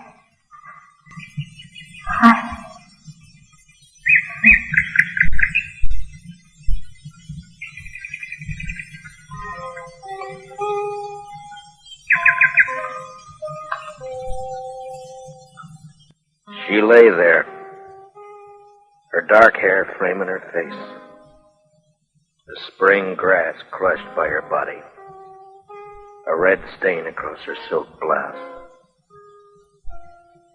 The morning sun warmed the soft wind that moved across the land.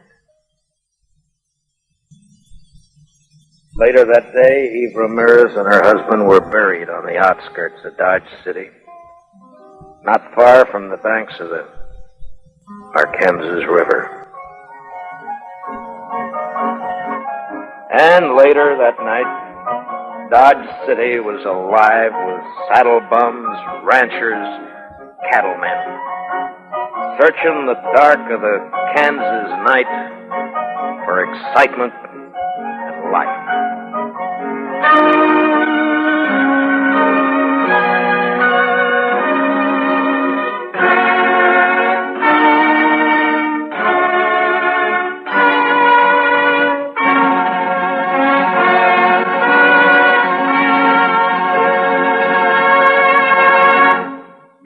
Gunsmoke, under the direction of Norman MacDonald, stars William Conrad as Matt Dillon, U.S. Marshal.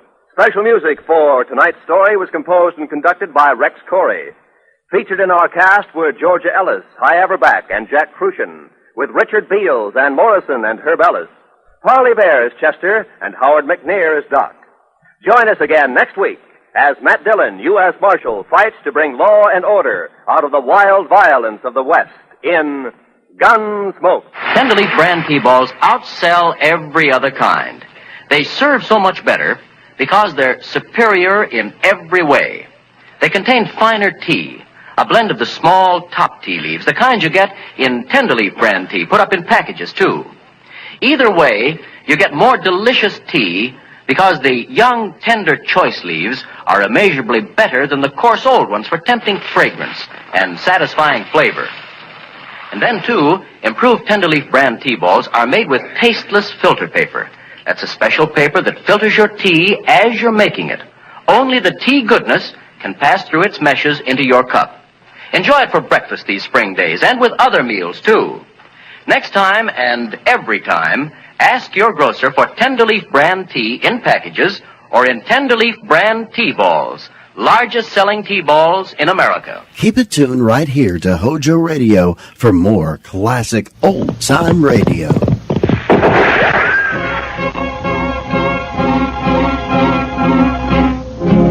Around Dodge City and in the territory on west, there's just one way to handle the killers and the spoilers, and that's with the U.S. Marshal and the smell of gun smoke.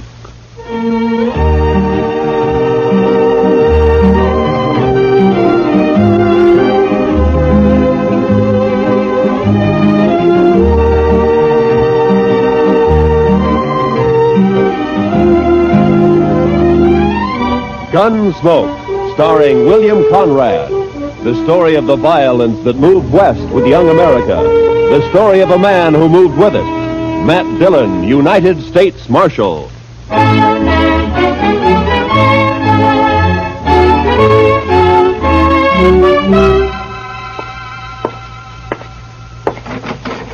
Chester. Chester. Chester, where are you? Back here, Mr. Dillon. Well, come on out. Yes, sir, Mr. Dillon. As soon as I get my boots on. Your boots on? What are you doing, sleeping? No, sir. Just washing my feet. Well, now, I hope you didn't have any plans for tonight.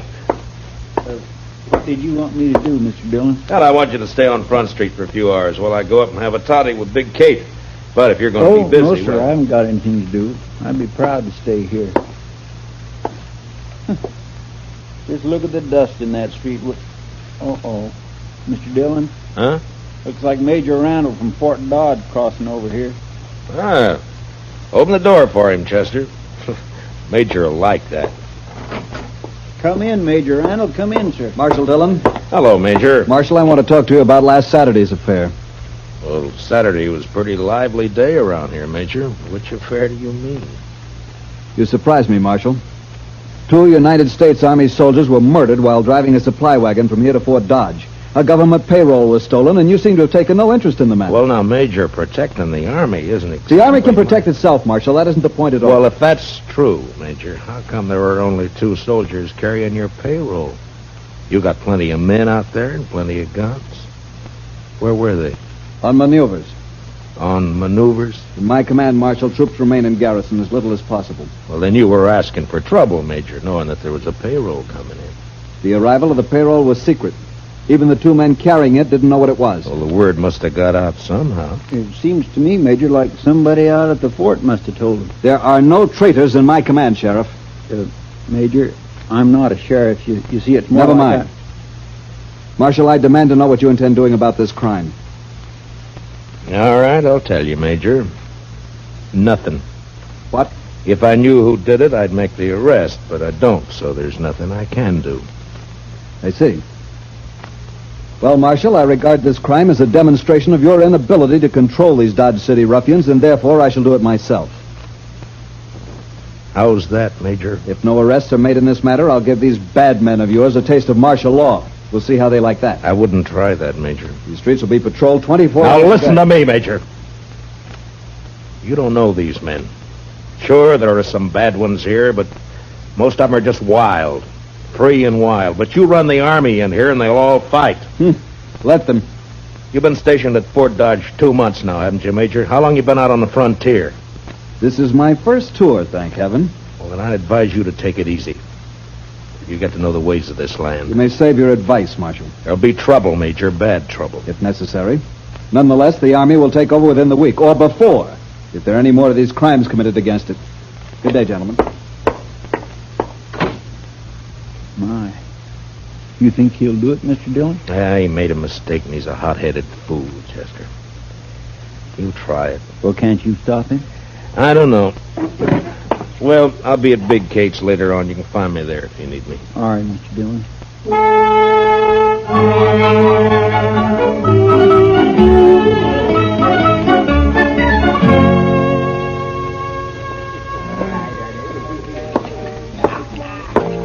Hey, Marshal, come here. What is it, Shiloh? There's talk of Dodge being run by the Army, Marshal. So? So I don't like it. I and most of the men around here got out back in 65. We've had all the Army we need. Yeah, I know. But maybe things will work out. And if they don't work out, which side you fighting on, Dillon? Where do you stand? I'm hired to keep the peace, Shiloh, not to answer fool questions. You calling me a fool? Well, say it. No, you're drunk, Shiloh. You saying I'm drunk, Marshal? Is that it? All right, Shiloh, I'll show you how drunk you are.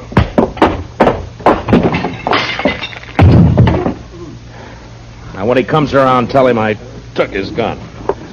He can get it back in the morning. And if he objects to that, tell him to look me up and I'll throw him in jail.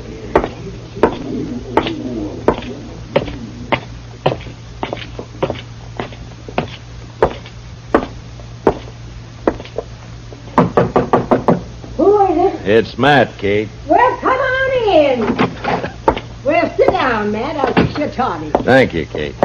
You could thank me best by buying a drink at the bar downstairs once in a while. Well, why should I? I get better whiskey for free up here. At least you're honest. Well, what's in the wind, Marshal Dillon? Would you just come up here because you're tired of sitting with your back to a wall? You're right, Kate. It's the only place in Dodge where I can relax. That's probably just because you don't consider me worth killing. How old am I, Matt? Oh, what? You heard me. Well, I never thought much about it, Kate. You sure didn't. What are you getting at, anyway? Just that if I was 20 years younger, you probably wouldn't come here at all. No? And why? Here's your toddy. Forget it. Anything you say, Kate. You know, Matt, you ought to get yourself a girl. Oh, now, Kate, don't start I mean that, it. please. Sure, somebody like, we'll say Connie Dell. There's a real pretty girl. A lot of fire, Oh, too. you're sure a conniving old woman, Kate. You're just no good at all, you are. You'd say worse than that. I told Connie she'd come up and have a drink with us the next time you showed. All right, Kate, if it pleases you. It does. Connie! Now, there's fresh cigars in that box by your chair, Matt. Well, now. Had them brought in by the Santa Fe Railroad all the way from St. Louis. Evening, Miss Kate. Oh, come on in, Connie. I've corralled the marshal for you. Sit down, honey. I'll fix you a drink. Don't let her talk bother you, Connie. Well, I did ask to meet you, Marshal. No? Why? Why'd you want to meet me? Maybe just to see if you're really as cold and cruel as you seem downstairs. And? I can't tell yet. But I don't think you are. Yeah, a profession like mine leaves its mark on a man. There's always trouble of some kind, isn't there? Most always. Like this army business now. Yeah. Will it be bad, Marshal? It could be. Well, I'll figure it this way, Matt. The Major's in trouble, and he's trying to cover it up by threatening to take over Dodge. Any more difficulties, and he will do it. Blasted greenwood. Say, Connie, your corporal been in? He left a while ago. Well, what's he say? How'd the soldiers feel about all this? Well, I don't think they want to mix it with all these gunmen and buffalo hunters and the like. Yeah. The Major will wish he were back on maneuvers if it starts. Maneuvers? So that's where they've all been. No wonder it's been so quiet. But that corporal of yours, Connie, how come he didn't go out? He's not my corporal, Miss Kate. He's just a lonely kid. All right. Seems like he spends more time here than at the fort. How's he manage that? Oh, they made him a clerk, a sort of bookkeeper. His time's pretty much his own. Uh-huh. Well, he's lucky. He's got a good, safe job, too. Suppose it is. Well, I'd better get back. Now that we've met, Marshal, you might stop and buy me a drink next time you're here. I'm afraid not, Connie. No? You're too distracted. I might get careless and shot at. I take that as a compliment, Marshal. It is. Good night, Marshal. Thanks, Miss Kate. Don't you mention it, honey. Well, Matt? You said her name's Connie Dell, Kate. Where's she from? I never ask the girls anything. Yeah, maybe, but you always find out. Now, come on, tell me. Hayes City, last. Uh-huh. What's the name of this corporal who's been sniffing around? Bowers, Corporal Bowers. Oh, here, let me sweeten that toddy for you. All right. You put me in mind of a man I knew back in Wichita. Yeah? He was the slipperiest, sidewinding, and the stubbornest man I ever knew.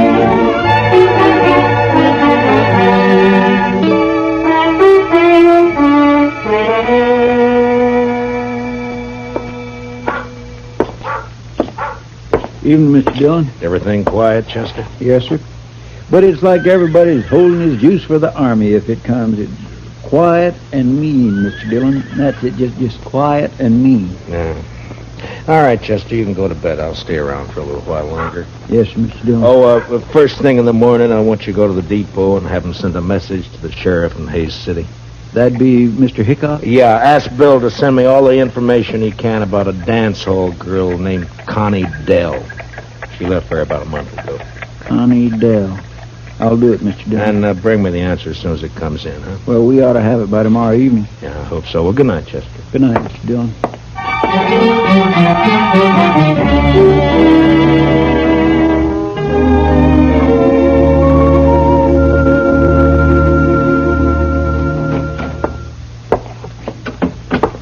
I got it from Mr. Hightower down at the railroad depot, Mr. Dillon. It'd come in at 7 o'clock. Oh, good. Let me see it, Chester. Here. Connie Dell worked Golden Horn Bar here.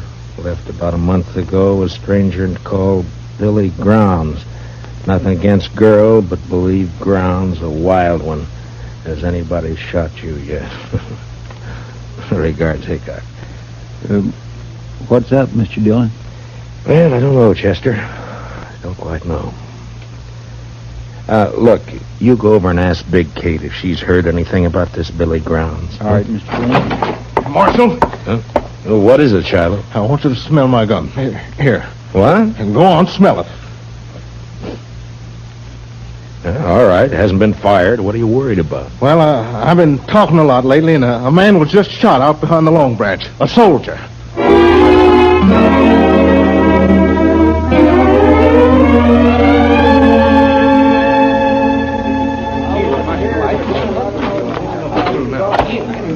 Any witnesses to this? Well, who saw it? I just heard the shot. I want to know who killed this soldier. Well, maybe nobody did see it, Marshal. And maybe nobody cares much about it anyway. Just a soldier. All right, you men, I'm going to tell you something. If I don't find who shot this man, the Army will move in here for sure. Not the whole Army, Marshal. They won't all move in. Why not?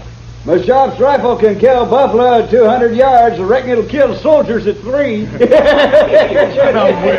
let me through here. Let me through here. Hello, Marshal. Well, what have we got this time? Soldier. Yeah. Well, he needs an autopsy just like anybody else. Where's the man that shot him? He get hurt, maybe? Take a good look, Doc. He isn't even armed. This isn't a shooting. This is a murder. Hey, you're right, Marshal.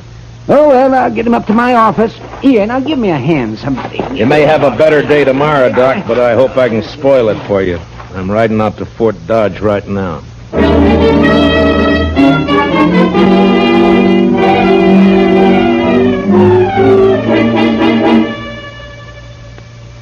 Well, Marshal, what brings you here? Trouble, Major. What sort of trouble? Murder? A soldier? Yeah. Who? I don't know, some private. Why haven't I been informed of this? It just happened about an hour ago. In Dodge City, of course. In Dodge City. Have you arrested the murderer? Nobody saw it happen. I see. Well, Marshal, you leave me no choice. I shall have Now, to... hold it, Major. I didn't ride out here just to carry news for you. I want something from you. From me, Marshal? Yeah. I want you to keep all soldiers out of Dodge for the next 48 hours. Put it off limits. That's not exactly what I had in mind, Marshal. But you're going to do it anyway. What? Now listen, Major. Dodge City's an armed camp. It's full of men who fought Indians, who fought the war between the states, and who fought each other ever since they could spit. They'll fight you next. They'll make you hate it. Marshal Dillon, I shall report your treasonable talk. Report what you like, but stay out of Dodge. Now, I'll make you a deal, Major. Give me 48 hours and I'll find your killers. You better take it. All right. But I want the criminals delivered here. Sure, Major. And I might have to kill them to get them here.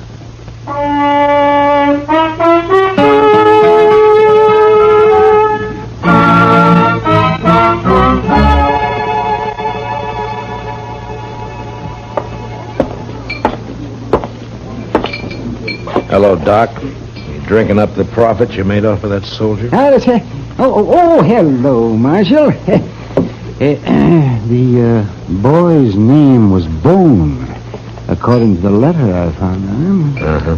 Anything else? Yes. Dug a couple of slugs out of him. It's a funny thing, Marshal. I haven't happened on lead like that since 65. What do you mean, Doc? Well, I'd swear that boy was shot with a cavalry pistol. I'll see you later, Doc. And mind you can't prove it. Not exactly, but I would swear.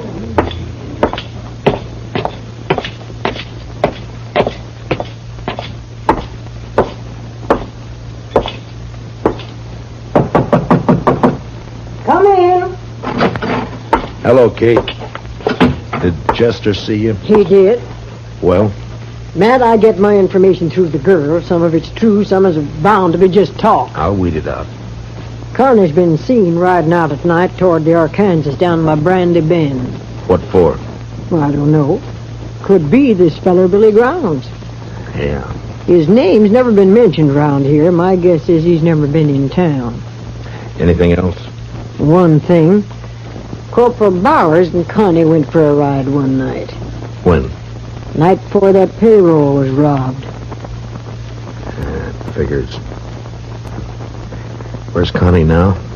Over at the Longhorn eating a steak. It's kind of late for supper, isn't it? She works late. Matt. Yeah. Next girl I steer you into, I'll pull her fangs first. No, thank you, Kate. I like them better this way.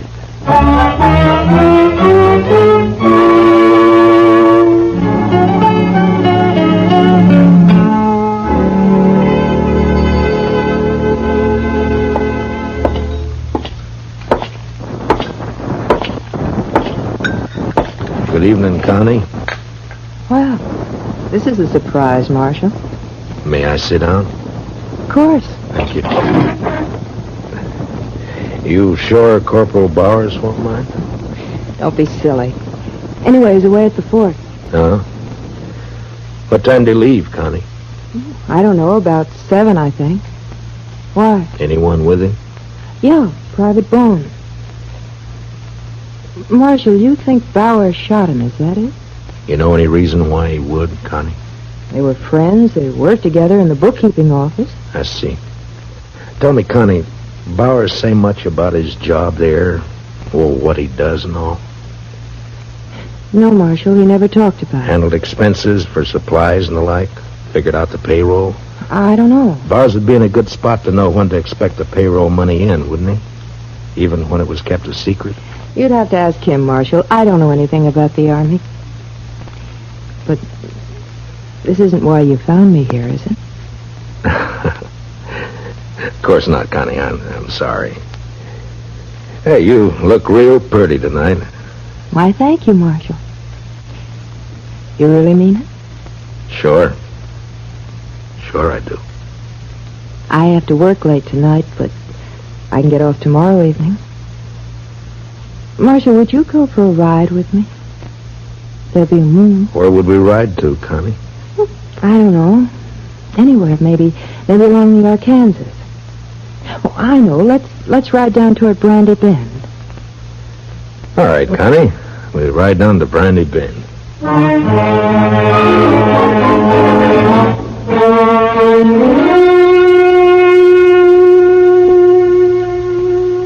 You're all dressed up, Mr. Dillon. You going somewhere? Yeah, after supper I am, Chester. Got me an engagement.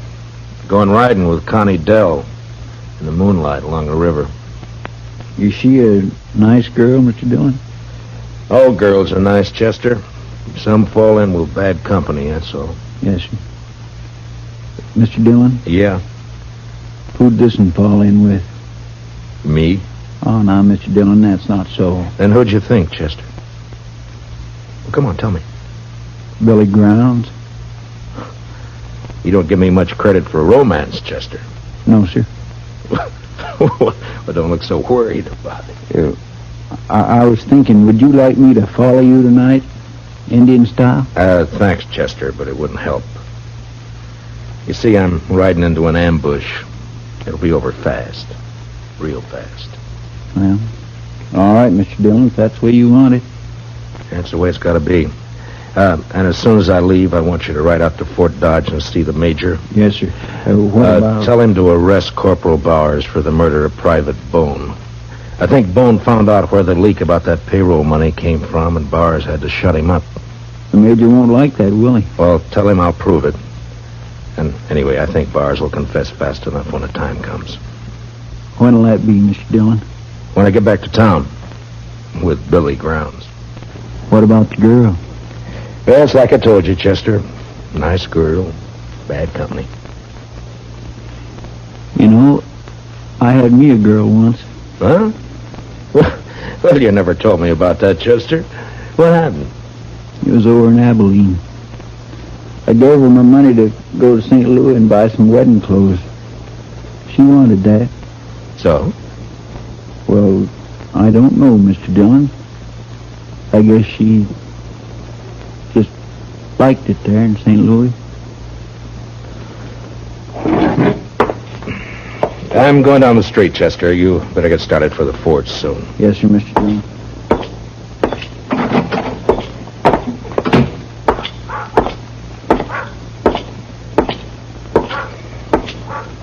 Evening, Marshal. Hello, Shiloh. I feel another drunk coming on, Marshal. Well, then check your guns back there with Chester. Well, what if the Army comes tonight? I'll need my gun. And stay sober. But if the Army doesn't come, I'll have stayed sober for nothing. Every man's got his problems, Shiloh. But if I see you drunk and wearing your gun, you'll wake up broken-hearted in jail tomorrow. Tonight I'm going to get drunk enough to draw on you, Marshal. That so, Shiloh? And some night you're going to die.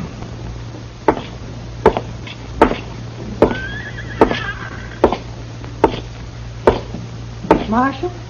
Oh, hello, Connie. I got off a little early. Shall we go now? Anytime. I keep my horse at the National. I'll meet you at the edge of town. Oh? You ashamed to be seen with me? Well, no, Marshal. But, well, you know how people talk. Sure, Connie. I'll wait for you just down the trail. I'll hurry.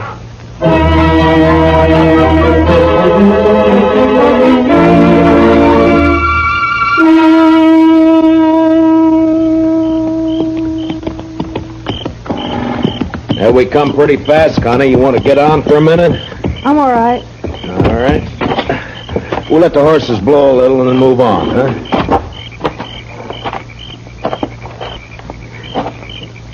You nervous, Connie? No. Why? Well, then sit down and relax. All right. This better? Yeah.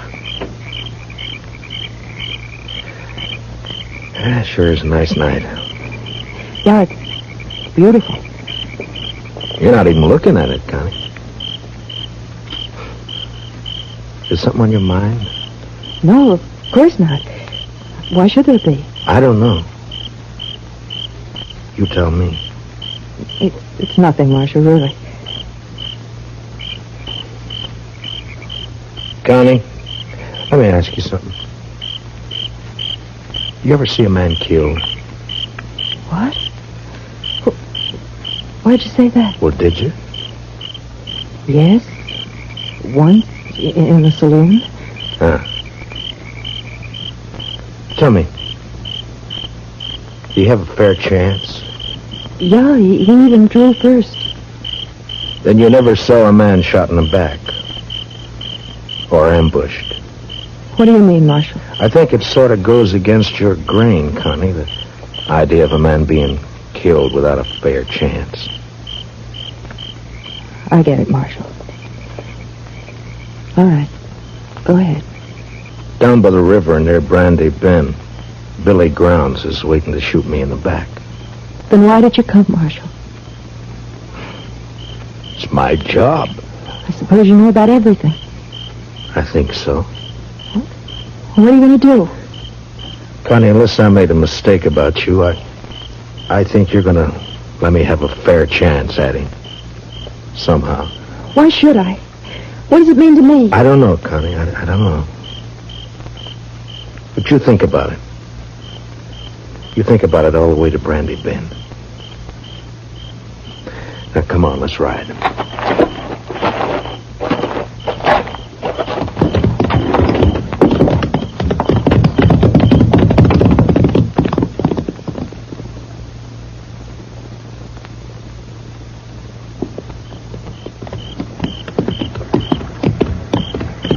Make a nice camp down here. Plenty of wood.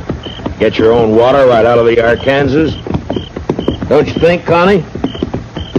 A man could hide out for a long time down here. Marshal. He could be safe here, even while the Army was trying to move into Dodge. A lot of men were being killed back there. It's peaceful here. Quiet. Marshal, I can't do it. Tell me, Connie. That big cottonwood up ahead. On the left. All right. Keep moving. When we get there, I'm going to ride fast. I'll hang onto the offside of my horse for cover. When I start, you turn around. Get back out of gunfire. Yeah, it sure is pretty down here, Connie. You know, maybe someday we can come down and go fishing, huh? That river's full of catfish. Did you ever get a catfish dinner? Oh, they can be mighty good when they're small enough. Back, Connie.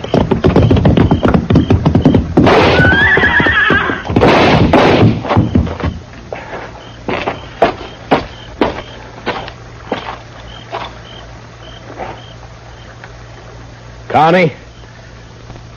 Connie?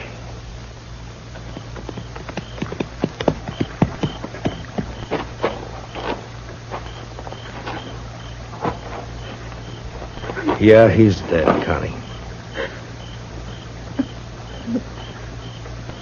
I'm all right, Marshal.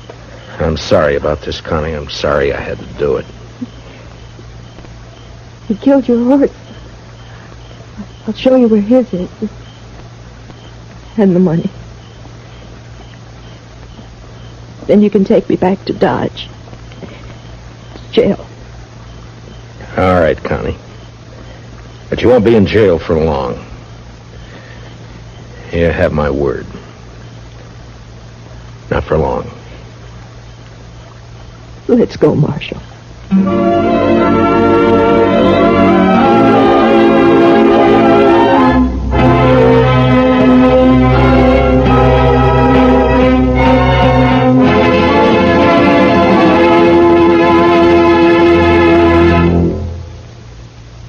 Gunsmoke, under the direction of Norman MacDonald, stars William Conrad as Matt Dillon, U.S. Marshal. Tonight's story was especially written for Gunsmoke by John Meston, with music composed and conducted by Rex Corey.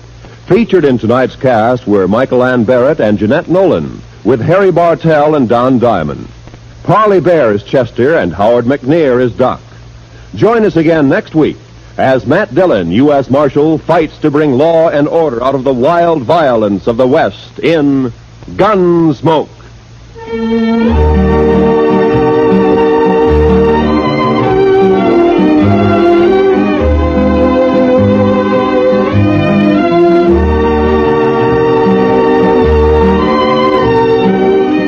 Swan soap in the dishpan, and for any soap and water job.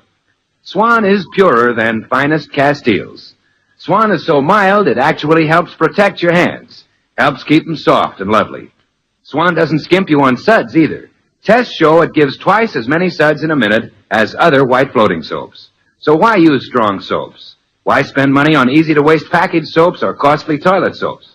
No need to when you can get Swan, the soap that's purer than finest Castile. Thanks for listening to HOJO Radio. We'll be back again very soon.